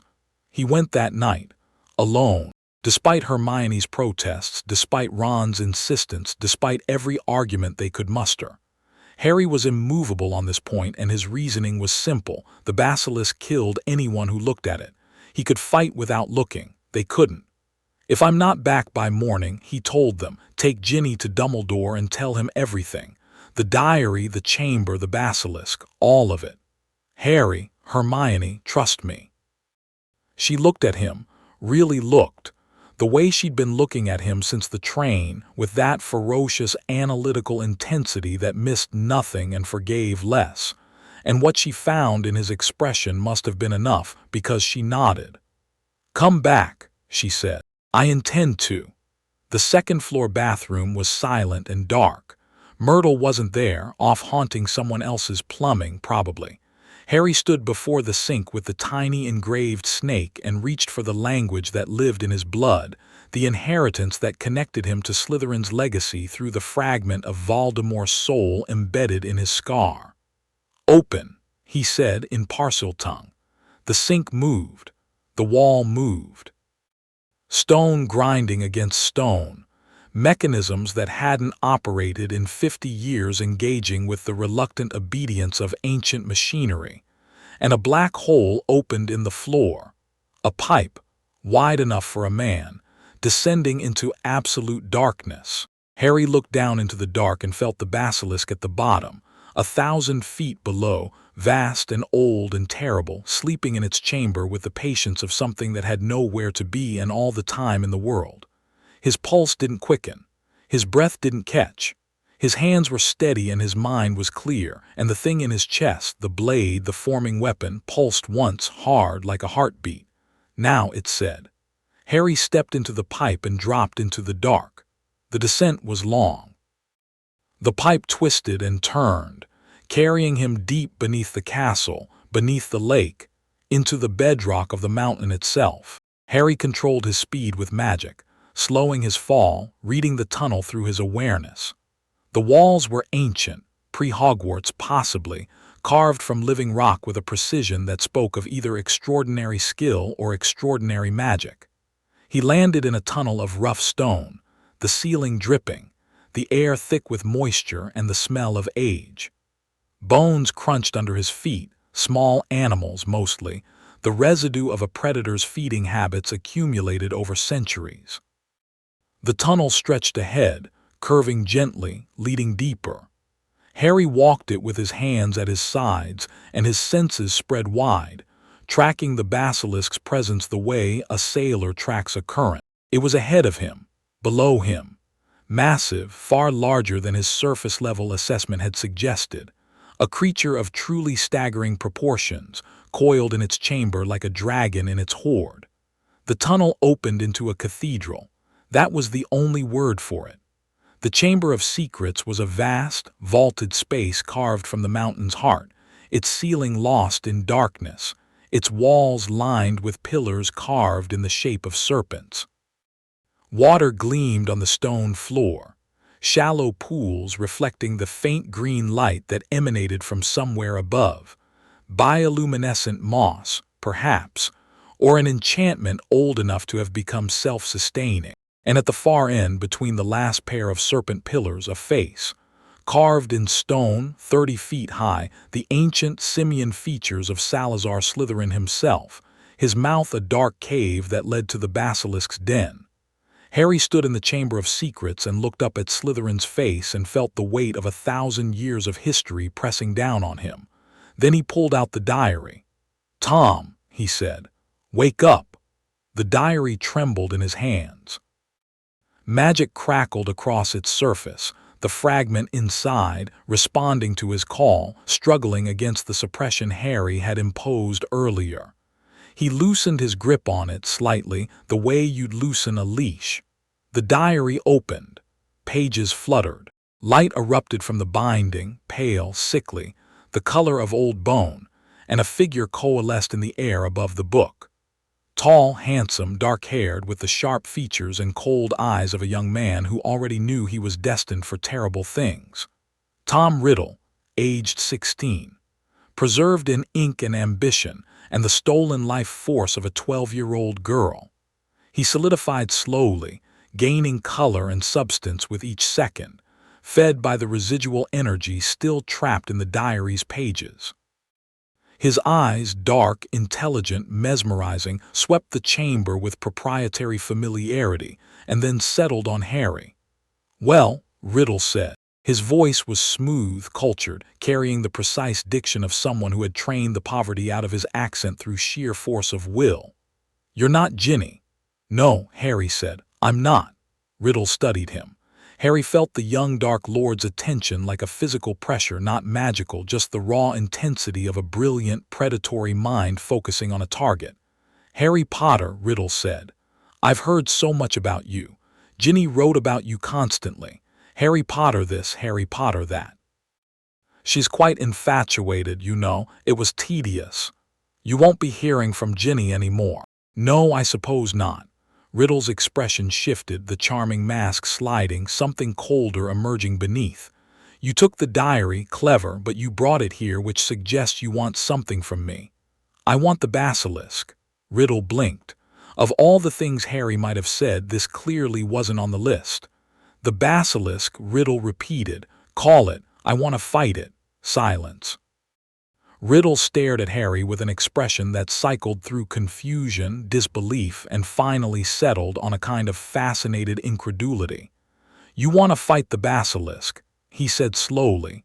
"The king of serpents, the 1,000-year-old monster that kills with a glance. You want to fight it." "Yes. You're either very brave or very stupid." Harry looked at Tom Riddle, the ghost of the man who would become Voldemort, the brilliant orphan who had turned his pain into power and his power into atrocity, and the look he gave him was the same look Mihawk had given 1,000 challengers across 100 ports. Not contempt. Assessment. The clinical evaluation of a predator deciding whether the thing in front of it was prey, rival, or furniture. "Call the basilisk," Harry said. "Or I'll destroy the diary, your choice." Riddle's charming mask cracked. Anger flashed beneath, hot, vicious, the anger of a creature that had been in absolute control for months and was now being dictated to by a child. "You can't destroy me," Riddle said. "I'm more than a memory. You're a fragment of a soul bound to an object sustained by stolen life force. I know exactly what you are. I've been carrying a piece of the same soul in my forehead for 11 years. You're not special, Tom. You're a splinter." The words hit Riddle like a slap. His composure shattered for just a second, but Harry saw it. The flash of shock, the incomprehension, The dawning, horrified recognition that the boy standing in front of him knew things he shouldn't, saw things he couldn't, and was not in any meaningful sense afraid. "Who are you?" Riddle whispered. Harry smiled, not the warm, tentative smile he was learning to give Ron and Hermione. This was Mihawk's smile, the cold, cutting edge of a man who had found something worth drawing his blade for. "I'm the person standing between you and the world," Harry said. "Now call the snake." Riddle's expression hardened. The charming mask didn't return. What replaced it was something more honest and far more dangerous. The real Tom Riddle, stripped of pretense. A young man of extraordinary talent and extraordinary cruelty, cornered and angry and still in possession of the most lethal weapon in the castle. He turned to the stone face of Slytherin and spoke in Parseltongue, a long, sibilant command that echoed through the chamber like a whisper in a tomb. The stone mouth opened. Darkness poured out like liquid, and from the darkness came a sound, the slow, massive, scale-on stone scraping of something enormous uncoiling from rest. Harry felt the basilisk's presence surge in his awareness, changing from dormant to active with the speed of a predator's awakening. Its killing intent, primitive, overwhelming, the distilled aggression of 1,000 years of hunting, crashed against his senses like a wave. He closed his eyes, not in fear, in preparation. The basilisk emerged from Slytherin's mouth like a river of scales, pouring down the stone face and onto the chamber floor with a sound like a landslide. It was enormous, 60 feet long, maybe more, its body as thick as a mature oak trunk, its scales the deep, iridescent green of emeralds in shadow. Its eyes, vast, golden, bottomless, swept the chamber with the ancient, intelligent awareness of a creature that had been the apex predator of its world for 10 centuries. Harry felt those eyes pass over him. His own were closed, but he tracked the basilisk through his awareness, its heat, its mass, its magical signature, the displacement of air as it moved. He didn't need to see it. He could feel every inch of its body, every flex of muscle, every flicker of its killing intent. The basilisk oriented on him, a warm-blooded intruder in its domain. Prey. Its mouth opened. Harry reached into his chest and pulled. The blade came. It erupted from his magical core like a thing being born, not gradually, not partially, but all at once, the accumulated pressure of 12 years of existence finding its form in a single, devastating moment of creation. Magic condensed in his right hand, solidified, took shape, not steel, not matter, but something between energy and substance, something that existed in the space where magic became real. A sword, black as the space between stars, long and elegant, its edge so fine it cut the light around it, leaving a faint shadow in the air where illumination should have been. Not Yoru, different, shorter, shaped for this body and this world. But it carried the same weight, the same authority, the same sense of absolute, lethal purpose that the black blade had possessed. It hummed in his hand. The sound was low and vast and resonant, and it filled the chamber of secrets with a vibration that made the water on the floor ripple outward in concentric circles. Riddle, watching from beside Slytherin's statue, went still. His mouth opened slightly. Even the fragment of Voldemort's soul, arrogant and brilliant and fundamentally incapable of recognizing anything greater than itself, could sense that something had just changed in the room. Something fundamental. The basilisk struck, 60 feet of scale and muscle and killing intent, lunging forward with a speed that defied its mass, its mouth opening to reveal fangs the length of broadswords, each one dripping with venom so potent that a single drop could kill a man in 60 seconds. Harry moved. He didn't dodge, not exactly. He flowed, his body finding the space between the basilisk's jaws with the instinctive precision of a man who had been evading lethal attacks since before this creature was hatched. The snake's mouth closed on empty air. Its head slammed into the stone floor where Harry had been standing, cratering the ancient rock, sending shockwaves through the chamber that rattled the pillars. Harry was on its neck. One step, two, running along the basilisk's body with the sure-footed confidence of a man who had crossed sword blades in midair and fought on the tilting decks of sinking ships. The scales under his feet were smooth and hard, each one the size of a dinner plate, and his magic-reinforced grip held him steady as the creature thrashed. He raised the blade. The cut was not a slash. It was not a hack. It was a statement, a single, perfect, downward stroke that channeled every ounce of Mihawk's skill and Harry's magic into an edge, so sharp it existed on the border between physical and conceptual. The blade met the basilisk's scales and sang. A line of black light traced down the serpent's flank, a cut so clean it didn't bleed immediately, the tissues too shocked to respond. Then the blood came, dark and steaming, and the basilisk screamed, a sound that was less heard than felt, a subsonic roar that shook the chamber to its foundations, cracked the pillars, sent stone dust cascading from the ceiling. The creature bucked. Harry leapt clear, landing 20 feet away, his blade trailing a line of basilisk blood that hissed where it hit the stone floor. The wound was deep but not mortal. He'd cut through the scales and the muscle beneath, opening a gash along the serpent's flank. But the basilisk's sheer mass meant that even a devastating cut was, proportionally, a flesh wound. The creature turned. Its movements were different now, faster, more focused, the lazy predatory confidence replaced by something fiercer. It had been hurt. It had been sleeping beneath this castle for 1,000 years, the unquestioned king of its domain, and something had just cut it and drawn blood. The basilisk coiled and struck again, faster this time, learning from its first miss. Harry read the strike through his awareness, the coiling of muscles, the shift of weight, the gathering of intent, and moved 2 seconds before the attack landed. He cut as the serpent's head passed him, a horizontal stroke that scored a line across its snout, drawing blood from the sensitive tissue around its nostrils. The basilisk recoiled, shook its head. Blood sprayed across the chamber floor. It struck a third time, a fourth. Each attack faster, more precise, the ancient intelligence behind those golden eyes adapting in real time, learning Harry's timing, adjusting its approach. Harry adapted too. Each exchange taught him something, the serpent's speed, its recovery time, the way it telegraphed its strikes through shifts in body position.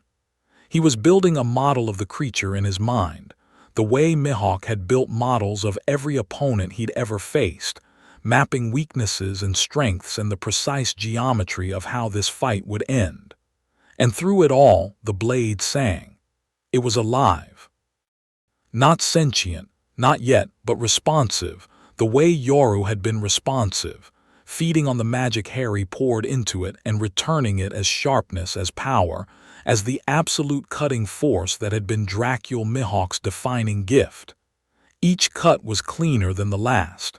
Each stroke carried more magic. The blade was growing, strengthening, forging itself through combat the way the greatest weapons had always been forged, not in fire, but in battle. The basilisk lunged again. Harry didn't dodge this time. He stepped forward into the strike, and the blade came up in an arc that began at his hip and ended above his head, and the magic in it was blinding, a flare of black gold light that lit the chamber like a dark sun. The cut took the basilisk's left fang cleanly. The 6-foot spur of venomous bone separated from the serpent's jaw and spun through the air, trailing venom that sizzled on the stone. The basilisk's shriek was catastrophic, a sound that cracked the remaining intact pillars and sent ripples across the pools of water that reached the chamber walls. Harry landed in a crouch, the severed fang clattering to the floor beside him. He could feel the basilisk's pain, its rage, its ancient, wounded fury, and beneath all of that, something else. Respect. The creature was 1,000 years old. It had lived beyond the reach of anything that could threaten it, secure in its supremacy, the unchallenged predator of its underground kingdom. And now, for the first time in 10 centuries, something had met it in its own domain and drawn blood. The basilisk pulled back. Its vast head swayed, blood streaming from the empty fang socket. Its golden eyes, which Harry could not see but could feel, vast and intelligent and burning with something that transcended animal rage, fixed on the small figure standing in the center of the chamber with a black blade that drank the light. It hissed. Not a strike, a word, parcel tongue, raw and ancient. "What are you?" Harry opened his eyes, not all the way. A slit, the barest crack, looking at the floor, at the basilisk's reflected image in the pools of water. He could see the serpent's outline, blurred and wavering, and it was magnificent. Scarred now, bleeding from 3 wounds, but magnificent, a creature of terrible beauty and terrible power, the last of its kind, the legacy of a man who had built it to be unstoppable. "I'm a swordsman," Harry said in Parseltongue, "and you're the finest opponent I've found in this world." The basilisk was still. Its vast body coiled slowly, muscles tensing, preparing for one final strike. Harry could feel it gathering itself, all its mass, all its speed, all the lethal intent of 10 centuries of predation compressed into a single, devastating lunge. Harry raised his blade. The black steel caught the green light of the chamber and threw it back as something darker, something that cut the illumination itself, leaving shadows where there should have been reflections. The basilisk struck. Harry met it. The final exchange lasted less than a second. The basilisk's remaining fang, 6 feet of venomous bone, driving toward Harry's chest with the full force of 60 feet of muscle behind it.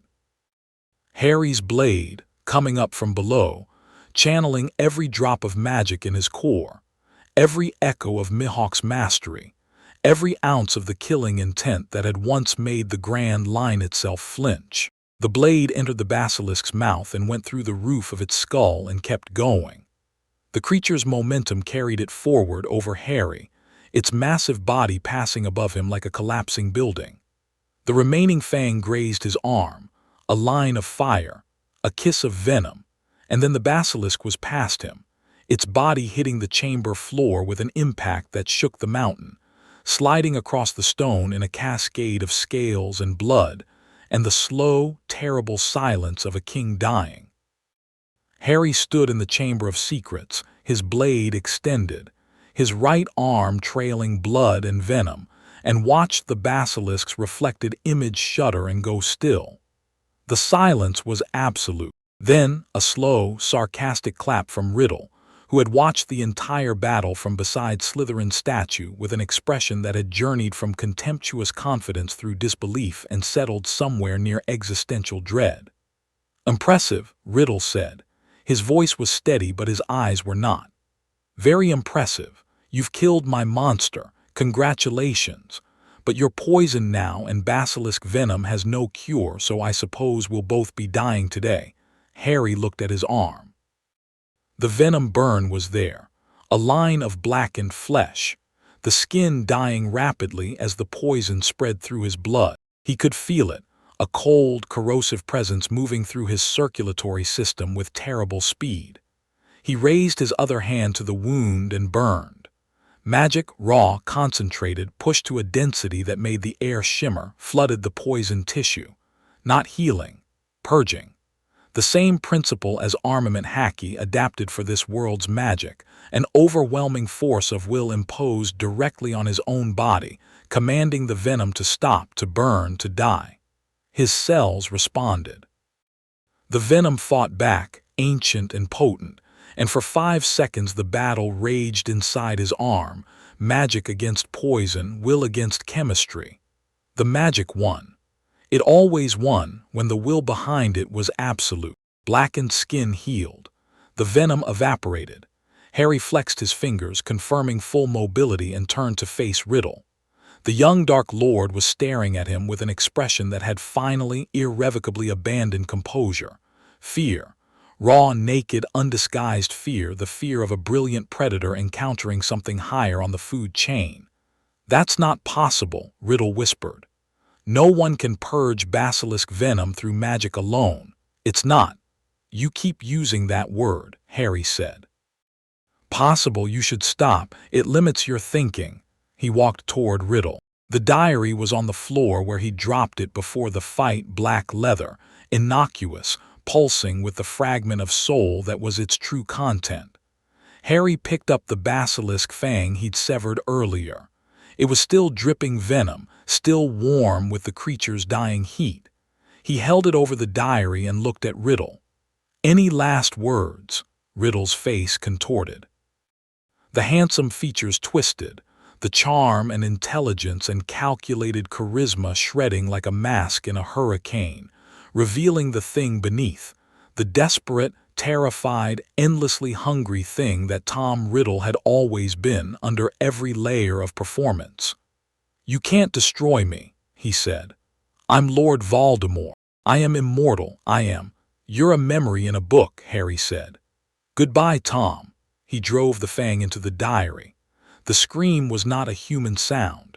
It came from the diary and from Riddle simultaneously, a shriek of unraveling magic, of a soul fragment being destroyed by the one substance potent enough to rupture the container.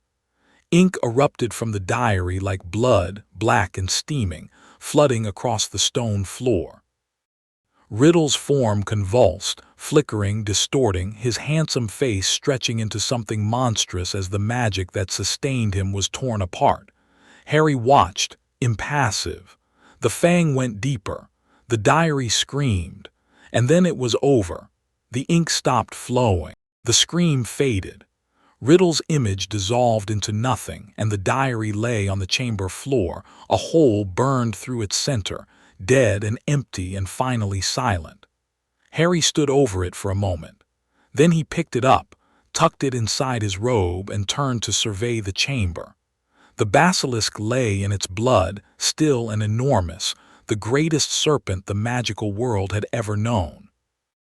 Harry walked to its head, massive, beautiful even in death, the scales gleaming in the green light, and placed his hand on its snout. "Rest," he said in Parseltongue. "You fought well." The scales were warm under his palm, the last heat of a creature that had been alive since the castle was new, sleeping in the dark, waiting for a master who never deserved its loyalty. Harry pulled the black blade from the serpent's skull. It came free with a sound like a held breath being released, and the steel, if it was steel, which it wasn't exactly, gleamed clean, the basilisk's blood having been absorbed into the metal the way water was absorbed by dry earth. He held the sword up and felt it hum against his palm. It was different now. Changed by the battle, the way weapons of quality were always changed by significant combat. The basilisk's blood and venom absorbed into its structure had added something, a depth, a resonance, a killing edge that hadn't been there before. A black blade born of magic, forged in battle, tempered in the blood of a king. Not Yoru, but worthy. Harry sheathed the blade, not in a scabbard but in his magic, dissolving it back into his core where it would wait, dormant but present, until he called it again. The sensation was like swallowing a star, a flare of heat and pressure, and then silence, the blade settling into the space behind his sternum like a heartbeat. He turned and walked out of the Chamber of Secrets, through the tunnel, up the pipe, his magic carrying him upward through the vertical shaft with the ease of a man stepping onto an escalator, and emerged in the second-floor bathroom, wet and blood-stained and carrying a ruined diary and the expression of a man who had just had the best fight of his second life. Myrtle was back, hovering over her toilet. She took one look at Harry, the blood, the torn robes, the golden eyes, and her ghostly mouth fell open. "What happened to you?" "I killed a snake," Harry said. "Oh," Myrtle said faintly. "A big one?" Harry looked at her. The corner of his mouth twitched. "Moderately," he said, and walked out. Ron and Hermione were in the second-floor corridor, exactly where he'd asked them not to be. Hermione was pacing. Ron was sitting against the wall with his wand drawn and the expression of a man who had been prepared to charge into the chamber after Harry if he didn't emerge within the next 5 minutes. They saw him come out of the bathroom and both of them went still. Harry was aware of what he must look like. Basilisk blood on his robes, his own blood on his sleeve, his hair wild, his eyes still carrying the golden fire of combat. The ruined diary in one hand, the basilisk fang in the other. He held up the diary. "It's done." Hermione made a sound. Ron made a different sound. Then they were both moving, and Harry let them close the distance, let Ron grab his shoulder and check the blood on his sleeve with clumsy, urgent hands, let Hermione take the diary and examine it with eyes that were bright with tears she was refusing to shed. "You fought the basilisk," she said, "not a question." "Yes." "Alone." "Yes." "And you're fine, you're not hurt."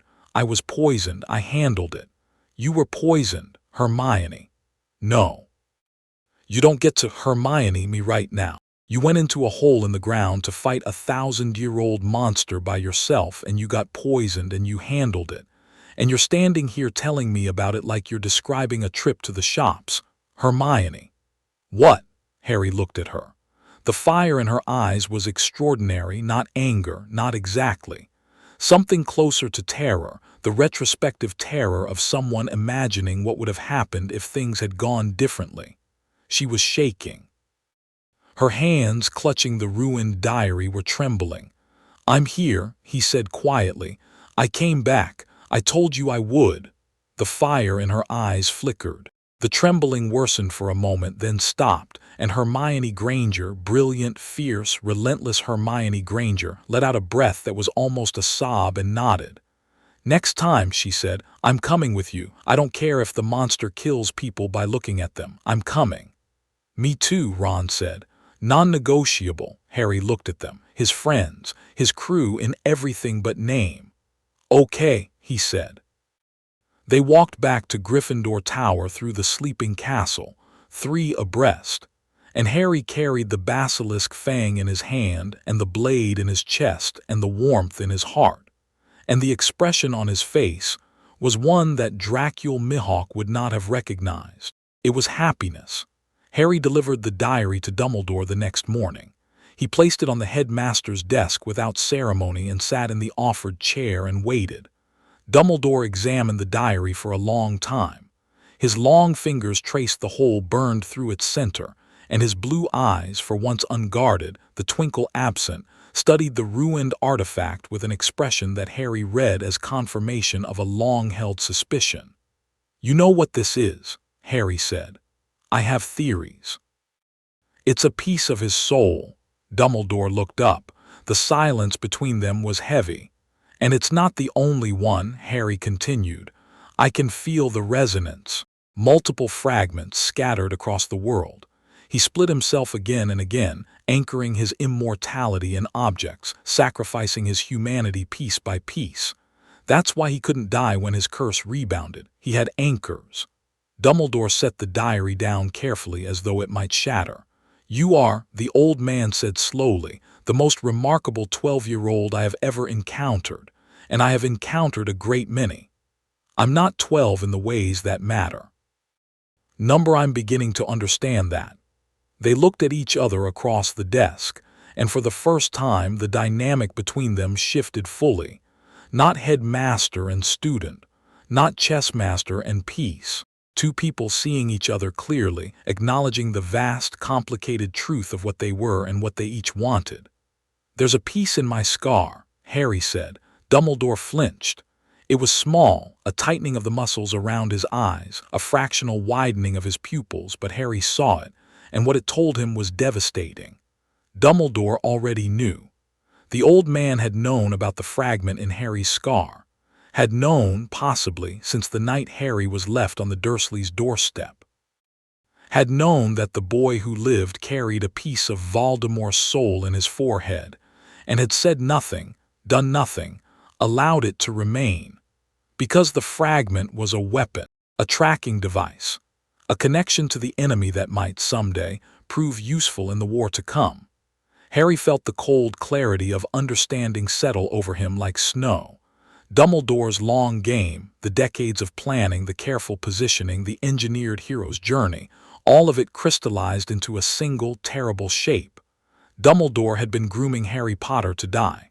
Not cruelly, not callously, with every ounce of the old man's genuine love and genuine pain. But the logic was inescapable. If Voldemort's immortality depended on his soul anchors, and if one of those anchors was embedded in Harry's forehead, then defeating Voldemort required the destruction of all anchors, including the one living inside the Chosen One. Harry looked at Dumbledore and saw the truth written in the old man's face, the guilt, the calculation, the desperate hope that there might be another way. The face of a man who had spent 11 years carrying the knowledge that the child he was raising was also, in some terrible sense, the sacrifice he was preparing. "I won't be your weapon," Harry said. His voice was calm, Mihawk's voice, the voice of a man who had refused the world government's demands with the same composure he used to order dinner. "And I won't be your sacrifice. I'll deal with the soul fragment myself on my own terms when I'm ready. If you try to manipulate me toward the outcome you've planned, I will know and I will stop you." Dumbledore's eyes glistened. But Harry continued, and his voice softened, not much, but enough. "I understand why you did what you did. You're fighting a war against an enemy who can't die by conventional means, and you've been fighting it alone for a very long time. I don't blame you for the choices you made. I blame you for not trusting me with the truth." A single tear traced a path down Dumbledore's weathered cheek, vanishing into his silver beard. "You are," the headmaster said, and his voice was rough, "so very much more than I ever imagined." "Most people are," Harry said, "when you let them be." He stood, and the diary lay between them on the desk, a ruined thing, a dead piece of a dead man's soul, destroyed by a boy who wasn't a boy, with a weapon that shouldn't exist, in a battle that no one would ever fully understand. Harry left the headmaster's office and descended the spiral staircase, and behind him, Albus Dumbledore sat alone at his desk and wept, not for Harry and not for himself, but for the vast, unknowable thing that had taken up residence in Harry Potter's body, and looked at the world with eyes that burned like gold in the shadows. That evening, Harry went to find Draco Malfoy. He found him in the courtyard, alone, sitting on a stone bench with his cloak pulled tight against the spring chill. The boy was staring at nothing, his pointed face drawn, his gray eyes flat and distant. Harry sat down beside him. The stone was cold. The sky above was vast and clear, the first stars appearing in the deepening blue.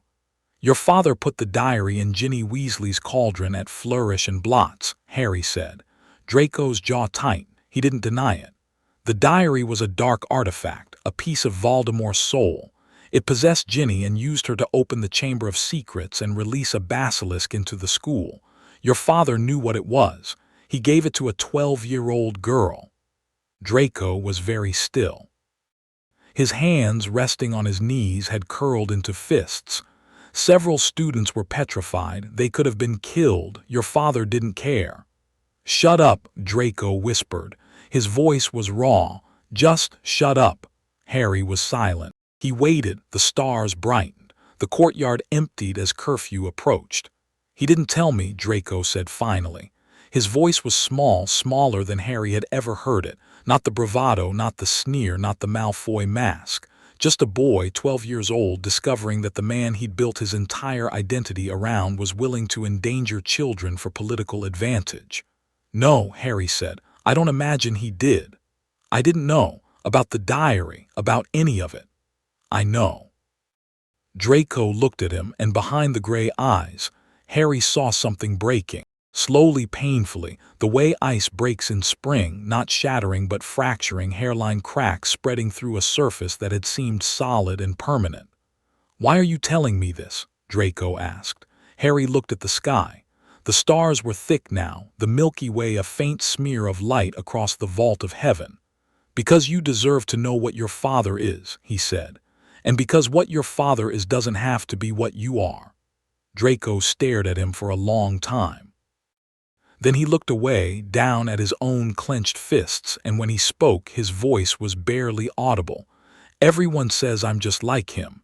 Everyone is wrong. How would you know? Because your father wouldn't be sitting on this bench right now. He'd be in his study, planning how to cover his tracks. You're sitting here trying to figure out how to live with what he's done. That's the difference, Draco. That's the only difference that matters. The courtyard was empty. The torches flickered in their brackets. Somewhere inside the castle, the clock chimed 9. Draco unclenched his fists. His fingers were white where they'd gripped. "I don't want to be like him," he said.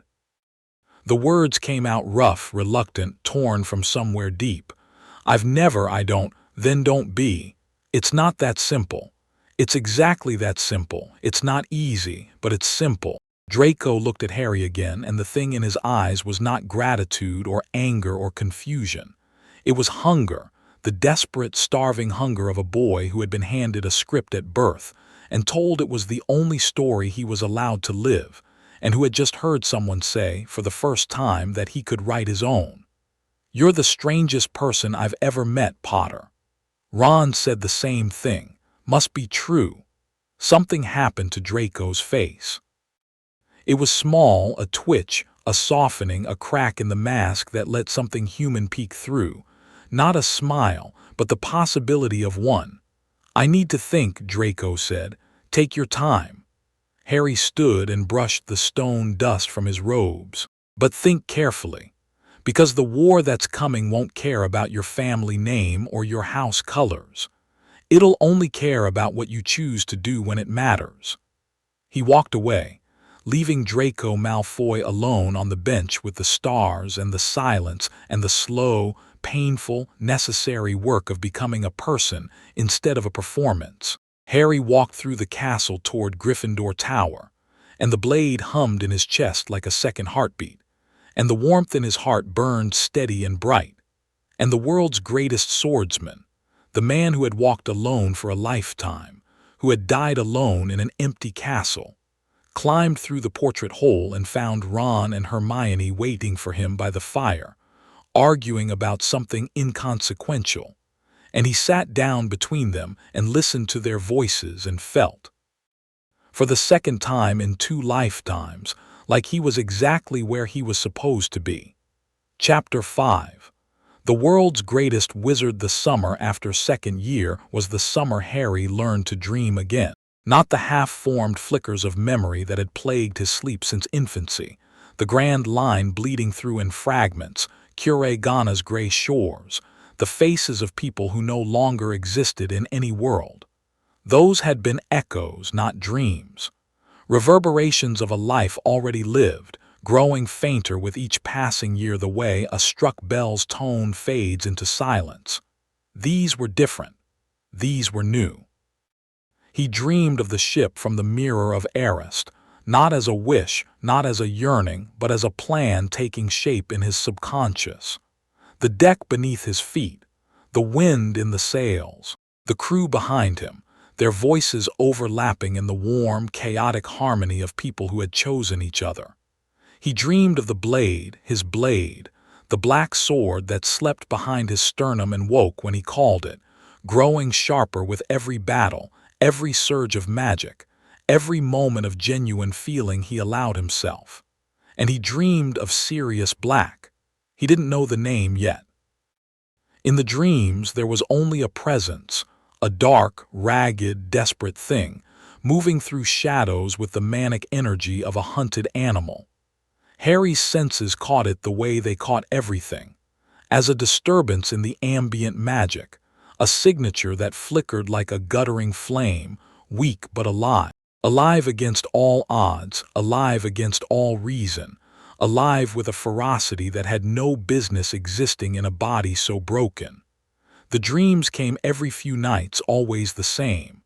The shadow moving closer, driven by something that burned in its center like a coal, not hatred, not revenge, but something Harry couldn't name. Something that felt, impossibly, like love. He woke from these dreams at 3 in the morning and lay in the darkness of his bedroom at Privet Drive and felt the shadow approaching, night by night, mile by mile, drawn toward him by a gravity neither of them understood. Something was coming. Again. Always. Harry closed his eyes and waited. The news broke in July. Vernon had the television on at breakfast. the morning news, which he watched with the same devotion he applied to his sausages. Harry was eating toast and reading a charms text that Hermione had sent him when the anchor's voice shifted from the usual parade of mundane catastrophes to something that made the screen flash red. Escaped from a maximum security facility. Sirius Black, described as extremely dangerous, was convicted 12 years ago for the murder of 13 people. The public is advised not to approach him under any circumstances. A photograph filled the screen. A man, gaunt, hollow-eyed, his dark hair matted and wild, prison clothes hanging from a frame that had once been powerful. A face that had been handsome before 12 years of something terrible had carved it into a mask of suffering. Harry looked at the photograph and felt two things simultaneously. The first was recognition.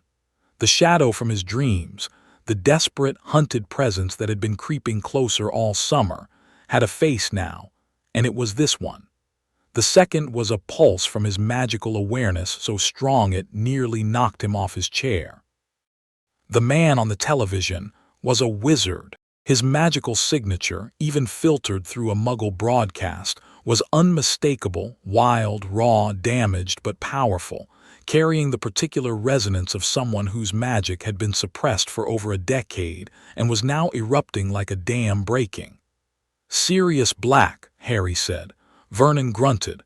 "Terrible business. They should bring back hanging for people like that." Harry ignored him. He was pulling at the name, searching his memory, not Mihawk's memory, which held nothing, but the fragments of his first year of life, the scattered impressions that his infant brain had recorded and his adult consciousness had later organized.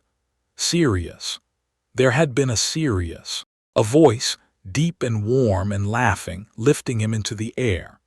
A face above him, young and sharp-featured, grinning with the reckless joy of someone who treated life like a game he was winning.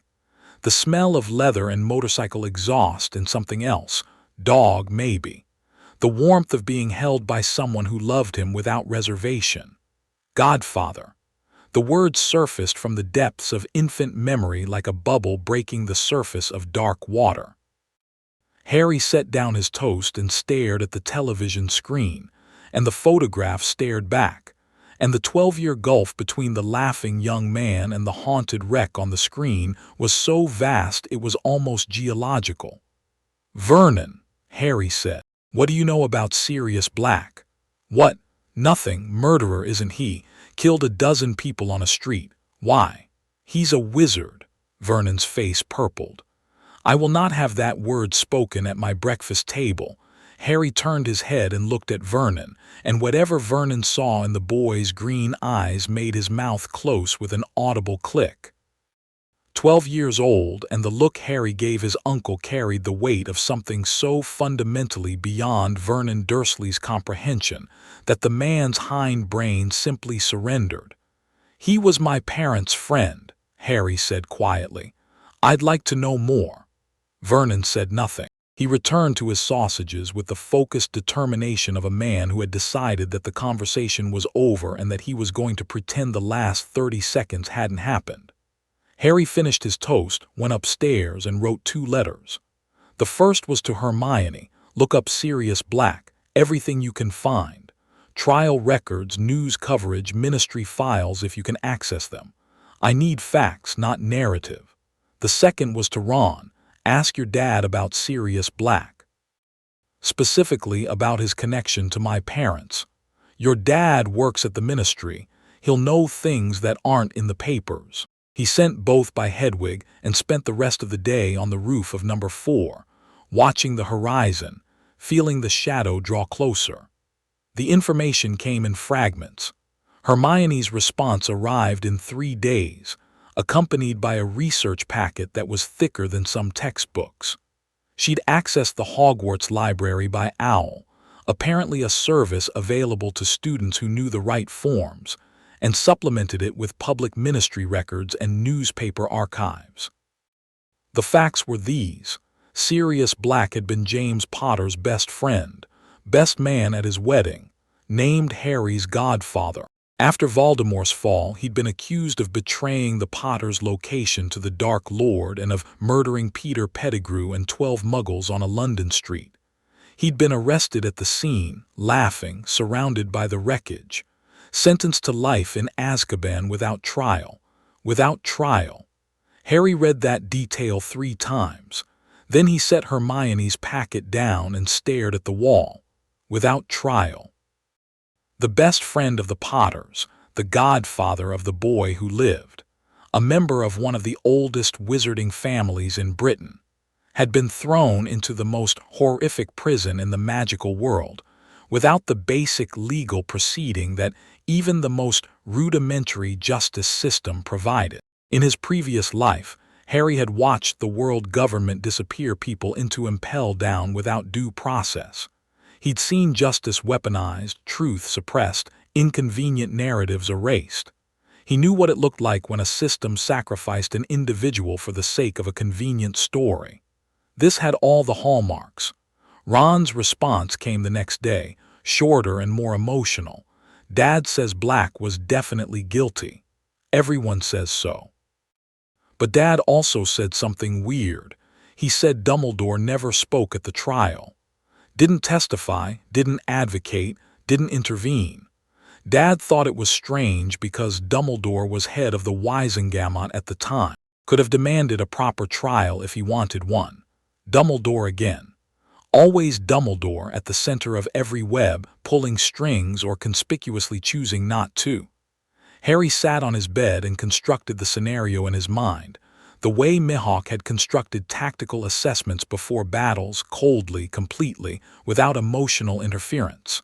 Scenario 1. Black was guilty.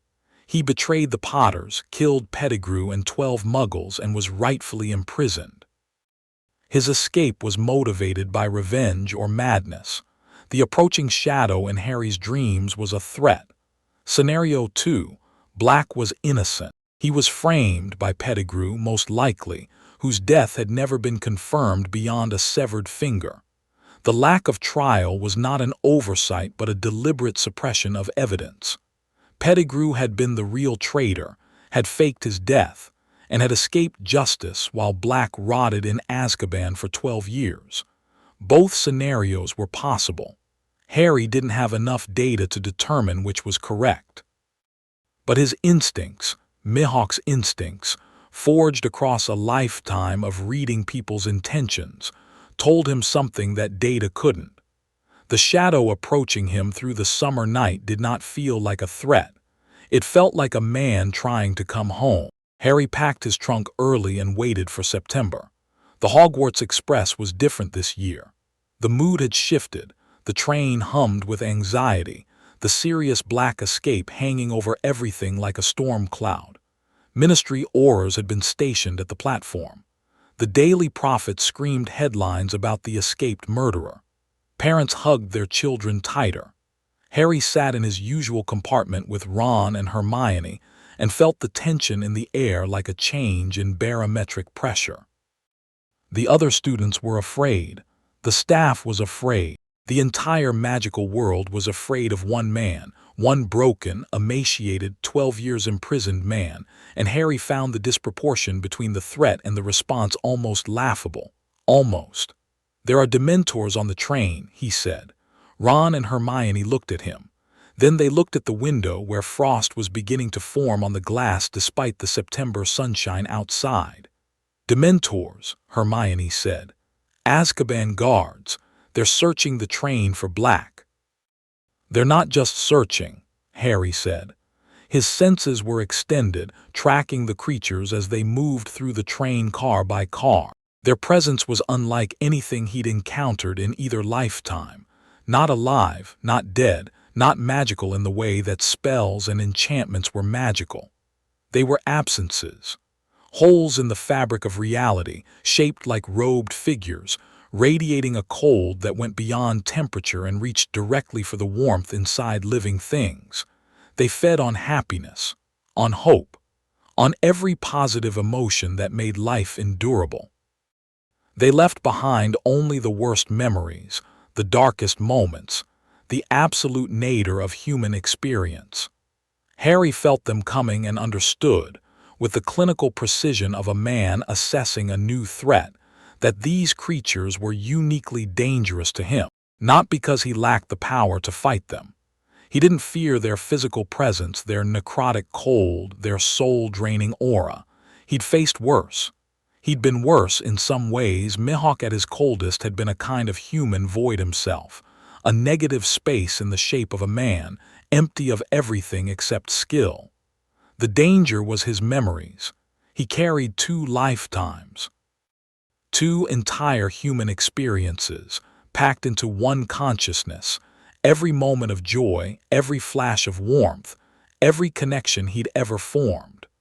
The memories of Mihawk's life. The early years of challenge and glory, the grand line burning with possibility, the rivals who made him feel something. The memories of Harry's life. Ron's laughter, Hermione's fierce brilliance, the warmth of the common room fire, the basilisk battle, the moments, increasing, multiplying, impossible to deny, when this second life had become something worth living. 2 lifetimes of memories meant 2 lifetimes of feeding ground for the Dementors. They would gorge on him. They would drain him dry, pulling every positive experience from both lives, leaving only the darkness, Mihawk's crushing loneliness, Harry's cupboard, the combined weight of every loss and emptiness and hollow victory accumulated across decades. The temperature dropped. The lights flickered. The windows frosted over completely. "They're coming to this compartment," Harry said. He stood. "Stay behind me." The door slid open. The Dementor was 8 feet tall. Its robes were tattered, rotting, hanging from a frame that wasn't a body so much as a suggestion of one. Where its face should have been, there was a void, a darkness so complete it seemed to eat the light around it. The cold that radiated from it was existential, the kind of cold that had nothing to do with temperature and everything to do with the fundamental warmth of being alive. It reached for Harry. The memories came, not a trickle, a flood. The Dementor's influence crashed through his consciousness like a tsunami, ripping through the surface of his awareness and dragging up everything beneath it. Both lives, both lifetimes. Every moment of pain, loss, loneliness, and despair pulled to the surface with the irresistible force of a riptide. Mihawk, standing in the ruins of Marineford, watching the world he'd known burn. The crushing, suffocating emptiness of decades at the top, no one left to challenge, no one left to reach. Diagon Island, the castle, the dust, the silence.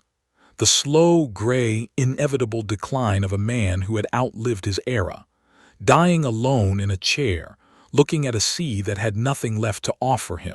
Harry in the cupboard, the dark, the spiders, the sound of the Dursleys laughing above him, warm and together and complete in a way that deliberately excluded him.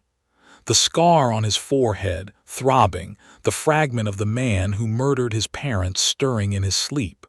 The memories dragged him under. Harry felt his knees buckle, felt the cold reach into his chest and close around the warmth he'd spent 2 years learning to carry, and for one terrible, vertiginous moment, he was drowning in darkness, pulled down by the combined weight of 2 lifetimes of accumulated sorrow. Then, a memory surfaced. Not the darkness, something else. Something the Dementor's influence had reached for and pulled and accidentally dislodged from a depth it hadn't meant to touch. Hermione's voice, in the corridor outside the girls' bathroom, shaking and fierce. "You saved my life." Ron's face in the chest chamber, alive with the light of someone discovering what they were capable of. Neville, straightening in the common room, jaw set, "I can do that." Draco on the bench, the mask cracking, "I don't want to be like him." The warmth surged. It rose from the place where Harry kept it, the space behind his sternum next to the blade, next to the growing, terrifying, undeniable truth that Dracul Mihawk had been reborn into a world of magic and discovered something he'd never found in the Grand Line. People who mattered, people worth protecting, people who made the world worth staying in. The warmth hit the Dementors cold and burned. Harry's eyes opened. Gold. Not green, not the flickering, uncertain gold that sometimes appeared at the edges of his irises. Pure, blazing, hawk-eyed gold, the color of a predator's gaze, the color of sunlight on a blade, the color of the thing that had been Draco Mihawk looking out through Harry Potter's face with the full, undiluted force of 2 lifetimes of will behind it. The Dementor flinched. An 8-foot avatar of despair, a creature that fed on the happiness of the living, a thing that had reduced hundreds of prisoners to hollow, broken shells, flinched.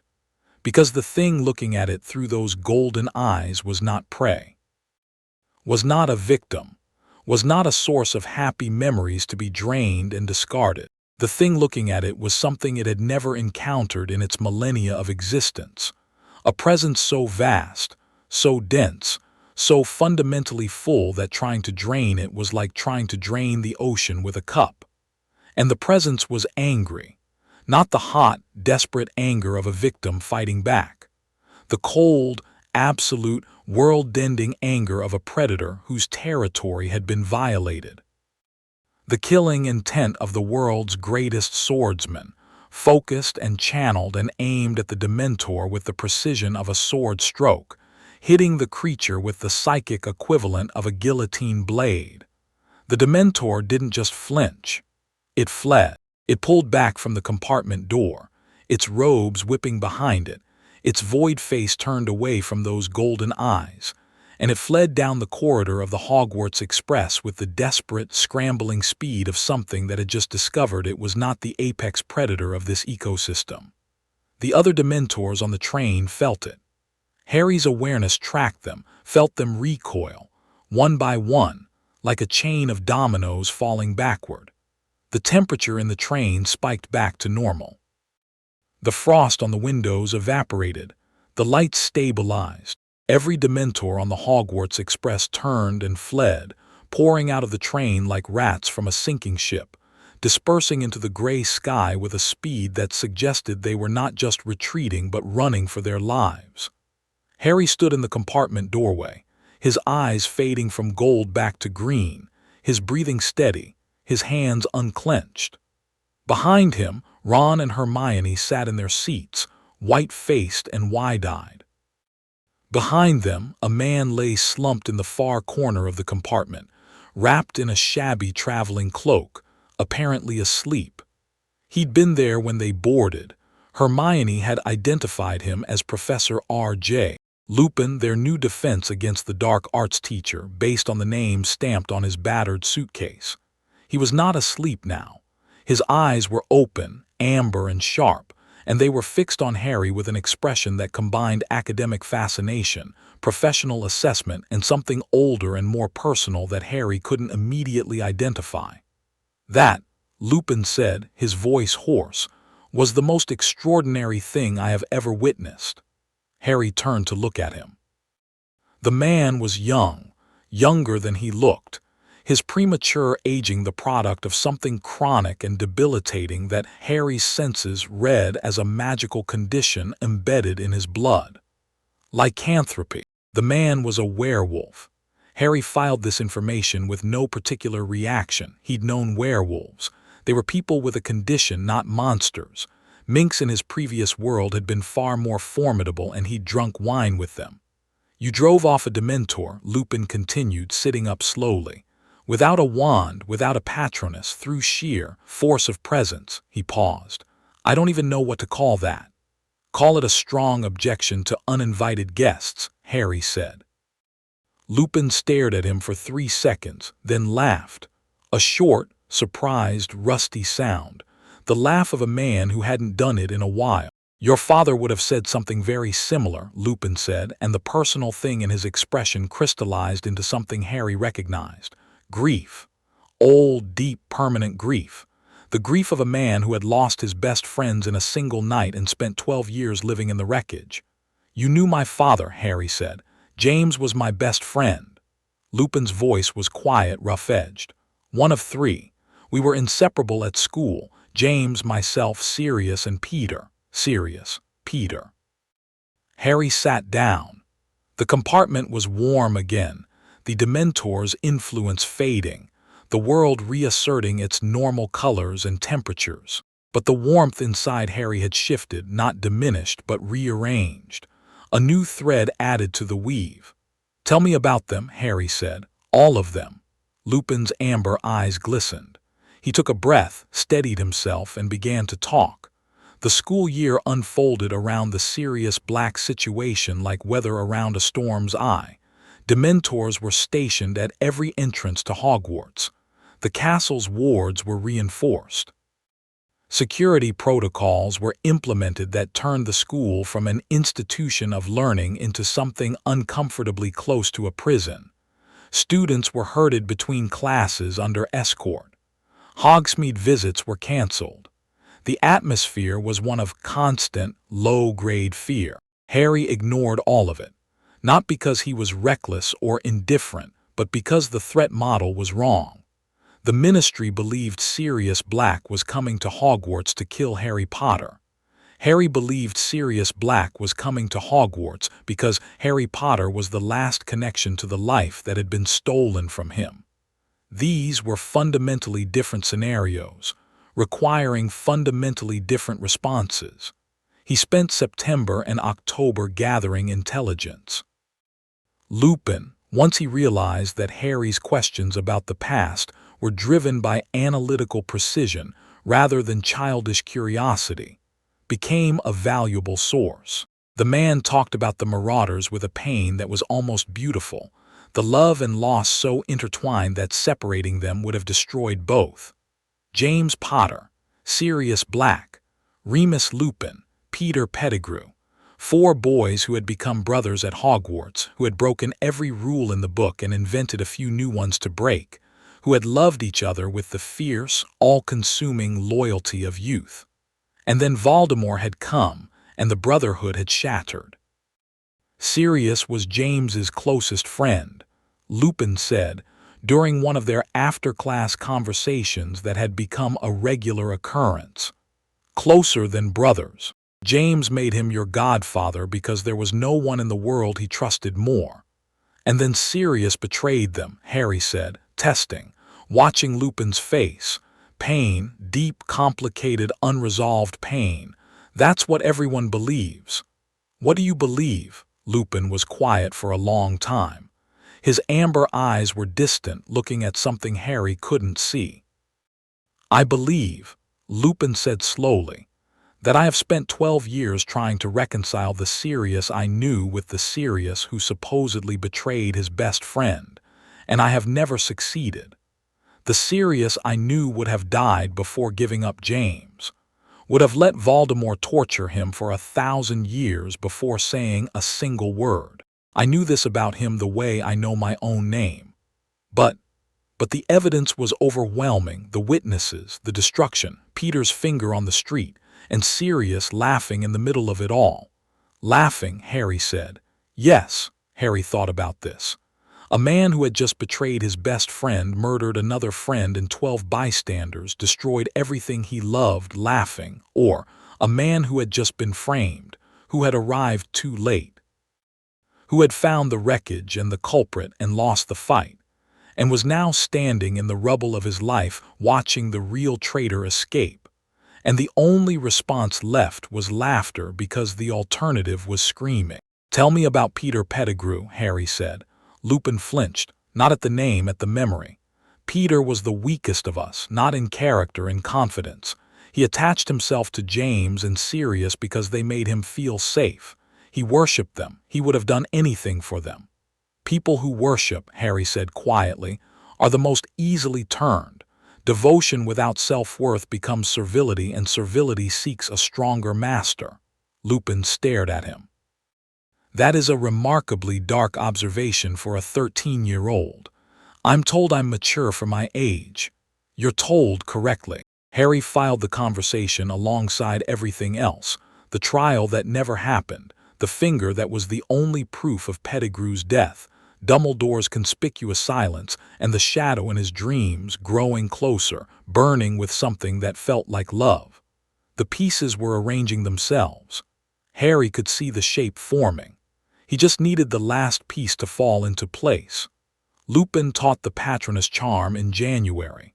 He'd offered to teach Harry privately after the Dementor incident on the train.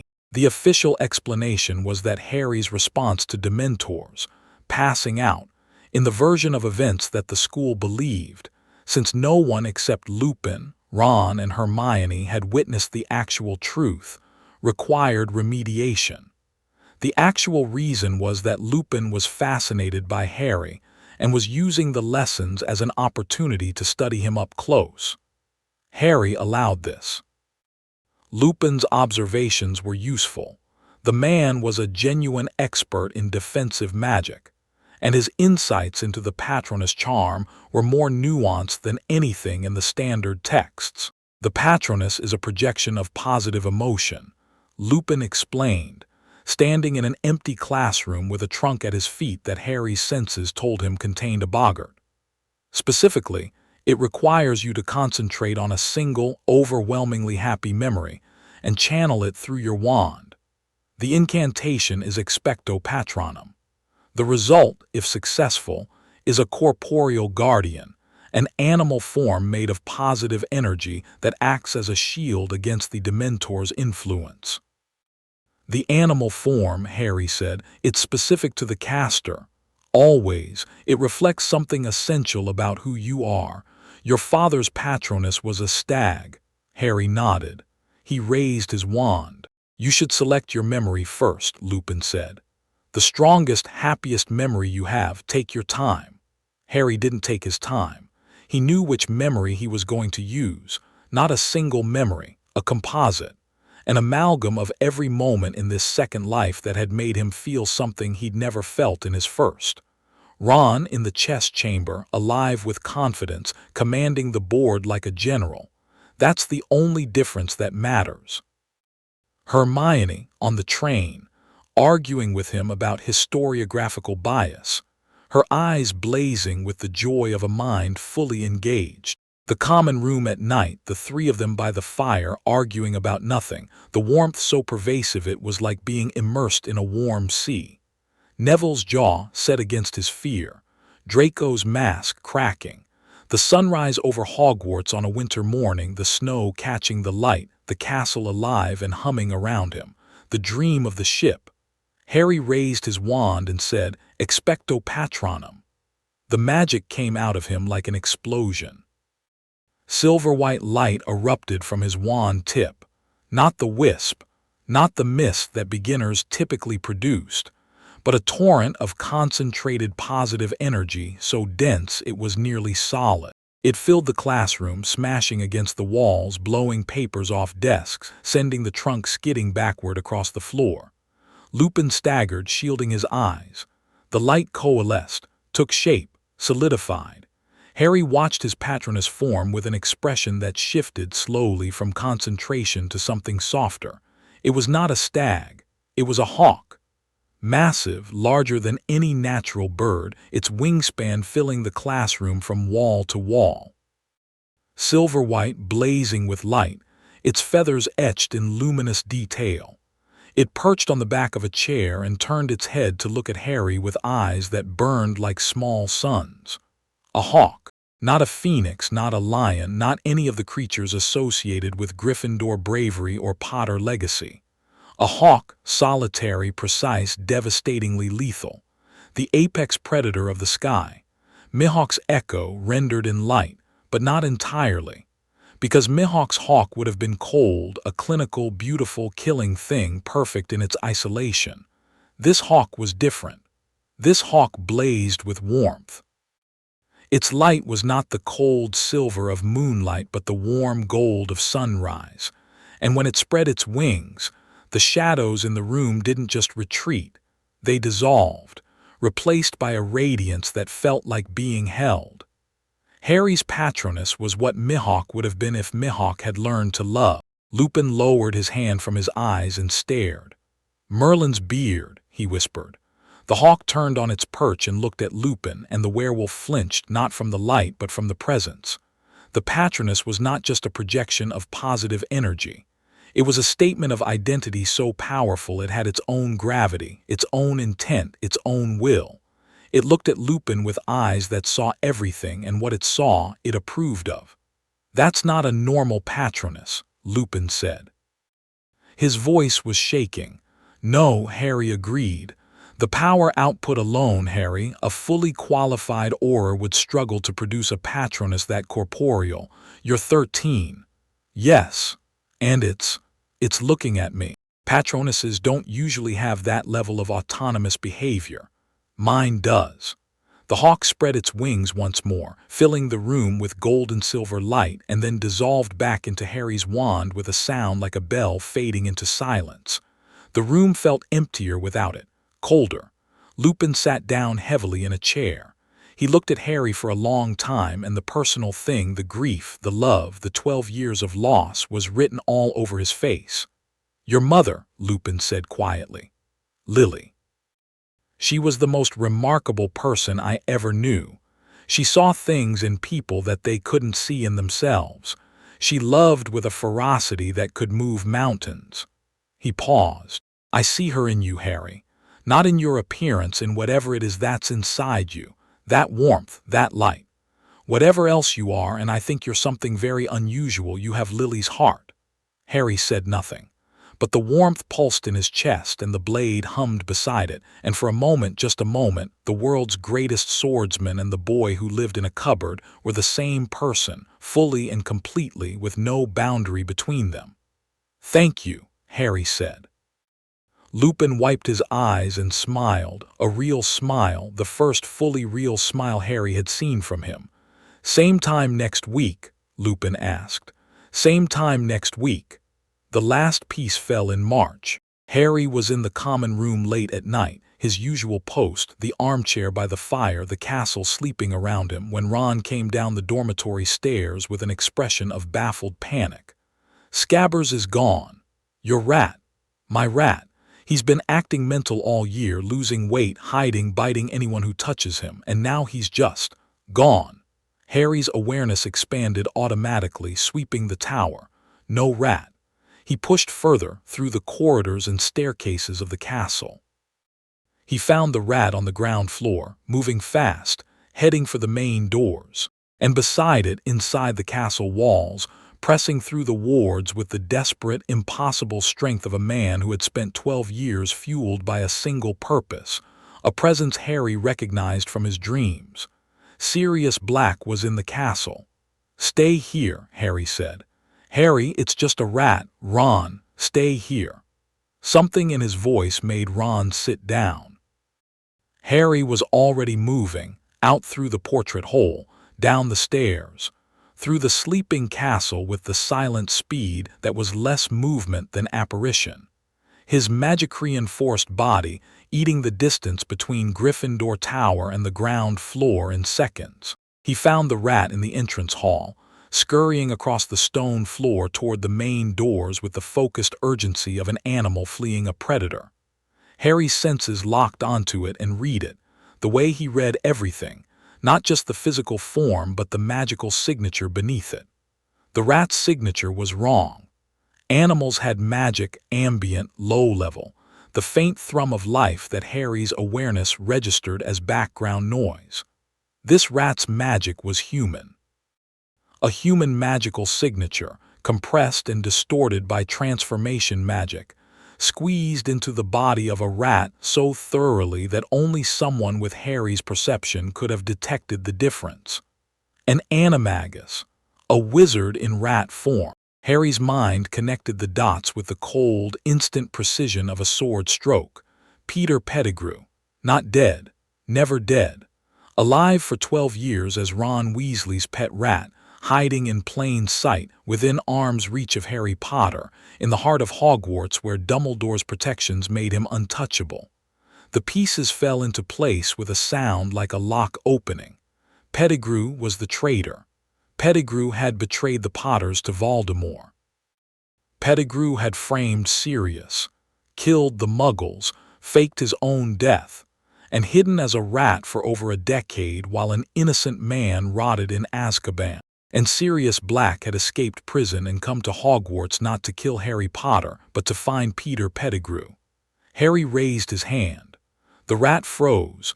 pinned by a wandless immobilization charm so precise it stopped the creature mid-stride without harming it.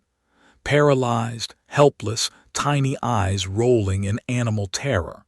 The entrance hall doors burst open. The thing that came through them had been a man once.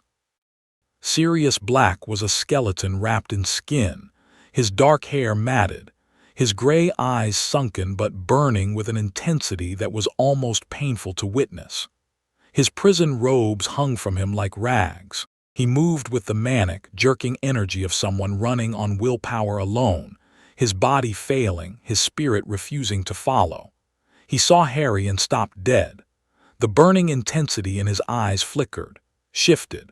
The desperate hunting focus softened into something that Harry recognized from his dreams, from Lupin's stories, from the infant memories buried in his earliest consciousness. Love. Raw, devastated, undiminished by 12 years of the worst prison on Earth. The love of a man who had watched his best friend's son become a symbol and a legend and a chess piece, and had broken out of hell itself to find him. "Harry," Sirius said. His voice was a ruin-cracked horse, barely functional. "You look just like James, except the eyes. Lily's eyes." Harry looked at the man who was supposed to be his enemy, and what he saw, what his senses, his instincts, his 2 lifetimes of reading people told him, was exactly what he'd expected. An innocent man, a broken man, a man who had been destroyed by betrayal and injustice and had somehow impossibly survived. "I know," Harry said. "I know you're innocent." Sirius swayed. His legs gave out and he caught himself on the door frame, and the sound he made was not a word but something deeper, a sob, a gasp, an exhalation of 12 years of held breath. "The rat," Sirius managed. "Pettigrew. He's here. I could smell him on the map. I came for him, Harry. I didn't betray James. I would never. It was Peter. It was always Peter." "I know," Harry said again. He crossed the entrance hall and caught Sirius by the arm before the man collapsed. The physical contact was startling, not because of the man's condition, which was terrible, but because of the reaction it provoked. Sirius gripped Harry's arm with the desperate strength of a drowning man finding a handhold, and the touch was not the touch of a stranger. It was the touch of someone who had held this boy as a baby, who had made him laugh, who had loved him before he could speak or walk or remember. Harry felt the warmth surge. Not the gentle, tentative warmth of friendship, something older, something primal. The warmth of family, of belonging, of someone who loved you not because of what you were but because of who you were. Mihawk had never known this feeling. Mihawk had been alone since birth, self-made and self-contained, needing no one because he'd never been given the chance to need anyone. Harry Potter, 13 years old, standing in a dark entrance hall holding up a man who was held together by nothing but love and madness, felt the warmth hit him like a wave, and for the first time in either of his lives, his composure cracked. Not visibly, not dramatically. A fissure in the mask, a tremor in the hands, a brightness in the green eyes that had nothing to do with gold. "Let's sit down," Harry said, and his voice was steady because he willed it to be, because some things had to be done properly. "And you're going to tell me everything." They sat in the entrance hall, Harry, Sirius, and a paralyzed rat, and Sirius talked. The story came out in fragments, disorder, 12 years of isolation making coherent narrative difficult. But the substance was clear. Sirius had been the Potter's secret keeper, but at the last moment he'd convinced James to switch to Pettigrew, hide in plain sight, use the weakest member of their group as a decoy, a bluff that no one would suspect. Except Pettigrew had already turned, had already gone to Voldemort, had been feeding information to the Dark Lord for over a year, motivated by the coward's eternal calculation. Survive at any cost, no matter who pays. The switch had been a death sentence. Pettigrew gave Voldemort the Potter's location. James and Lily died. Harry survived. And Sirius, who had suggested the switch, who had trusted the wrong man, who had put his best friend's life in the hands of a traitor, had arrived at Godric's Hollow to find the house in ruins and his world in ashes. He tracked Pettigrew, found him on that London street, confronted him.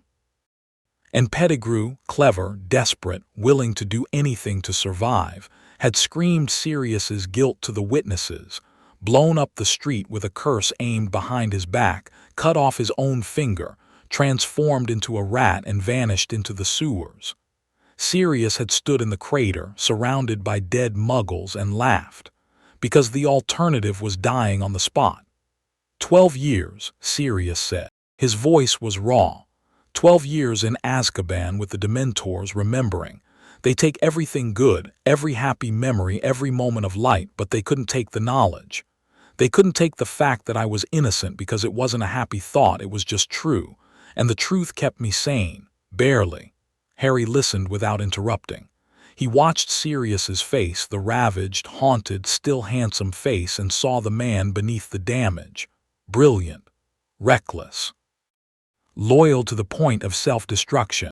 A man who had been willing to go to prison for a crime he didn't commit because proving his innocence required exposing Pettigrew, and he'd been too broken by grief to fight. "How did you escape?" Harry asked. "I'm an animagus, a dog. The Dementors can't sense animal emotions as well, they're simpler, less nourishing. I transformed in my cell, slipped through the bars when I was thin enough, swam to shore." Sirius's ghost of a smile was terrible. "Took me 2 months to recover enough to move. Then I saw the paper, a photo of the Weasley family on vacation, and on the boy's shoulder the rat, missing a toe. Pettigrew, Peter, in Hogwarts, sleeping in a dormitory full of children. Near you." The burning intensity returned, white-hot and focused. "I had to come, I had to." Harry looked at the paralyzed rat on the floor. Small, gray, trembling, a coward in animal form, frozen by magic, finally cornered after 12 years of hiding. He pulled his wand. He didn't need it strictly. Wandless magic was easier for him than wand-channeled magic. But for this, he wanted the formality, the ritual. The sense that justice was being served through proper channels, even if those channels had failed catastrophically before.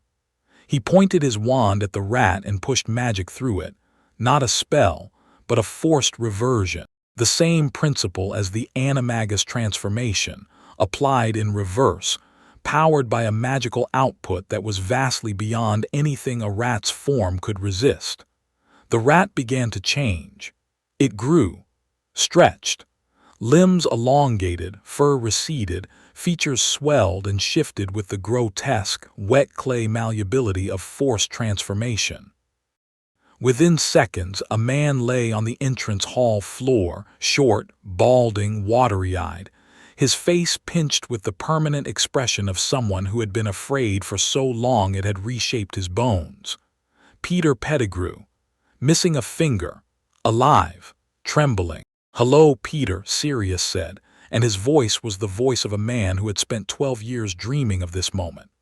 Pettigrew's eyes rolled, taking in the entrance hall Harry Sirius. His mouth opened and closed. A high, squeaking voice emerged. "Sirius, my old friend, you don't understand. I understand perfectly. He who must not be named, you have no idea. The weapons he had, the power, what would you have done? What would any of you have done?"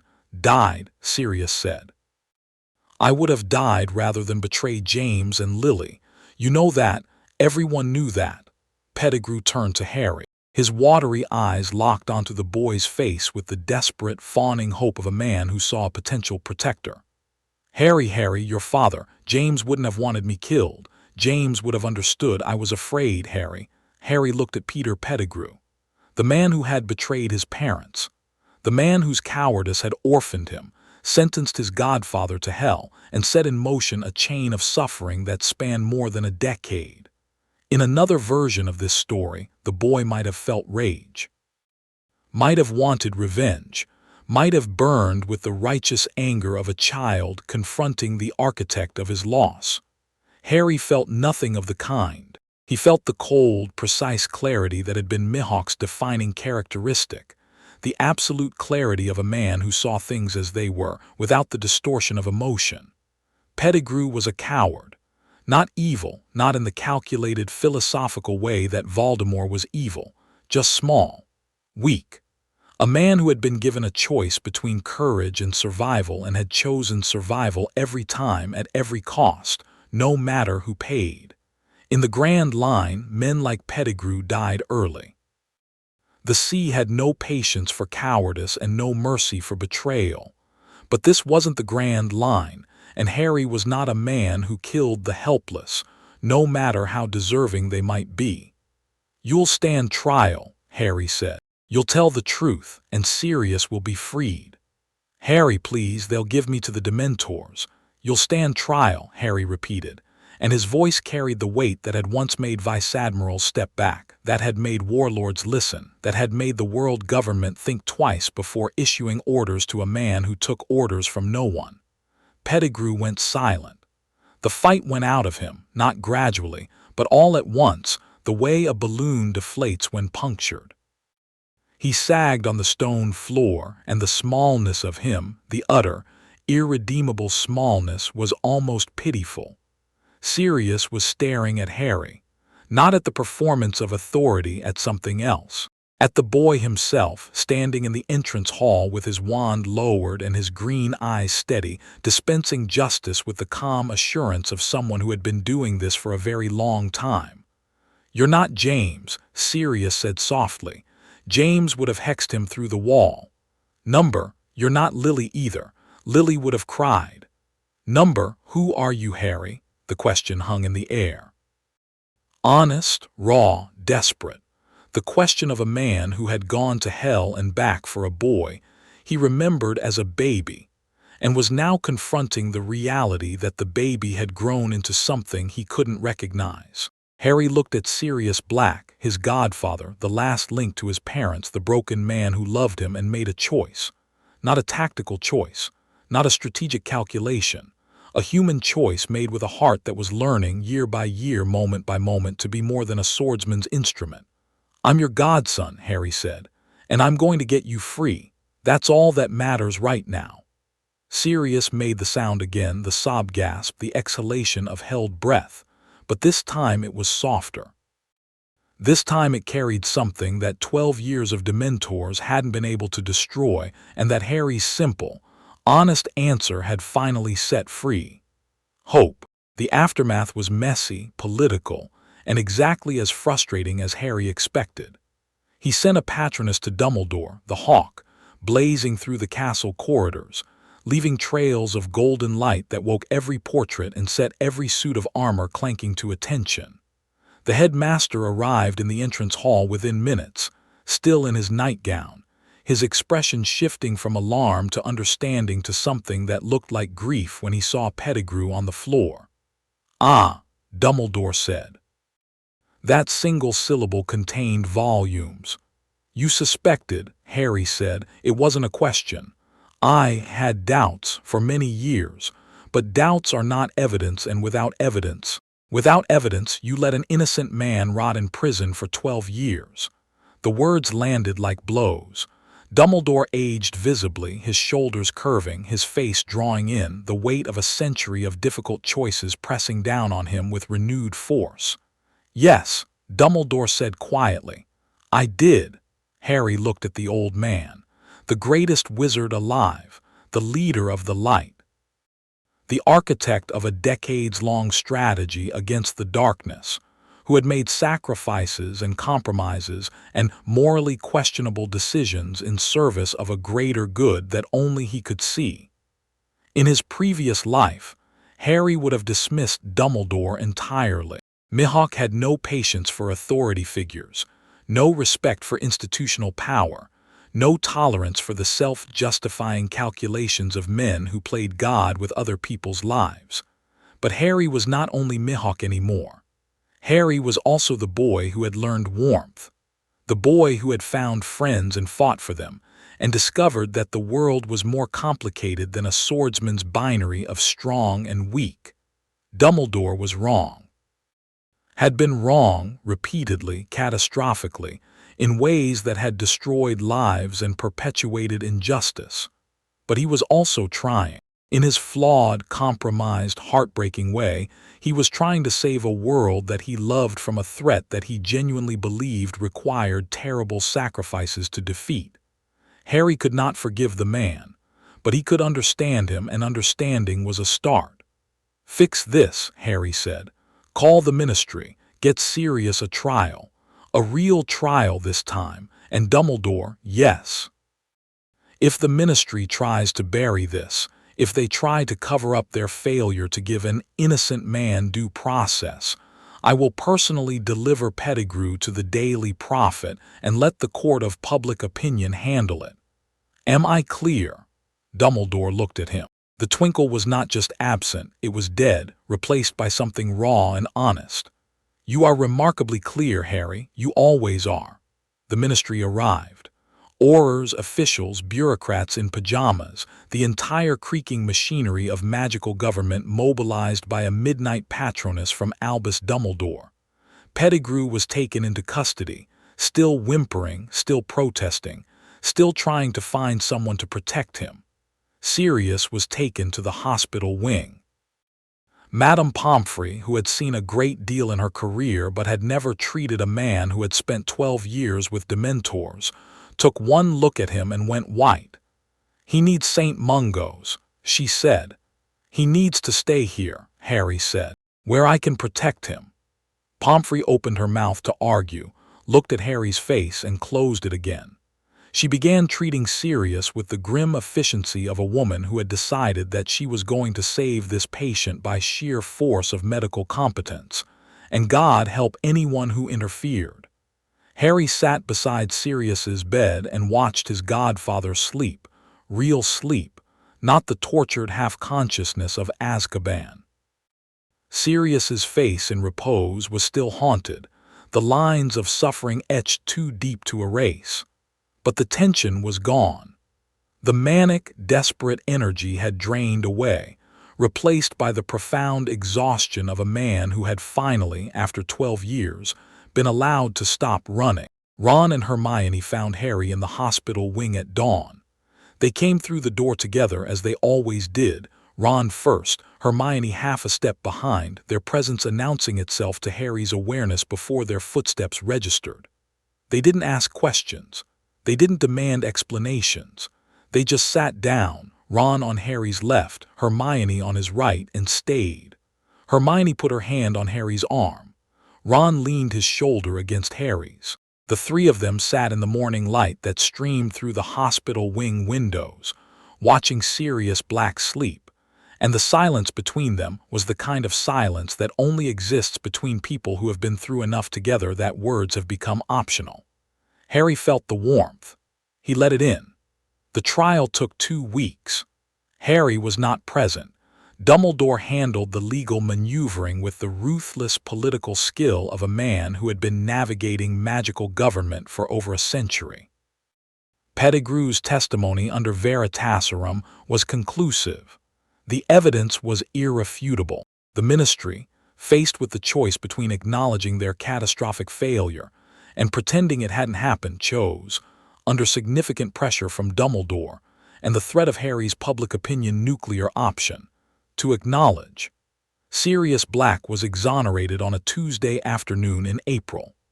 The Daily Prophet announced it in a special edition that sold out in an hour. Harry received the news by owl, sitting by the Black Lake with Ron and Hermione, watching the giant squid drift lazily beneath the surface.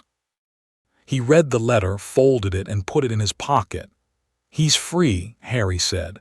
Hermione's eyes filled with tears. Ron pumped his fist and shouted something incoherent at the sky. Harry sat by the lake and watched the water and felt the warmth blaze through him like sunrise, and the blade in his chest hummed in harmony. And for the first time in his life, in both his lives, the world's greatest swordsman allowed himself to feel something without analysis, without assessment, without the cold detachment that had been his armor for decades. Joy. Not the quiet satisfaction of a battle won. Not the grim pleasure of a worthy opponent. Not the analytical appreciation of beauty or skill or strategy. Joy. Pure, simple human joy. The joy of a boy whose godfather was free, whose friends were beside him, whose world was imperfect and dangerous and full of enemies and also, somehow, unbearably beautiful. Dracul Mihawk had never felt this, had never allowed himself to feel it, had built his life around the absence of it, the avoidance of it, because joy required vulnerability and vulnerability required trust and trust required other people and other people could be lost. Harry Potter felt it now, sitting by a lake in Scotland with a red-headed boy and a bushy-haired girl and a black blade behind his sternum and the ghost of a golden-eyed hawk in his soul. And he let it fill him up, and he didn't fight it, and he didn't fear it. The warmth was not a weakness. It had never been a weakness. It was the thing that made the Patronus blaze, the thing that made the blade sing, the thing that had driven back the Dementors and broken the diary and faced down Voldemort and survived, not through power, but through the simple, revolutionary act of caring. Mihawk had been the world's greatest swordsman. He had stood alone at the top, unmatched and untouched, and he had found it empty. Harry Potter was going to be something different, something that had no title, no ranking, no place in any hierarchy of power, something that the world's greatest swordsman had never imagined and would never have believed. He was going to be whole. Sirius came to Hogwarts in May. He was still thin, still scarred, still carrying the damage of 12 years in ways that would take the rest of his life to heal. But he was alive, vibrantly, irrepressibly, stubbornly alive. He walked through the school gates in new robes, clean-shaven for the first time in over a decade, his dark hair cut short, his gray eyes bright with something that had been missing from them since that night on the London street. He looked like a man who had been returned to the world. Harry met him in the entrance hall.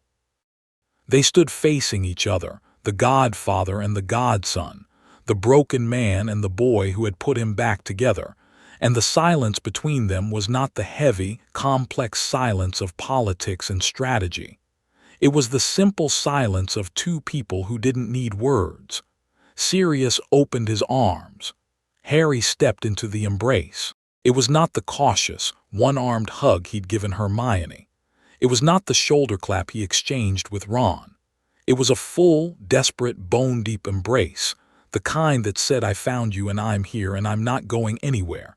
And Harry allowed himself to be held by the last person alive who had held him as a baby. Mihawk would not have done this. Mihawk would have nodded, shaken hands, maintained the dignified distance that had been his defining characteristic. Harry was not only Mihawk. Harry was also Harry, the boy in the cupboard, the child who had never been held, the orphan who had built a life out of nothing and found people to share it with. And Harry needed this, needed the arms around him, the heartbeat against his chest, the physical proof that love was real and that it had found him. "I'm sorry," Sirius whispered, "for everything, for not being there, for not—" "You're here now," Harry said. Sirius held on tighter. His shoulders shook, his breathing was ragged. "I'm here now," he agreed. They stood in the entrance hall of Hogwarts, godfather and godson, surrounded by ancient magic and the echoes of 1,000 years of history. And the warmth between them was the oldest magic of all, older than Hogwarts, older than the founders, older than the first wizard who had ever lifted a wand. Love. Simple, stubborn, unbreakable love. Harry closed his eyes, and the gold behind them blazed like sunrise. The end-of-term feast was the first truly happy one Harry had experienced at Hogwarts. Gryffindor won the House Cup, thanks in part to the special services to the school points awarded for the Chamber of Secrets incident, which Dumbledore had finally acknowledged publicly with a speech that was, for once, more honest than strategic. Harry sat at the Gryffindor table between Ron and Hermione, with Neville across from them, and he ate and drank and listened to his friends talk and laugh and argue, and he let the sounds fill the space inside him that had been empty for so long. Ron was describing the chess game from last year to a group of fascinated third years, embellishing only slightly. Hermione was quizzing a fifth year about advanced arithmancy with the predatory enthusiasm of a student who was already planning her course load for the next 3 years. Neville was talking about a rare plant he'd cultivated in the greenhouse, his face alight with the quiet, growing confidence that had been taking root since his first year. At the Slytherin table, Draco Malfoy sat apart from his usual group. He was eating alone, his expression thoughtful, his gray eyes occasionally lifting to find Harry across the hall. When they did, he didn't look away. He held the gaze, and what passed between them was not friendship, not yet, but something that might precede it. An acknowledgement, a possibility. At the staff table, Lupin caught Harry's eye and smiled. The werewolf was leaving, his condition had been discovered, and the resulting outcry from parents had made his position untenable. He'd told Harry yesterday in his office, surrounded by half-packed trunks. "I'm sorry I can't stay," Lupin had said. "You'll be back," Harry had replied. "The world is changing. It just doesn't know it yet." Lupin had looked at him with those amber eyes, and the grief that lived in them had been joined, not replaced, never replaced by something warmer. "You know," Lupin had said, "James and Lily would have been so proud of you. Not because of what you can do, although that's remarkable, because of who you are." Harry had said nothing to that, but the warmth had pulsed and the blade had hummed and the hawk behind his eyes had spread its wings. Now in the great hall, surrounded by the noise and light of the feast, Harry looked up at the enchanted ceiling. Stars. A vast field of them, brilliant and eternal, scattered across the night sky in patterns that had guided sailors for millennia.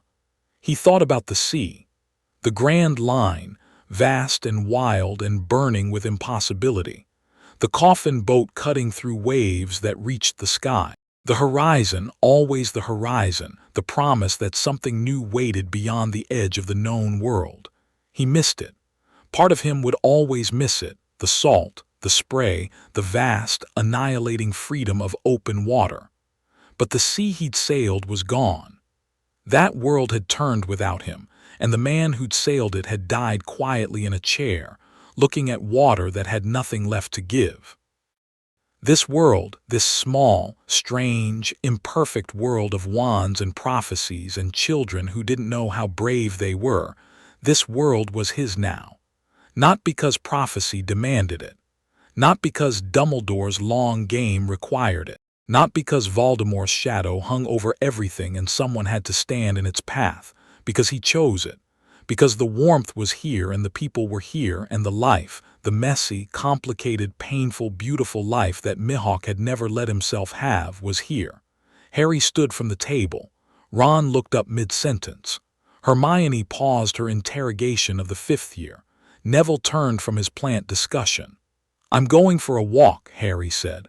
"I'll be back." They let him go because they knew him, and they knew that sometimes he needed the quiet the way they needed the noise. He walked out of the great hall, through the entrance corridor, out the main doors, and onto the grounds. The night air was cool and clear, carrying the scent of the lake and the forest and the distant, impossible smell of magic. The castle rose behind him, blazing with light, every window a golden square against the dark stone. Harry walked to the edge of the black lake and stood on the shore, looking out across the water. The lake was still. The stars reflected in its surface, a mirror image of the sky, so clear that it was impossible to tell where the water ended and the heavens began. The giant squid was somewhere in the depths, a vast, gentle presence that Harry's senses tracked like a heartbeat. He raised his hand and the blade came. It materialized in his grip with the ease of breathing, black, elegant, humming with the resonance of basilisk blood and battle-forged magic. It drank the starlight around it, leaving a faint shadow in the air, and the weight of it in his hand was perfect. Not Yoru's weight, different. Lighter. Faster.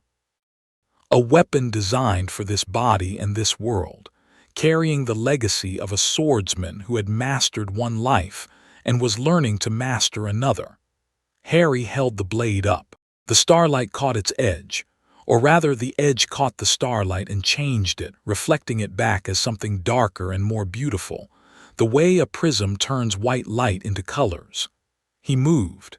Not a form, not a practice routine.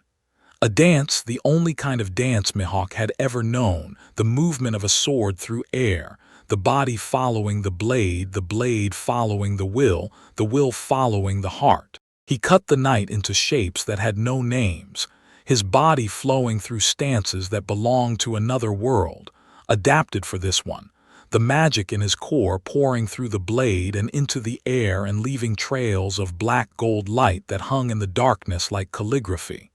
He moved faster. The blade sang. The air split and reformed. The lake's surface rippled in response to the displacement, concentric circles spreading outward from the shore, and the stars reflected in the water shattered and reformed, shattered and reformed. The blade cut and the night answered, and Harry Potter danced on the shore of the Black Lake with a sword that had been born from his soul, and the golden light in his eyes was not Mihawk's light and not Harry's light, but something new, something that belonged to both of them and neither of them, something that had never existed before and would never exist again. He came to a stop. The blade extended before him, pointing at the horizon, steady as a compass needle. The trails of light faded. The lake settled. The stars reformed. Harry stood in the darkness and breathed. The blade hummed in his hand. The warmth blazed in his chest. The hawk behind his eyes was not the cold, solitary predator of Mihawk's era. It was something that burned like a sun, fierce and warm and alive, carrying in its golden gaze the weight of 2 lifetimes and the promise of something neither life had ever held. A future. Not the empty, gray, purposeless continuation that Mihawk had endured. A real future, bright and terrifying and full of people he loved and dangers he'd face, and a dark wizard who'd learn, eventually, that the boy he'd marked as his enemy was something far stranger and far more powerful than any prophecy had predicted. Harry lowered the blade, dismissed it, felt it dissolve back into his core, settling behind his sternum like a second heartbeat. He turned and looked back at the castle. Hogwarts blazed against the night sky, every window alight, 1,000 years of magic humming in its stones. Inside, his friends were eating and laughing. Somewhere, Sirius was free. Somewhere, Dumbledore was planning and calculating and hoping. Somewhere, the fragment in Harry's scar was stirring, and the war was coming, and the future was rushing toward him with the speed and inevitability of a wave. Harry looked at his school, his home, his world, the world he'd been reborn into and had chosen to stay in, not because he had to, but because it was worth staying for. And he smiled. Not Mihawk's smile, the cold, cutting edge of a man who found the world amusing in its insignificance. Not Harry's careful, tentative smile, the one he was still learning to wear without flinching. Something else. Something that was both and neither, something that carried the confidence of the world's greatest swordsman and the warmth of a boy who had found his people. A smile that said, "I am here. I chose this. And whatever comes next, I will meet it with this blade in my hand and these people at my back. And the world will learn what it means to challenge a swordsman who has finally found something worth fighting for." Harry Potter, born Harry James Potter, formerly Dracula Hawkeye's Mihawk, the world's greatest swordsman, and now something new, something unprecedented, something the world was not ready for, walked back toward the castle with his hands in his pockets and gold flickering behind his green eyes, and the night closed around him like a cloak, and the stars watched, and the lake was still, and somewhere in the distance, a hawk cried once and was silent. The story was far from over. The wars to come would shake the foundations of the magical world. The enemies gathering in the shadows would test him in ways he hadn't yet imagined. The prophecy would demand its pound of flesh, and the choices ahead would be harder than any battle, any monster, any dark wizard could make them. But that was the future. And the future, Harry had learned across 2 lifetimes, 2 worlds, 2 versions of himself was not something to be feared. It was something to be sailed toward, blade drawn, eyes open, with the people you loved at your side and the wind at your back. And the world's greatest swordsman, who had once died alone in an empty castle watching an empty sea, walked into the warm light of Hogwarts and let the doors close behind him. And he was not alone, and he was not empty, and the sea ahead was vast and bright and full of possibility.